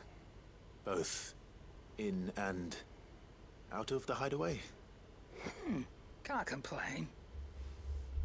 Wait, what exactly are you getting at? Not once in 5 long years do you pay my affairs half a care. But here you are today, raking me over the coals like a bloody popoto. Just asking. Out of interest. Clearly. All right. I'm here because I was told that certain rumors have been circulating. About you selling weapons to brigands. Oh, are ya? And who was it who knows me so well as to tell tales of my evil exploits? I didn't exactly hear firsthand. All I know is that someone in Dalimil has been spreading word to that effect. And what? You believe it? You think I'm profiting off the blood of innocents, do you? Look, I've done things I'm not proud of. Might be there were a time when I turned a blind eye to the wretchedness of the world so I could line my pocket. But that woman is no more. And you'd know that if you'd ever paid the slightest bit of notice. You're right, Lady Karen. I apologize. It was wrong of me to doubt you. Aye, it was. Now, I reckon you've got better things to do than pointing your do-gooding finger at a poor old woman. Of course. Good day.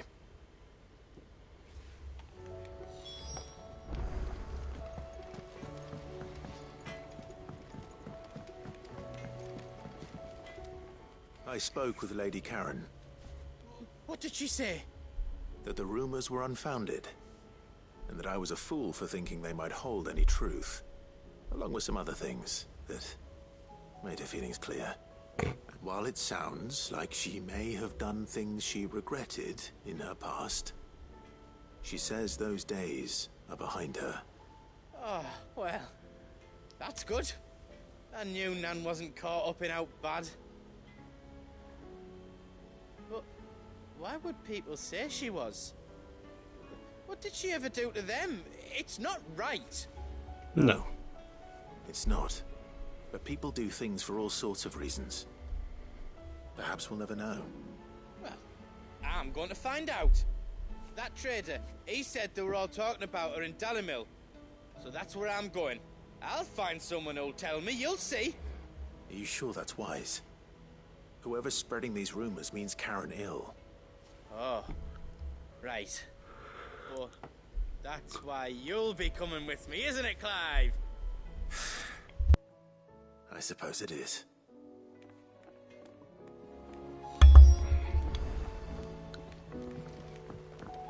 Okay, well, we'll go do that after we go over here.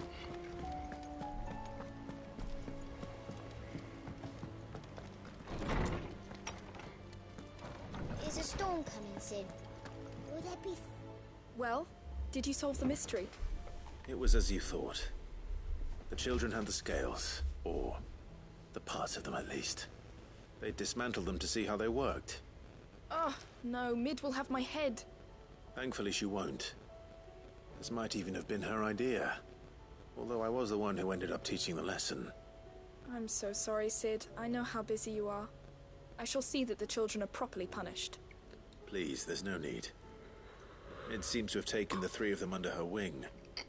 She's even calling them her heirs. She'd have them follow in her footsteps. And her father's. I see. Sid, do you know why Mid has been spending so much time at the hideaway of late? She told me it was because her studies have been interrupted by events in Canva. Is that not true? No, it isn't.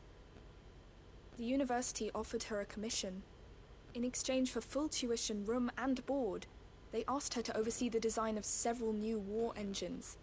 To anyone else it would be an opportunity, but to Mid, who lost both her parents to war, it was a bitter pill. One she was none too keen to swallow. But that should come as no surprise. She's only ever cared about bringing people hope. The very last thing war can be said to do. Which explains her heirs. She's working to give them a better life. And so should I. What's the odd engineering lesson? Ah, you've given them far more than that. And I'm sure they're very grateful.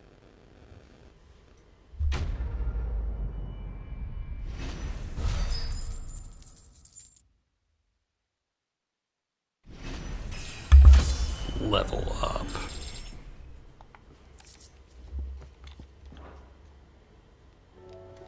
Alright.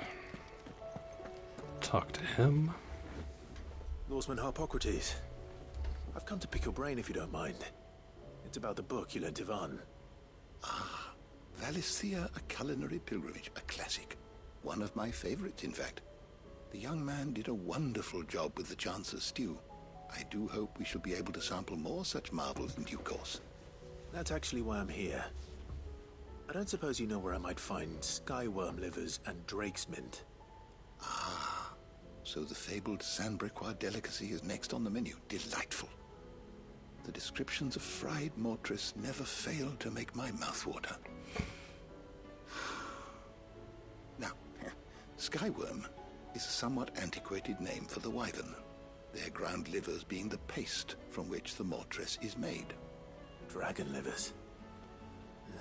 How very Sandbrequois. One would have thought the disciples of Bahamut would have a touch more reverence for their icon's brethren, but apparently not. I believe the specific dragon the recipe demands is the blueback wyvern, said to be the very color of the sea beside which it resides. So we know where to look for our liver. But what about the drake's mint? Saint's bonnet in contemporary parlance, a herb which grows along the North Reach coast. I gather that one can locate the cheerful yellow flowers by their heady scent alone, so I'm sure you'll have no trouble finding them. I may add that people once believed game was best served with the flora that sustained it in life. in which regard fried mortress of skyworm is undoubtedly a typical dish of the time.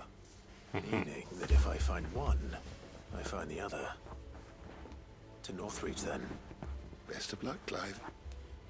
And do save me a bite once the dish is complete. Of course.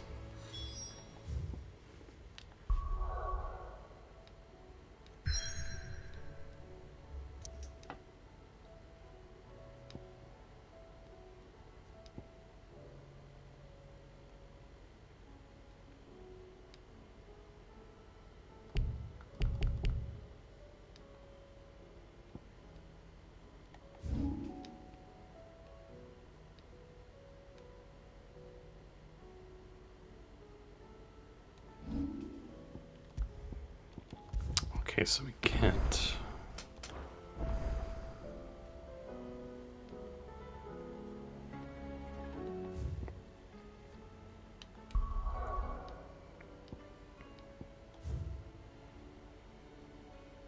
I guess we'll go here and then we'll open up the things again, I suppose.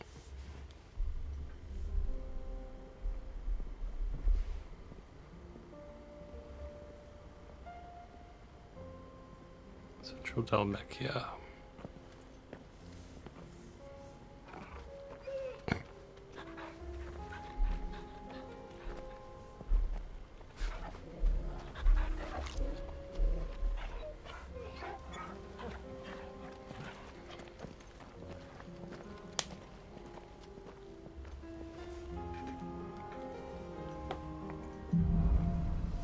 Cloak and dagger. It's like a dream. The four of us out walking like we used to. Enjoying this, are you? Gav and the others could be in danger as we speak. You're right. I'm sorry. Yote is a fine scout. If Canva was attacked, she will already have begun gathering information. Tabor isn't far. We should pick up the pace. Okay.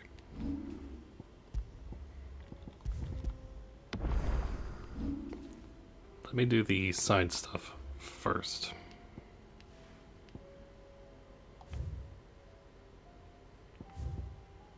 And then we'll go back. So.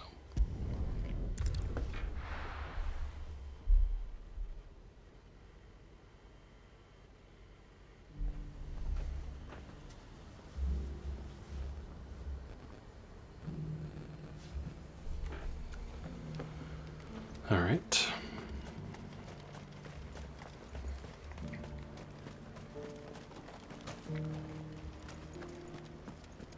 There were ghosts at the gate not days ago. You needn't fret. The creatures have been...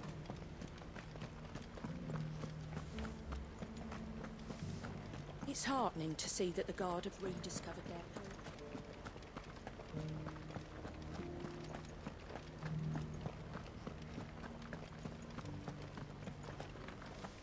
To the meadows, then.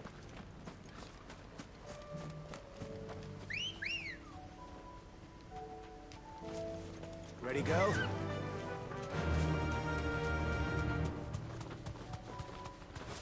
Company. Don't get surrounded.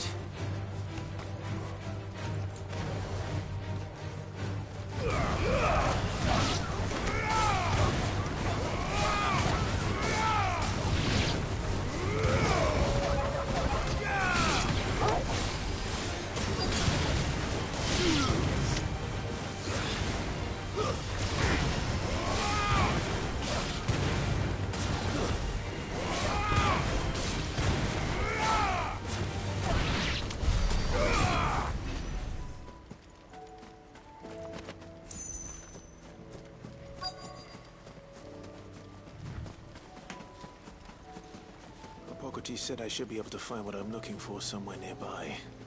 Bright blue dragons and bright yellow flowers. Should be easy enough to spot.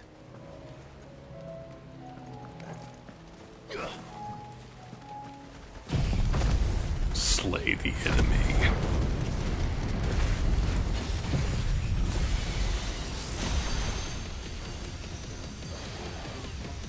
This must must be our wyvern. Right. It must be him.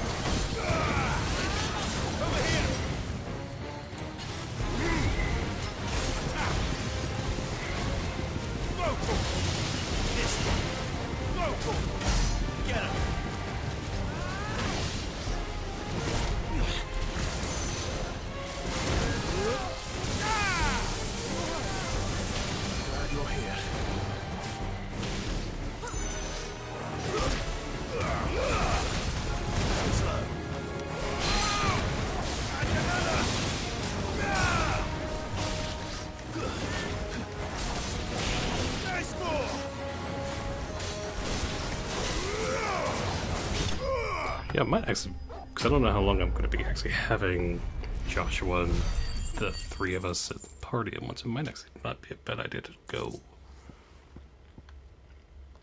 after.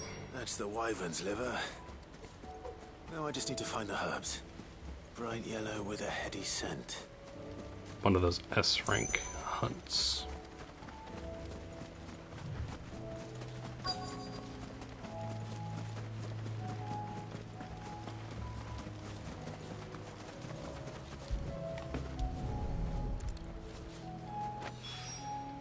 I think that's everything Molly needs to resurrect her recipe.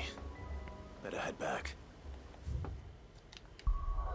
But before we do,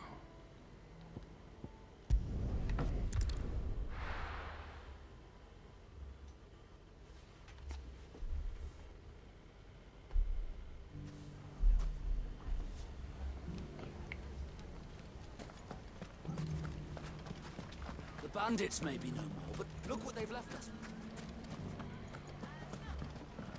It shouldn't be too hard to find goods. The gentlemen of the town guard us.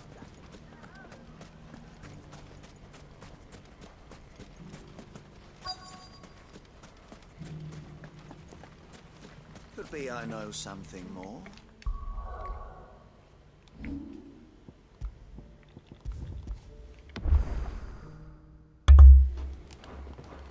What's it worth to you? Clive, listen! I found someone who says he's heard the rumours about Nan. Have you? Go on. Tell him what you told me. All right. It's like I said. A wizened old crone by the name of Karen's been selling steel to whoever will pay her price, be they knight or knave. Says the more swords and spears she puts in people's hands, the more war they'll wage. And the more war being waged, the more call for swords and spears. And who will they all turn to keep them in steel? Why, the good Reaper herself. And you've seen this Reaper at work? Aye, it just so happens I have. You'll find her right here plying her trade most days. Here in Dalimil? Where exactly? She has a stall here in the market, but if you're not the patient type, you can probably find her at her storehouse on the edge of town. But it'd be a bolder man than me that braved that particular nest of vipers. Feeling bold, traveler? I hope so, for your sake. Now, if that's all, I have places to be. Sorry to have kept you.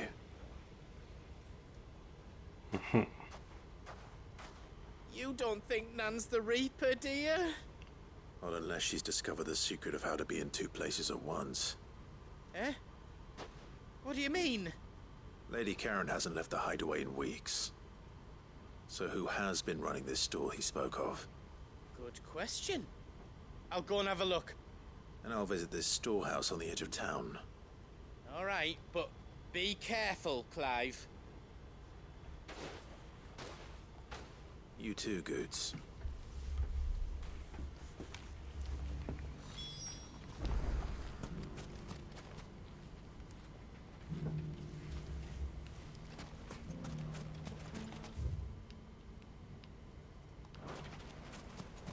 Right. Finest cell sword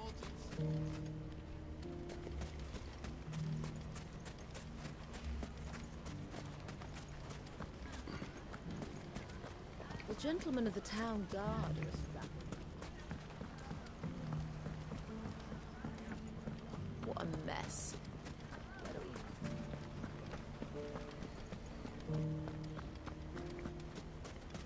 You fought very bravely. The safety of the town is in our hands.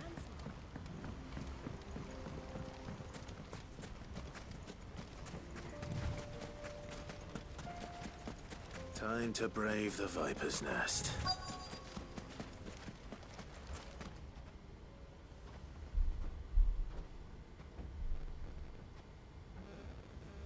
Just you, is it? Thought I might have laid it on a bit thick. It was a fairly unconvincing tale. So, what now? That's up to you. Die a slow death, or a quick one. Boys, he's all yours. But that sword is mine. Are you sure?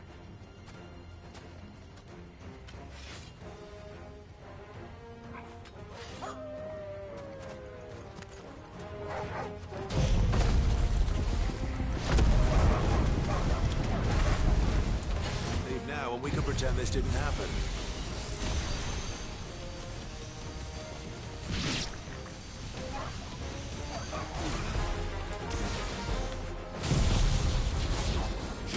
Bonk.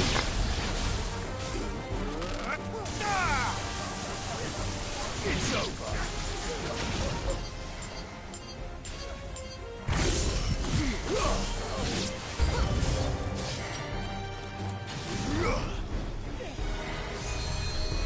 Give me thunder.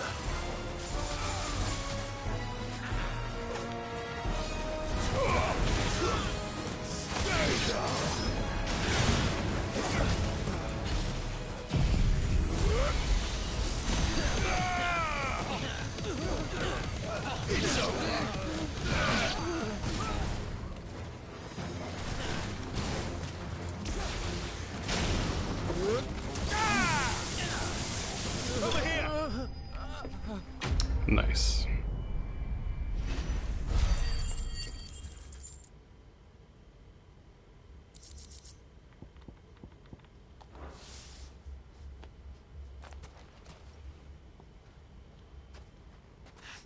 Oh, you've done it now.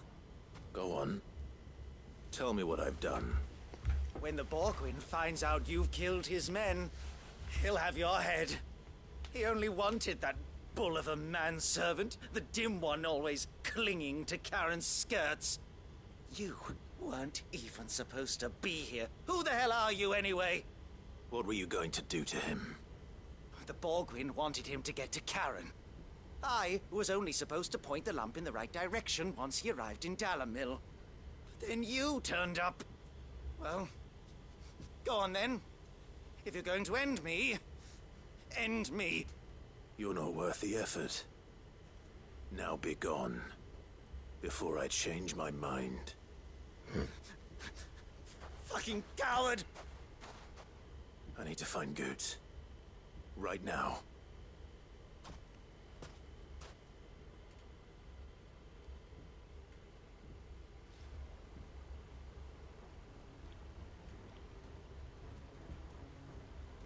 Get your filthy paws off me, you naughty-pated lout! Stop calling me names! And stop spreading them horrible lies about Nan!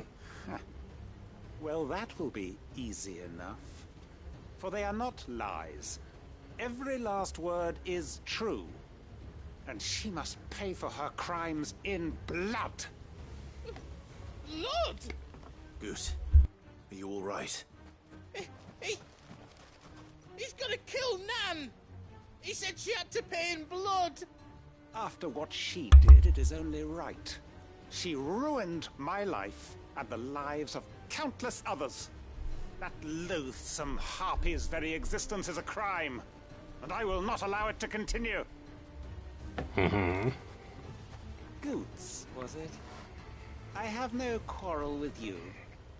Only with your employer. Run along now. You need not pay for her sins. No. No? I don't care what she did. I won't let you hurt Nan. Promise me you won't hurt her, or I'll kill you myself! Goots, no. Enough, all of you!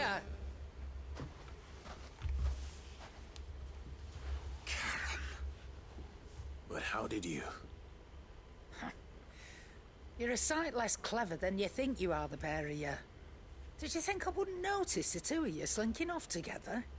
Well, the whole thing got me thinking, who in Dalimil might bear me a grudge? And a certain snivelling shit I ran afoul of in my fairy years came to mind. Though it was just Bogan back then, wasn't it? I thought the years might have taught you some sense, but I see you're the same pants-pissing craven you've always been. What was it we called you? Wet legs? You bitch! Everything that happened... Language. It was all your fault! And now you'll finally pay for what you did to me!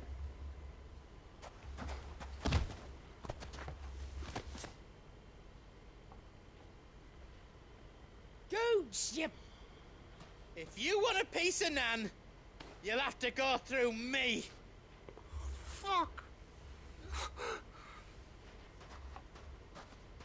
You great galoot! Out of the way, I can handle this myself. So, wet legs, you remember what you told me when we last met? An eye for an eye. Wise words, wise words. And now, it's time to collect.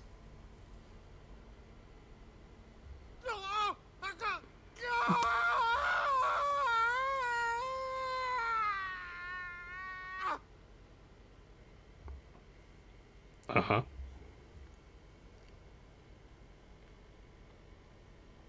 Sorry to keep you waiting. Is he... Dead? No. But I reckon he wishes he was. It isn't easy going through life one eye short of a pair. After all, I should know. You don't mean... Oh, don't tell me you didn't notice. Lost it to old Wet Legs back when we were working the same routes.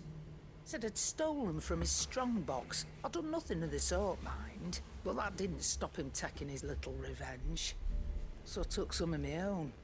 Sorry, lost everything. His coin, his clients. Always knew he'd be back one day to claim his due. But he crossed a line dragging poor Goots into this. He didn't hurt you, did he? No, Nan. Still got all my arms, see? Legs too. But what if he comes back again? What if he does? Best we take the other eye, then we work our way down. He'll learn his lesson soon enough. But something tells me the Wet Legs has learned it already. Right. Let's get you back to the hideaway. You've attracted quite enough attention already. Ta-ra, Clive. Remind me never to cross you, Karen.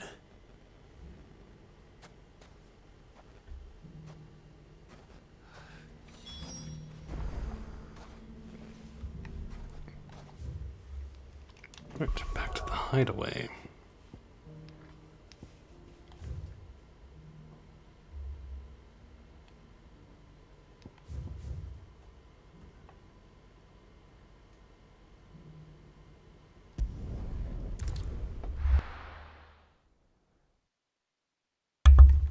I didn't see that other.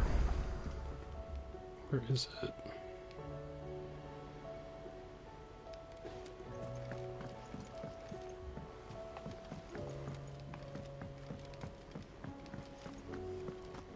It seems the hideaway's lost its...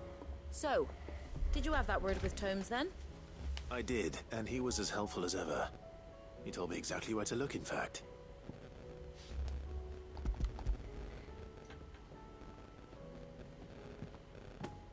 And what precisely will I be cooking up?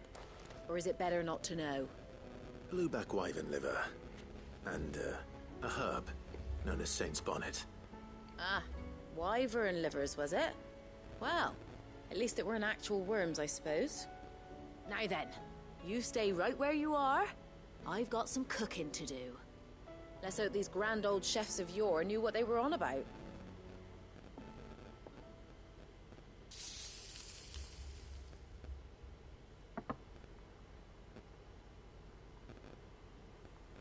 And here we have it. Fried mortress of skyworm. Ivan's offered to make sure it's fit for consumption. Well, I say offered. He as good as begged. And rightly so. Is there any higher honor than partaking in a slice of culinary history?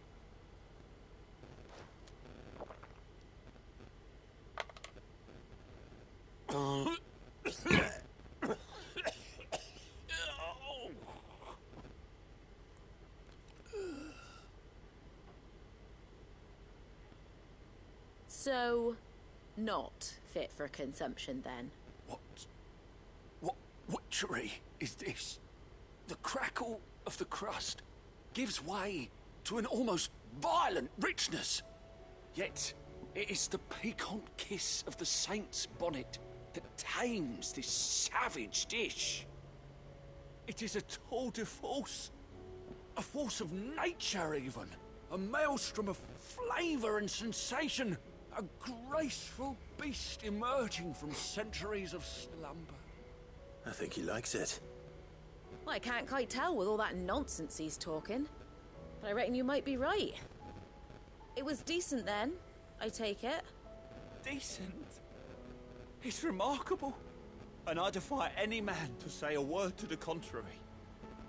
Sid, might I suggest that you command a party of your finest men and women to procure a dozen blueback wyverns forthwith? I'll give it some thought.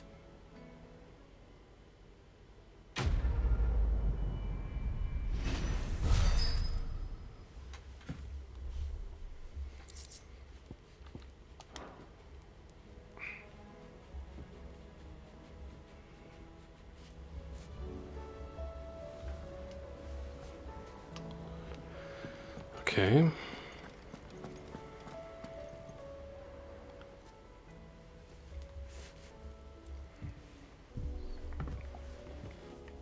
Nothing like a dish of cold vengeance to foul the gut. I'm sorry, Nan. I didn't mean to make things worse. I just thought I had to protect you. Like you've protected me. Aye, well, someone had to. Your parents certainly didn't give a whit for your well-being. Reckon the both of us would be worse off if I'd not taken you on. You've always been me right eye, Goots. And I'd have you stay that way. So don't you dare go looking for trouble again. Well, I will. If you ever need help, I'll do it again and again, and you can't stop me. Why, you big lump. Fine. Play the hero if it makes you happy. Thanks, Nan. I won't let you down.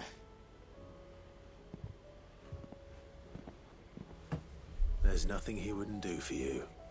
That's as maybe. But if he's ever to make his own way in life, he'll need to start looking out for himself as well. Till then, he'll need people to watch his back, just like you did in Dalamil. Don't think I didn't appreciate that. Of course. His family. Stop it. You make me one good eye, mister. I don't go thinking that'll do you any favours. A potion today'll cost you the same as it did yesterday. Darn.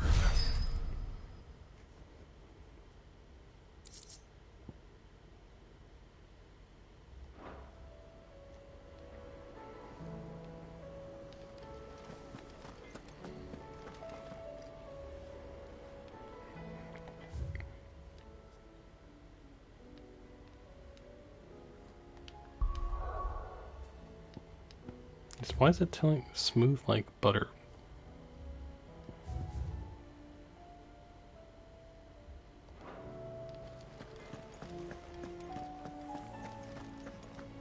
It seems the hideaway's lost its...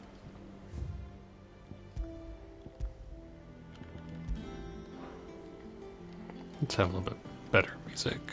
Well, more feel good. See the pair got pulled into time. Oh, right.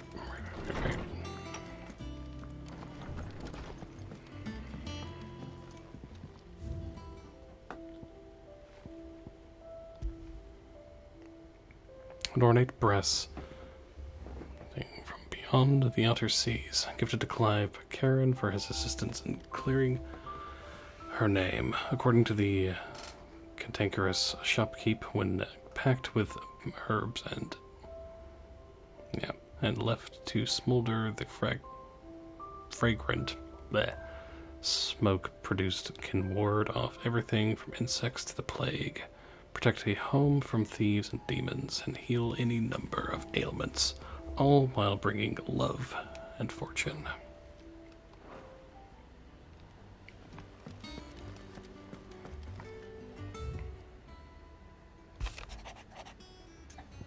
Master Clive, I apologize for this sudden and untold gesture. Circumstances have forced me to seek immediate aid, and there is none other to whom I may turn. Your most esteemed Lord Uncle has presented me with a task most vexing, and I fear I'm wholly unable to perform to his vaulted expectations, namely due to the marked lack of martial aptitude on my part. To wit, I am but a manservant, not a mercenary. While I maintain the fitness ample to attend to the needs of the manor, to the attending of bandits in back alleys, I am sorely ill-equipped. If it please you, my lord, prithee come and see me at Martha's Rest, where I shall proceed to explain my predicament in full. Rutherford. Wasn't that the name of my uncle's manservant? Why would he be at Martha's Rest?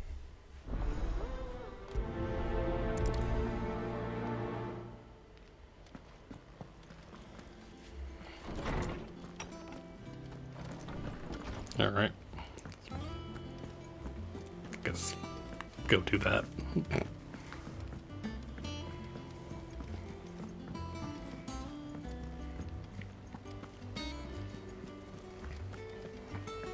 you see that?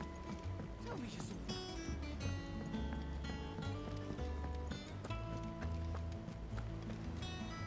He has more stuff too. Oh, I wasn't expecting you back so soon.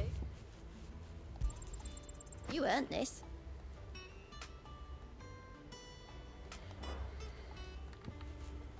Alright. Best of luck out there, Sid. Clive! Anything catch your eye? Yeah, we were Always something in there. going to go that way anyway when we get to it, so... But Martha's Rest first.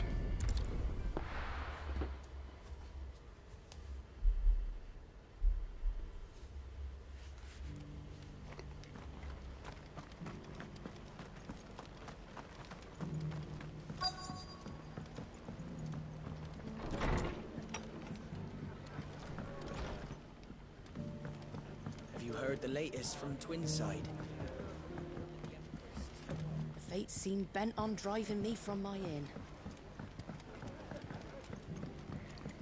My lord, Marquis is... Yes.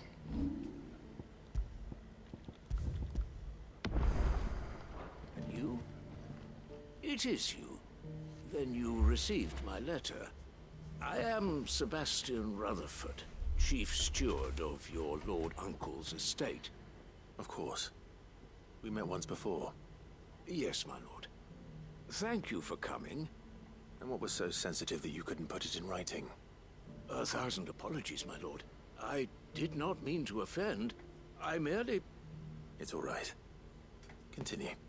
I am here at Martha's Rest, at the behest of your Lord Uncle, tasked with learning what I am able of the realm's current state of affairs.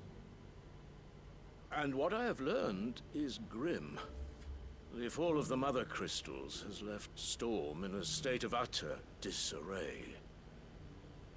The subsequent darkening of the heavens has only made things worse. Akashic attacks, once unthinkable, are now commonplace. The gears of governance have ground to a halt, and without a steady hand on the tiller, the realm threatens to drift into utter chaos. Your Lord Uncle, however, believes there is a way to avoid this fate, and is determined to see it set in motion. That sounds like quite the undertaking. It is. Hence my having enlisted the aid of several colleagues serving the 7 high houses. Alas, I have lost contact with 2 of those colleagues already. They are both able-bodied and trained in the sword, yet in these dark times, even that may not prove sufficient to keep a man safe on the road. So you want me to find them? I'll need to know where they went. One I sent to investigate the Republic, the other the old Imperial capital of Oriflamme. That doesn't exactly narrow it down. I suppose I'll start in Dalimil and work my way east. Thank you, my lord. I shall pray for your success and safety.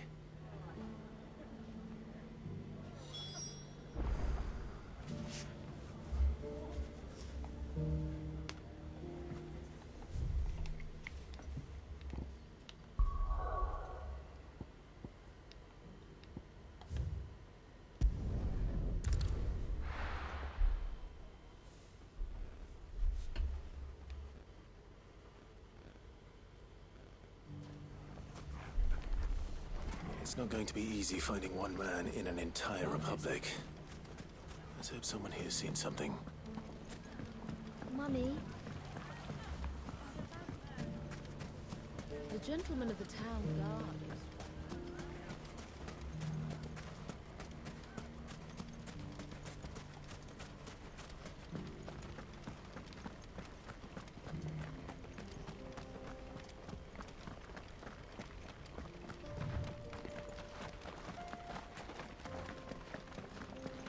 Someone's got himself in trouble.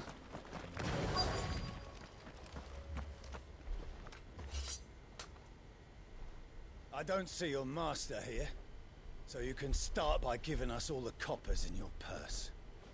I already told you, I have nothing. And maybe we'll take that pretty outfit and the steel you're wearing. Please! These men are trying to rob me! I'll deal with this. Thank you. You that one's master, then? If you kindly pay the coin he owes us, we can pretend you didn't draw your blade on Republican soldiers. Or you can go back to your garrison and I won't report you to your captain. Oh, you're more than welcome to. He hasn't had many visitors since we slit his throat. What lovely people.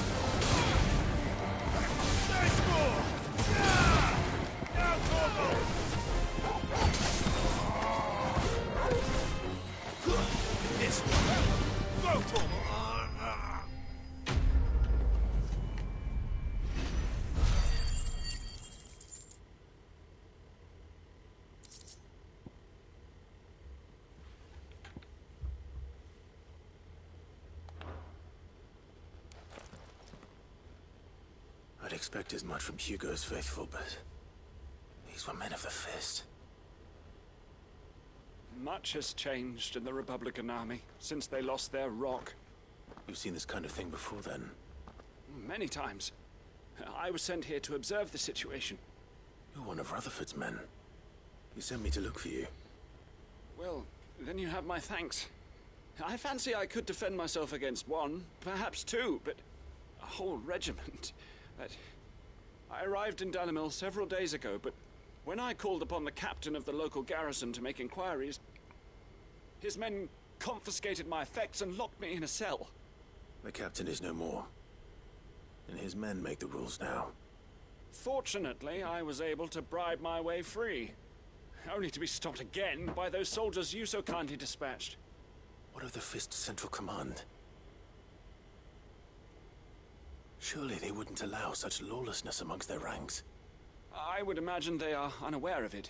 Most of the army has fallen back to the capital and hunkered down behind her walls. Those who weren't recalled now rule the fringes unchecked, answering to no one but themselves. Then it's worse than we imagined. You should return to Rosaria. It's not safe here. I'll find a caravan heading north. You won't mind if I borrow one of these soldiers' coin purses? I mean, they're not going to be needing it, so... Not at all. Now, to find this second associate of Rutherford's. If he was bound for Oriflamme, I'll start at Northreach and see if I can pick up his trail.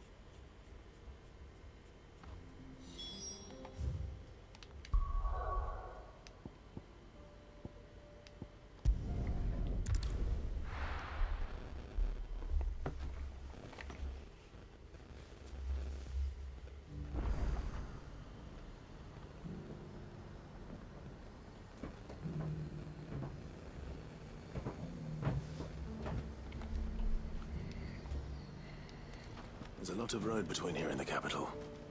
Rutherford's man could be anywhere.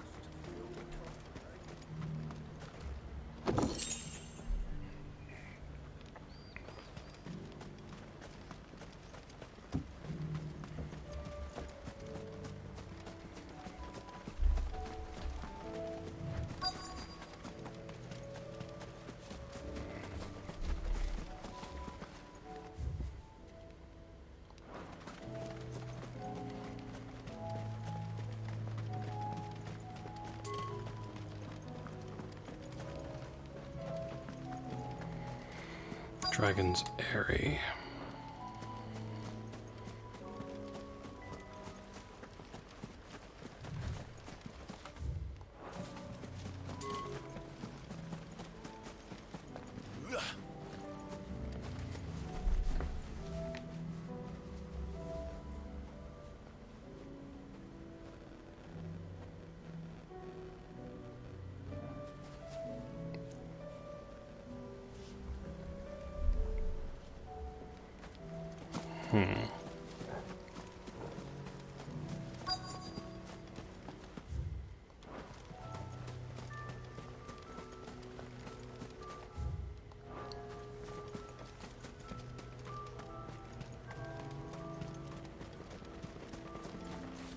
I don't know how I didn't see that, but oh well.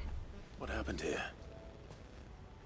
If you're with the others, they've already relieved me of my belongings. I'm not. I'm looking for someone who was sent here by a man named Rutherford. And then you found him. I'm Alistair Rockford, attendant to the Lady Ariane of House Wellesley. Of the 7 high houses of Rosaria. It's been a long time since last I saw my great-aunt. Is she well? My Lord Marquis? Yes. Yes, she is. The Lady Dowager has granted me leave to assist your Uncle Stuart. I was on my way back from the old capital when I saw some villagers being robbed on the road here. Bandits? They looked more like field hands, but it didn't matter in the end. I did what I could to help the victims, but all it earned me was a pommel to the temple. Which way did they go? South, toward the gate. All right. I'll take care of them. Founder knows I've met enough of their kind. You head back to Northreach, visit the Vale, tell them I sent you. Thank you. I shall. Founder be your shield.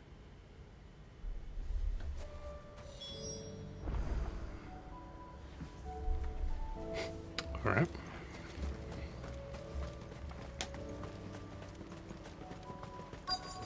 They just couldn't resist, could they?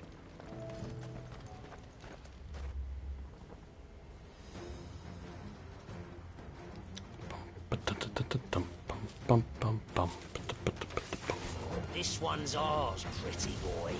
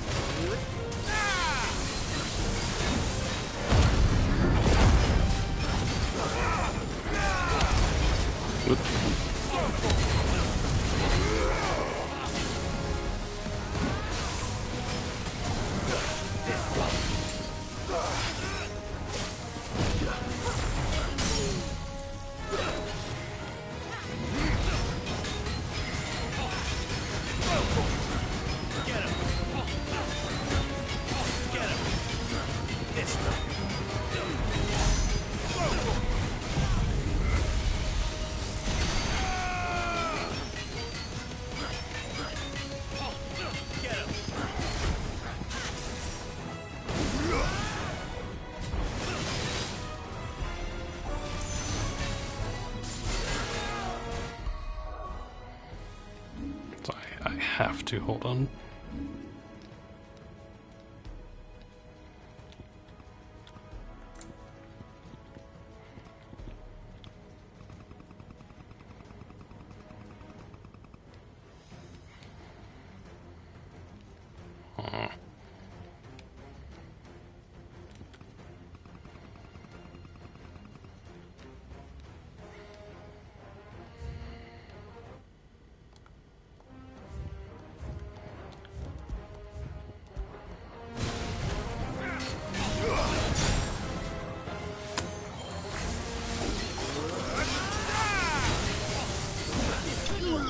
Nice.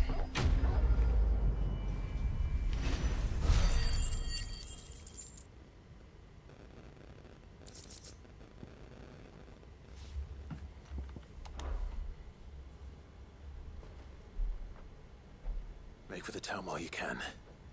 There may be more bandits nearby. You don't need to tell me twice. Many thanks, traveler. This looks to be all of them. I thought I told you to make for the Vale. And stand by as ill might befall the heir to the ducal throne. It's just Clive, and I'm fine. Which is more than can be said for you. I will survive. Strange that the garrison wouldn't intervene in such a brazen attack so close to their gates. The garrison have their hands full inside the city. Some days they don't even send out patrols. There are few hands left to work the fields, and even fewer to transport the grain. The market stalls are nearly bare, and the price for what remains is exorbitant. It's not uncommon to see a fight break out over a crust of bread.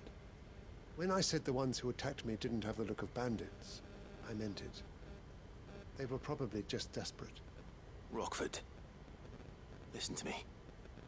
If you are to continue your investigation, you first need to seek the attention of a healer. Of course. I shall return to Northreach right away. But allow me to thank you first.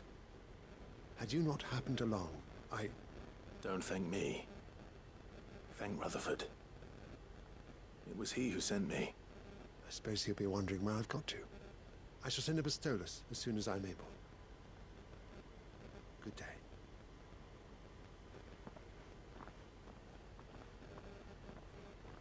My uncle certainly has his work cut out for him.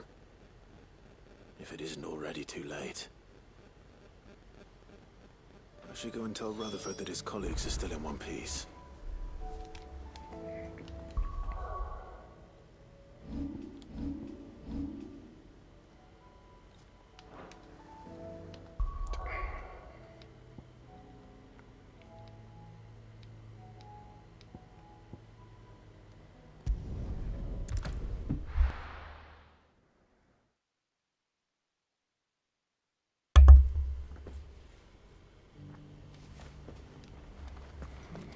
All right.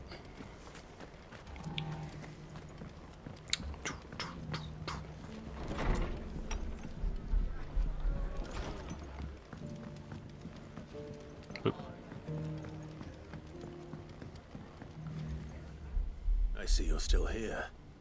The Rest's location affords a constant flow of traders, and with it, a constant flow of information.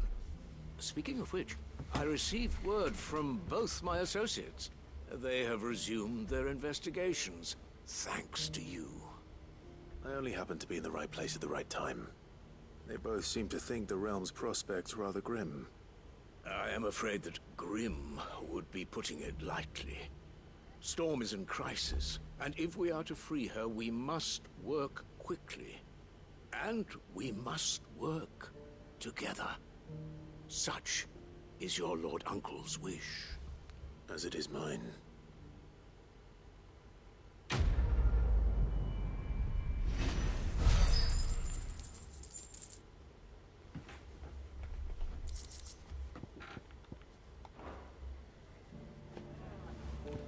Nice.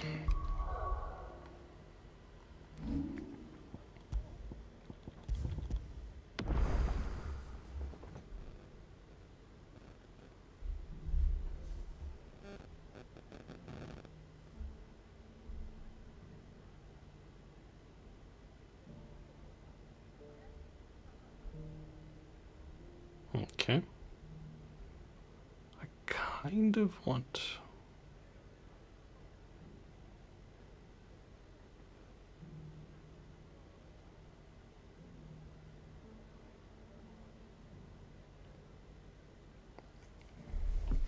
Since we're in kind of the area of where the Breaker of Worlds is, I kind of want to try that since we have Joshua with us.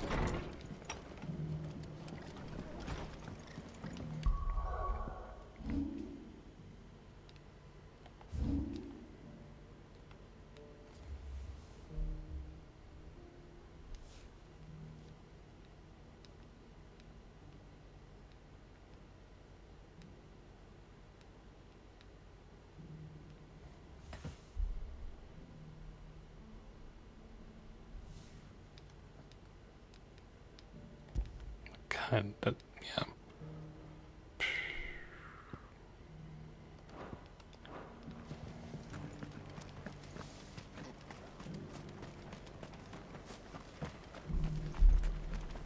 I'll build a barricade so sturdy, even a bandit girl done. Scouts have reported seeing more Akashic.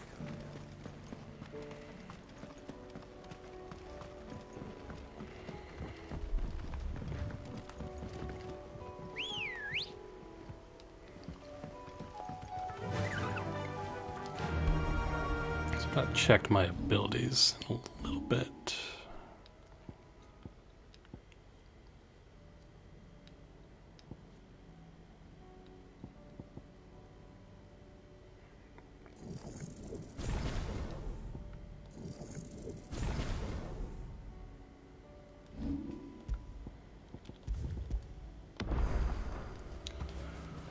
All right. Can hardly make out.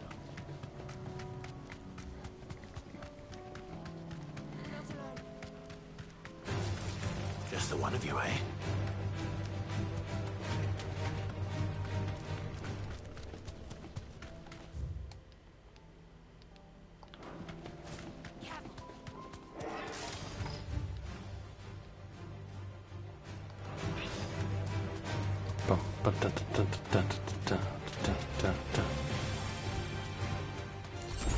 This won't be easy.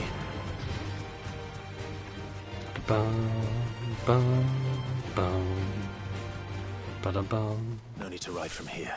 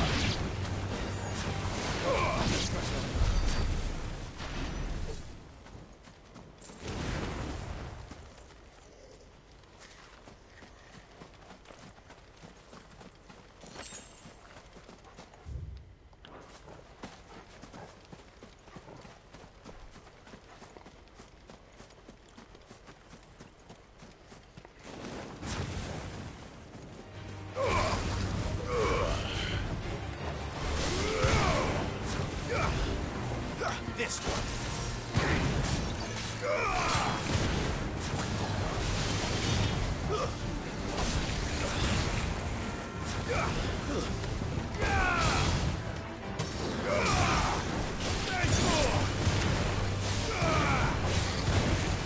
This one. Over here.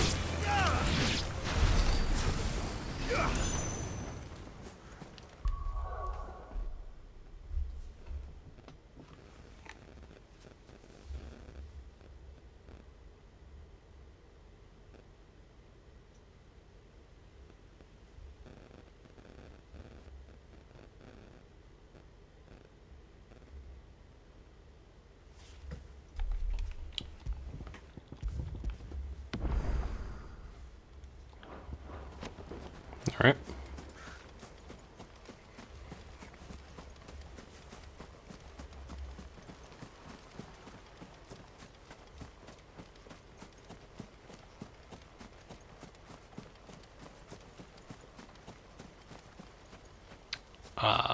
Okay.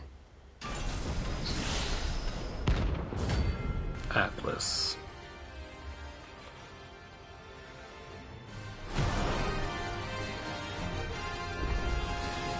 Another relic of the Fallen. Well, it seems this one has a little more life left in it. All right then.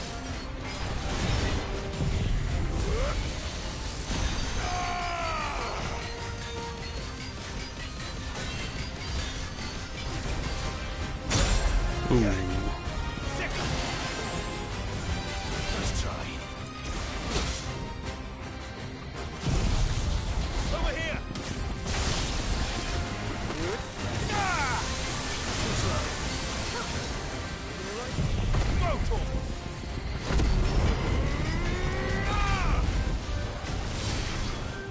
Over here.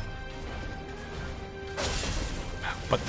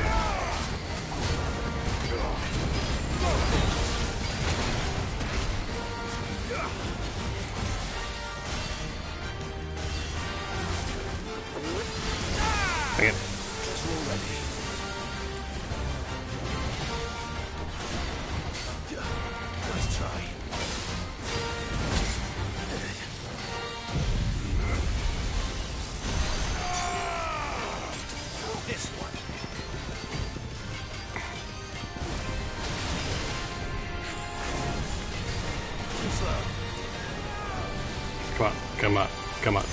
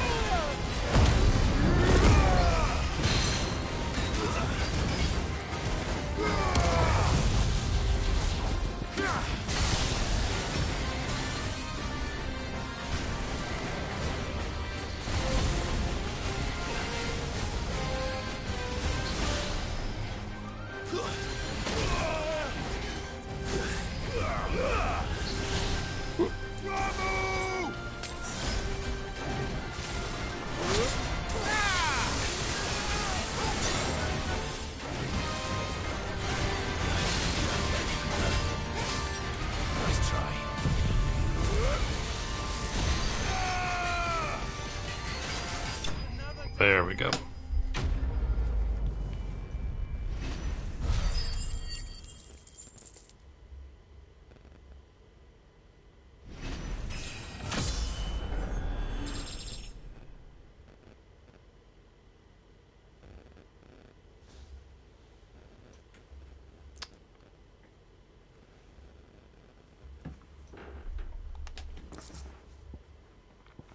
Nice. Back to sleep with you.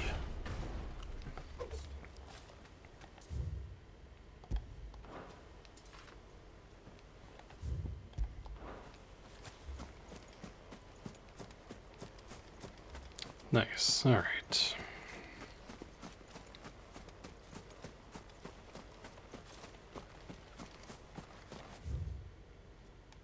So that went pretty good, I'd say.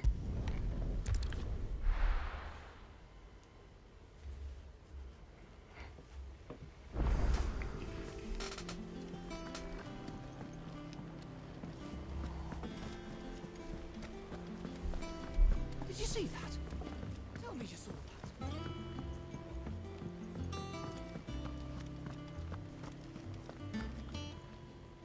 How may I help you today, Clive? Come again. I may have more for you. So the only other one we have right now is... Right, yeah. We also got that one. Forgot.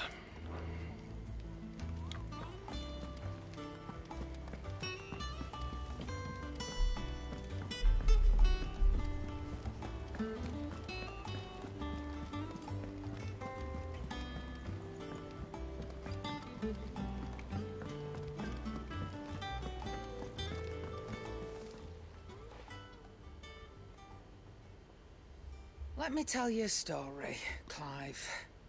All right. Them rumours Wetlegs were spreading. Might be they weren't just tales plucked out of thin air. You see, there were a time when I weren't too particular about who I sold steel to, so long as they paid me the right price. Some women lust after blood, others after flesh, but me, I were always one for gold. And to satisfy that lust, I sold to opposing armies, stabbed my every client in the back, made myself the most hated woman in the twins. But then one day I met a man who made me a different kind of offer. Said he'd give me access to a realm-wide community of like-minded individuals in constant need of steel and sundries. On the condition I sold to him and his alone. Was that the first time you met Sid? Aye. And I fell right into his damn trap. He was true to his word, so I ended up being true to mine. And I soon started making the best profits I've seen since taking up the trade. And all without aiding or abetting any outlaws. Except Sid himself, that is. Told me about his plan to topple the mother crystals, you know. Said that with them gone, the realm would want for all manner of things. An opportunity for the likes of me to mint gil. Why, I reckon an enterprising individual could find herself the richest dam in the twins. And that's when he had me. I emptied my stores that day and moved into the hideaway proper. And the rest, as they say, is ancient bloody history. A dozen years on, and I'm still not the richest dam. Not for lack of trying, mind. But I can say that I have never been happier. You've all shown me there are some things more precious than gil. That there are. So don't you go messing it all up. Or you'll have me to answer to. Of course. Aye, it's a dangerous world out there. Let's stock up while you... Exactly. You're rubbing me blind, you know. It'd better all be here.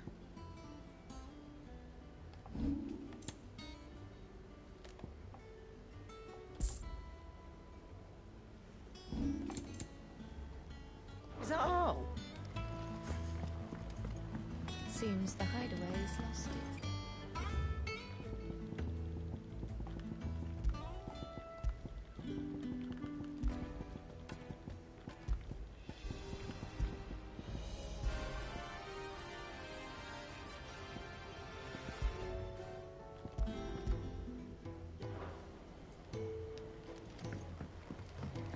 Okay. Do you see the pair that got hauled into tires? Aye, all their faces.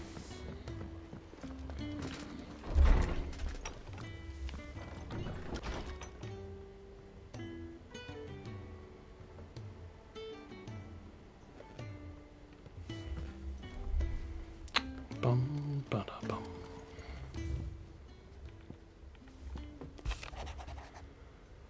I regret that both you and the lump had to get all tangled up in the wicked weave of my sordid past, but thanks to your meddling, I was finally able to put to rest matters that were left too long to fester. And with that finally done, might be I can sit back and enjoy this new world of yours you're so keen on creating.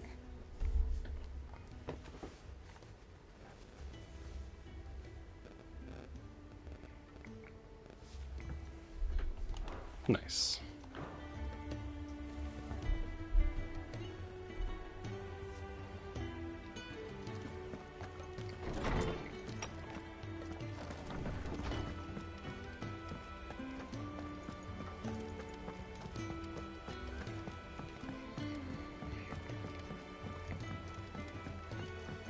Just check.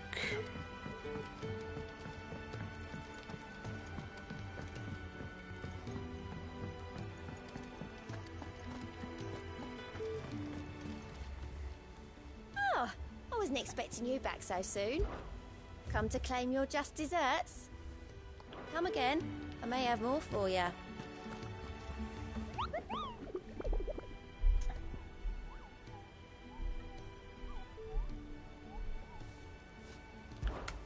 Right, so that's these two.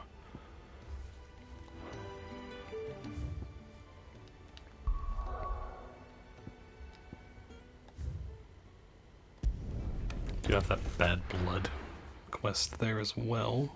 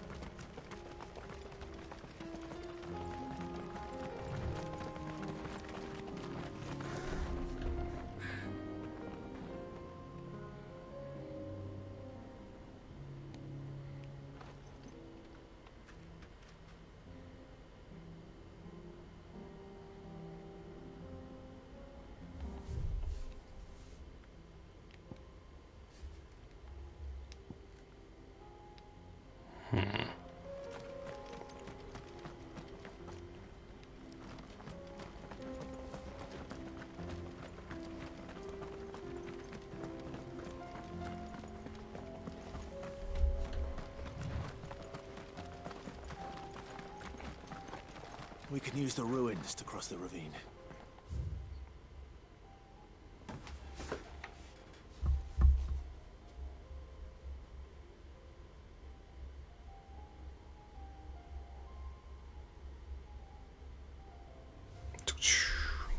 Okay. Assuming they will allow it, the echoes have a will of their own.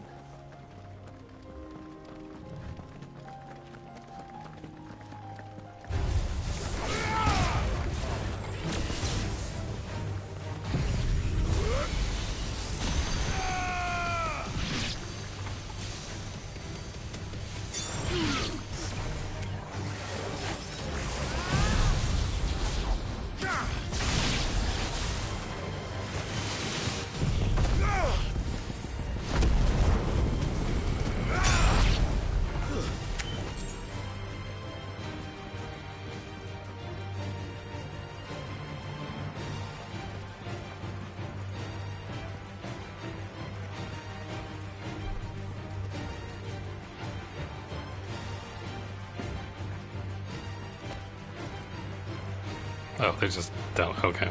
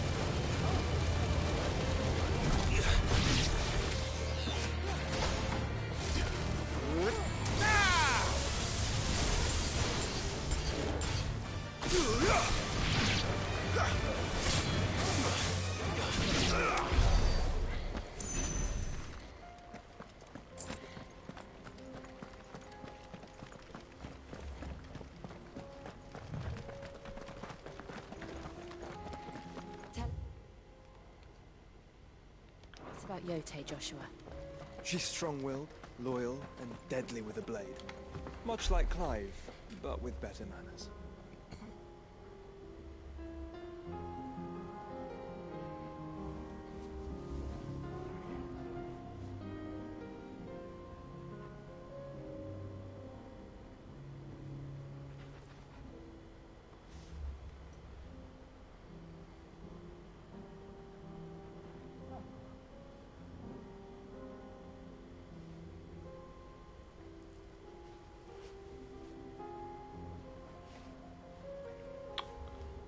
All right.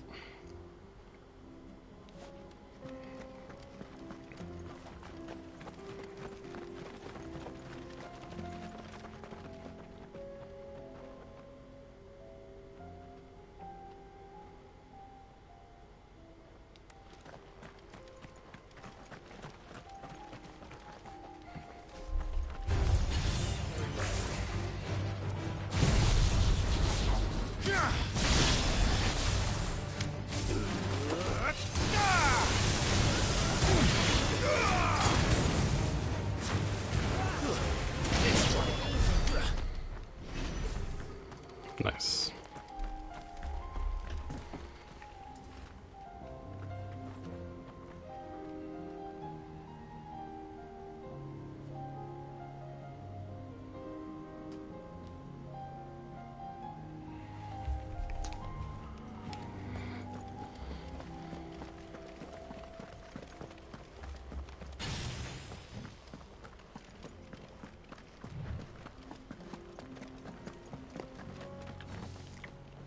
I do.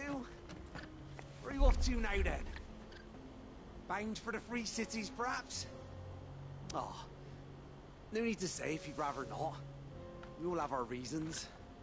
Ain't exactly feeling like sharing with strangers myself at the mo. Truth be told, I could do with a bit of inspiration. Don't know which way to turn no more. Was doing a roaring trade back in Oriflamme. Right up until the poor Drake lost her noggin. So, thought I'd try me luck in the desert. And the Fang went the same way. Don't get me started on the mess in the bloomin' Dominion. Suppose I could try Camber next. But knowing my luck, the old place be crawling with the works before I'd even sat out me stall. But as I always say, where there's crisis, there's opportunity. The opportunity to mint Gil, that is. So, where to next? Is there any money to be made in Ash? Do orcs even carry Gil?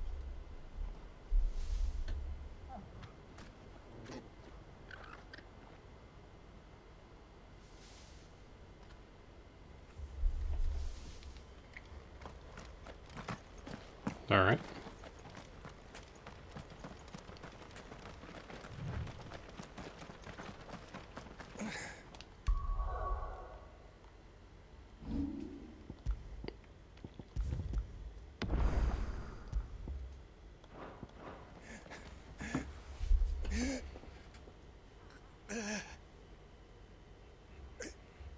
You're injured. What happened here? Where are your comrades? The ether flood up ahead. It swallowed our camp while we slept. My own men did this. Turned every last one of them. There's a village not far from here. Tabor. The people were kind to us. It's only a matter of time before they won't stand a chance. We can't let those monsters reach the...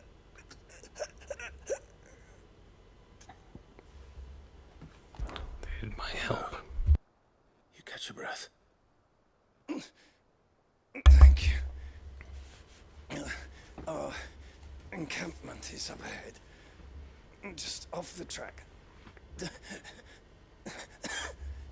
They must not reach Tabor.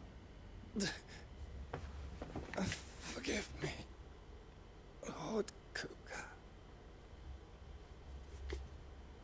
Rest well, soldier.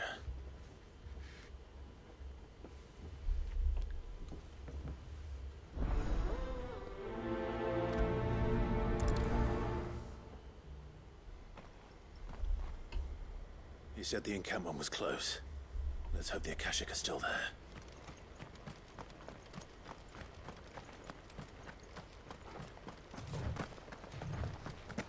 Another ether flood. They're everywhere now. We can't go around it. Then we'll just have to be careful. Good. I got here in time.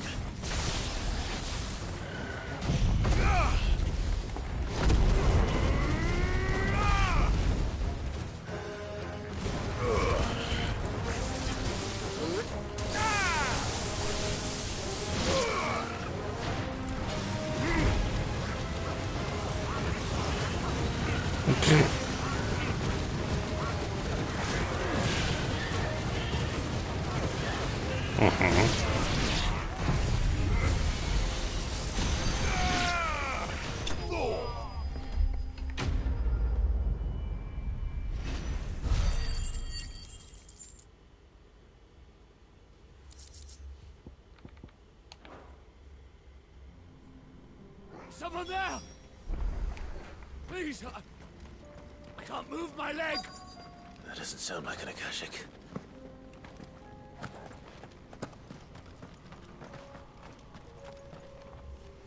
You're with the battalion? I am. I heard the fighting. Are the others? Taken care of. One of your brothers in arms told me what happened and asked for help. Another survivor? Where is he? Tell me. His wounds were too deep.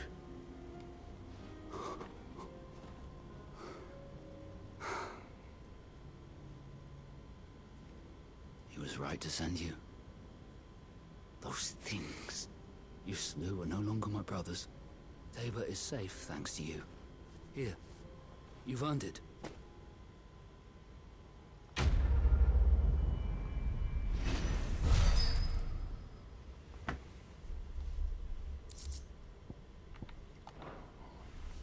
You seem familiar. Have we met? You must have me confused with someone else.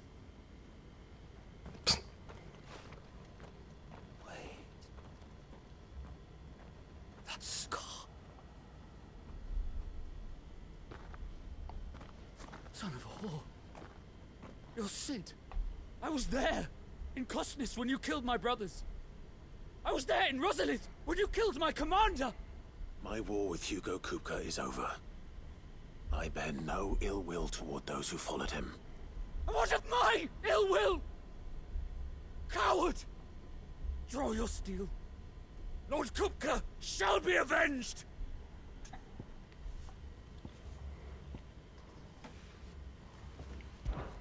When your wounds have healed and your head has cooled, come and find me if you must. Though I hazard your life would be better spent in service of those who need it. Or have you forgotten your oath to the Republic? My oath? What would you know of oaths? I know how hard they are to keep. Which is why I'm giving you the chance to keep yours. No. I won't be deceived. Lord Kupka told us of your crimes. You are an outlaw. A murderer, not some man. Like you or anyone else. I am nothing like you. But if you're not gonna kill me, then go. Leave! Just know that I will find you, Sid. Someday.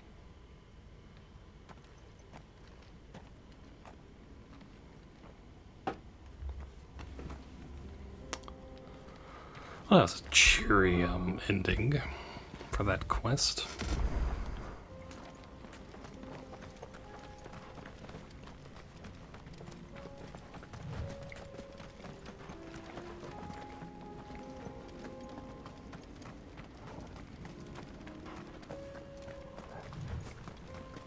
I do want to get to Tabor before we call it.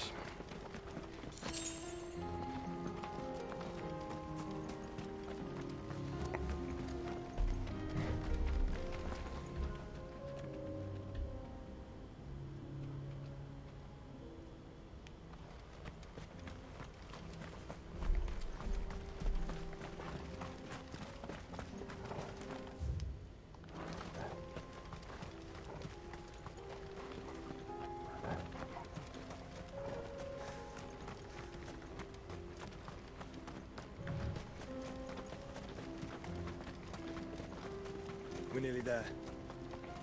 Have you been to Tabor before? There are a few places I haven't.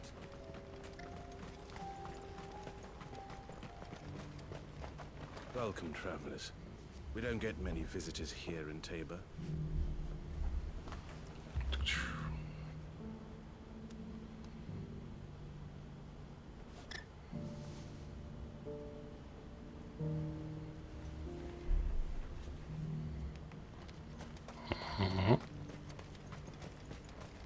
Where now, Joshua?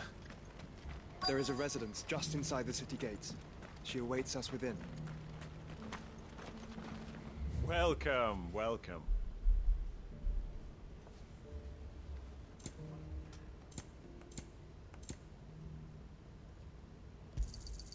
Anything else? Go safely.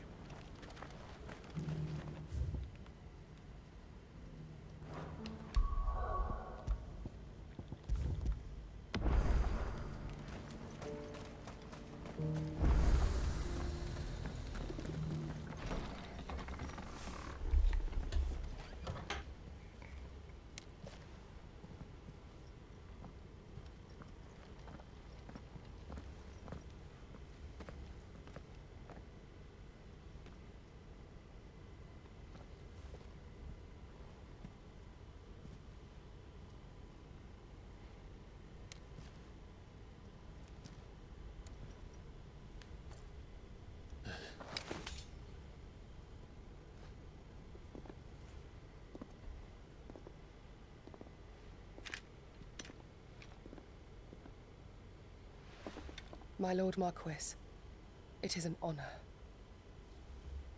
I am Yote, Knight of the Undying, charged with the protection of His Grace Joshua Rosfield, Keeper of the Flame of the Phoenix. Of course. It all makes sense now. Would you care to elaborate? The Undying are loyal servants to the ducal throne. Or more specifically, to its heir. They have served our family for generations, albeit from the shadows. Since their inception, they have been tasked with the preservation and enactment of the rites of ancestral communion. After the events at Phoenix Gate, it was the Undying who delivered me to safety. And since the day I left Rosaria, Yote has been my constant companion and protector. Without her sword, I would not have survived my journey across the realm. Rise, Lady Yote.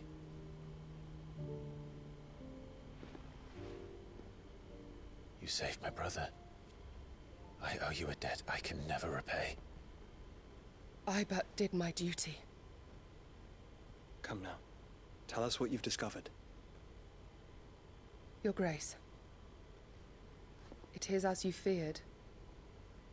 The vessel we spied off the coast of the Crystalline Dominion on the night of her fall. It was the Einherjar. Beyond any doubt. The Black Galleon. Joshua, the Einherjar is the Royalists' flagship. What business would they have in the Dominion? Upon learning of Waloed's involvement in recent events at Drake's Fang, I sensed the malign influence of Ultima, and bid Yote and the Undying look into the matter. We have reason to believe that the Black Galleon weighed anchor shortly after the fighting began, and set a course due south. For Canva. Then it is Waloeda Knights who besiege the cities. What is left of them, yes. And the Black Galleon sails at but one man's behest. Barnabas Tharm.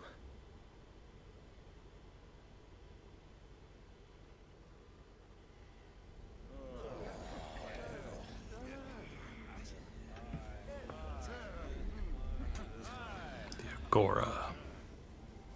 But are we truly safe here in the Agora? Or Agora. The city guard have been paid, if that's what you're implying.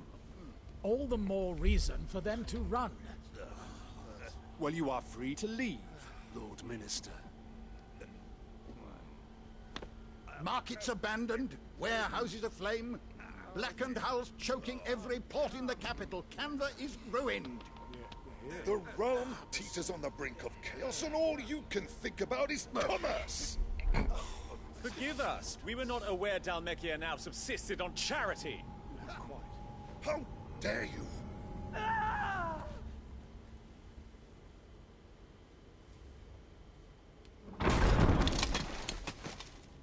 Distinguished members of the Council, you must forgive His Majesty this intrusion.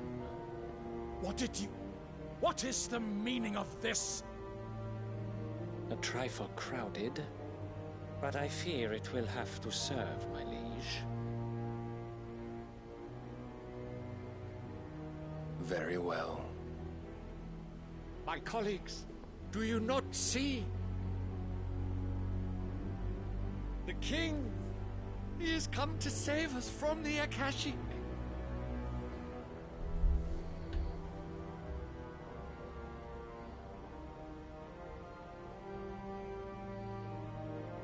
Here's a gift from the heavens, divine intervention, our very salvation. And of course, if it is compensation he requires, we would be most willing to negotiate a fair price for services rendered. Fools. Your ignorance unbecomes you. Your Majesty, correct me if I'm wrong, but I would swear that the fiends washing the cobbles of Canva with the blood of her citizens wear the colors of Waloed. Ha! So you do not deny it. Guards, fetter them, and see our guests to the dungeons!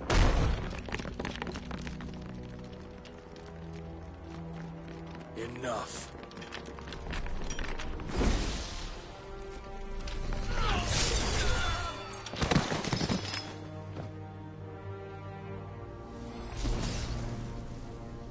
Pathetic creatures.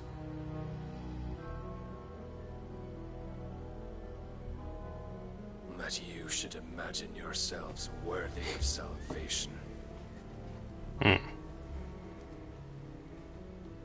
The girl is still here, somewhere in the city.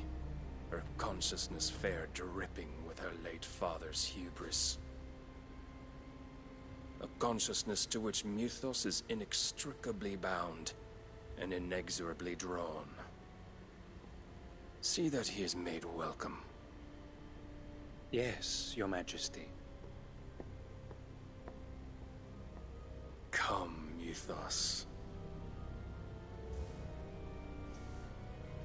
Surely the prince's light cannot have sated you.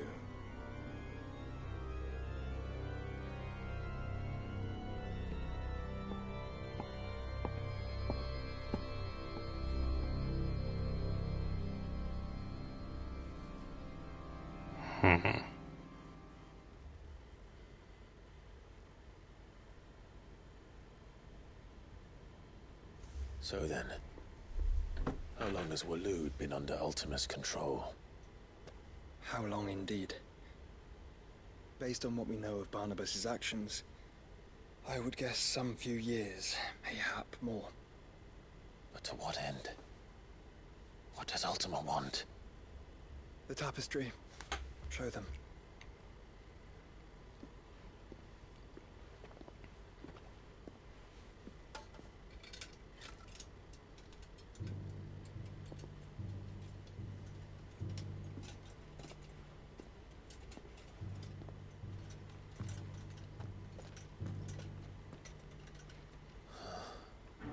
By the flames. Phoenix Gate, Drake's Breath, and now here. But what is it? It is old, ancient, even. Naught remains of the faith it represents, save what can be gleaned from the image itself. None could tell me what the one in the apothecary meant, even the Undying. But I believe it may be the key to discerning Ultima's purpose. That figure in the center, the one beneath whom the icons congregate, that I believe to be Ultima. He is a god, or at least godlike. His very existence beyond our ken. The icons, and by extension their dominants, are meant to be his subjects, and while some, like Barnabas, have accepted this role, others have rejected it, like you, Clive, which is rather inconvenient, as it appears he needs you most of all. And gods don't like to be disobeyed. No, I don't suppose they do. Clive, may I tell Yote of the lake? By all means. Yote, I will be accompanying my brother to the Free Cities. Whilst we are afield, I would have you watch over those Clive has made his wards. Omielos delan tuisag ilith. Though well concealed, the hideaway lacks trained fighters to defend its occupants should they be discovered. But it is my duty to... As it has ever been my brother's duty, remember. If that is your wish. Your Grace. But please be safe. If aught were to befall you, You have my word.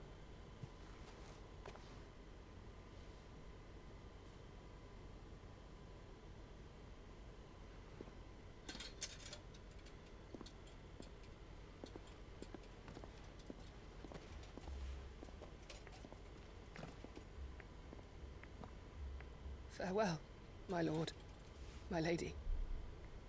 We are in your debt, Yode.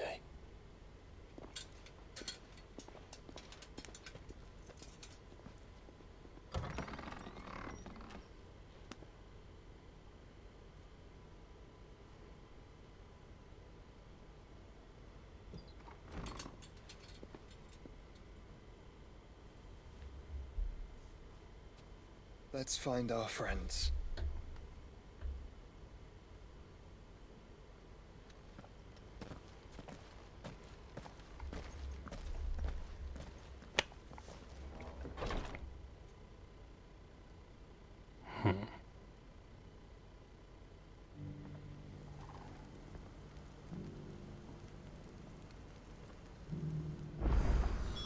It's plain she cares for you very deeply. And I her, which is why I had to let her go.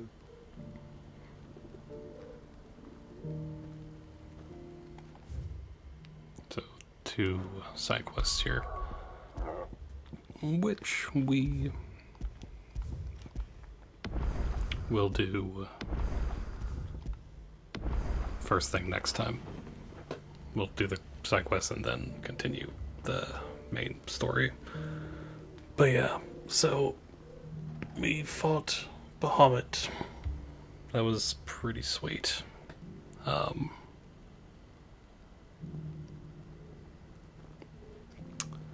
And just, continued learning more about things and whatnot. Again, Dion being probably my favorite of the, not in our party dominance, basically. Barnabas is interesting, but obviously we need to kind of see more of him. But obviously Ultima's the big bad. So, but yeah, also lots of side quests again. He did do an S rank hunt, which was nice. We're level 39 now, so that's cool. Yeah, so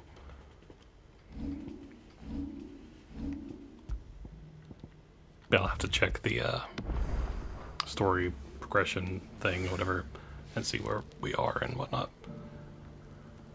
But anyway, so thank you everyone for watching, and as always, thank you for being awesome. And until next time.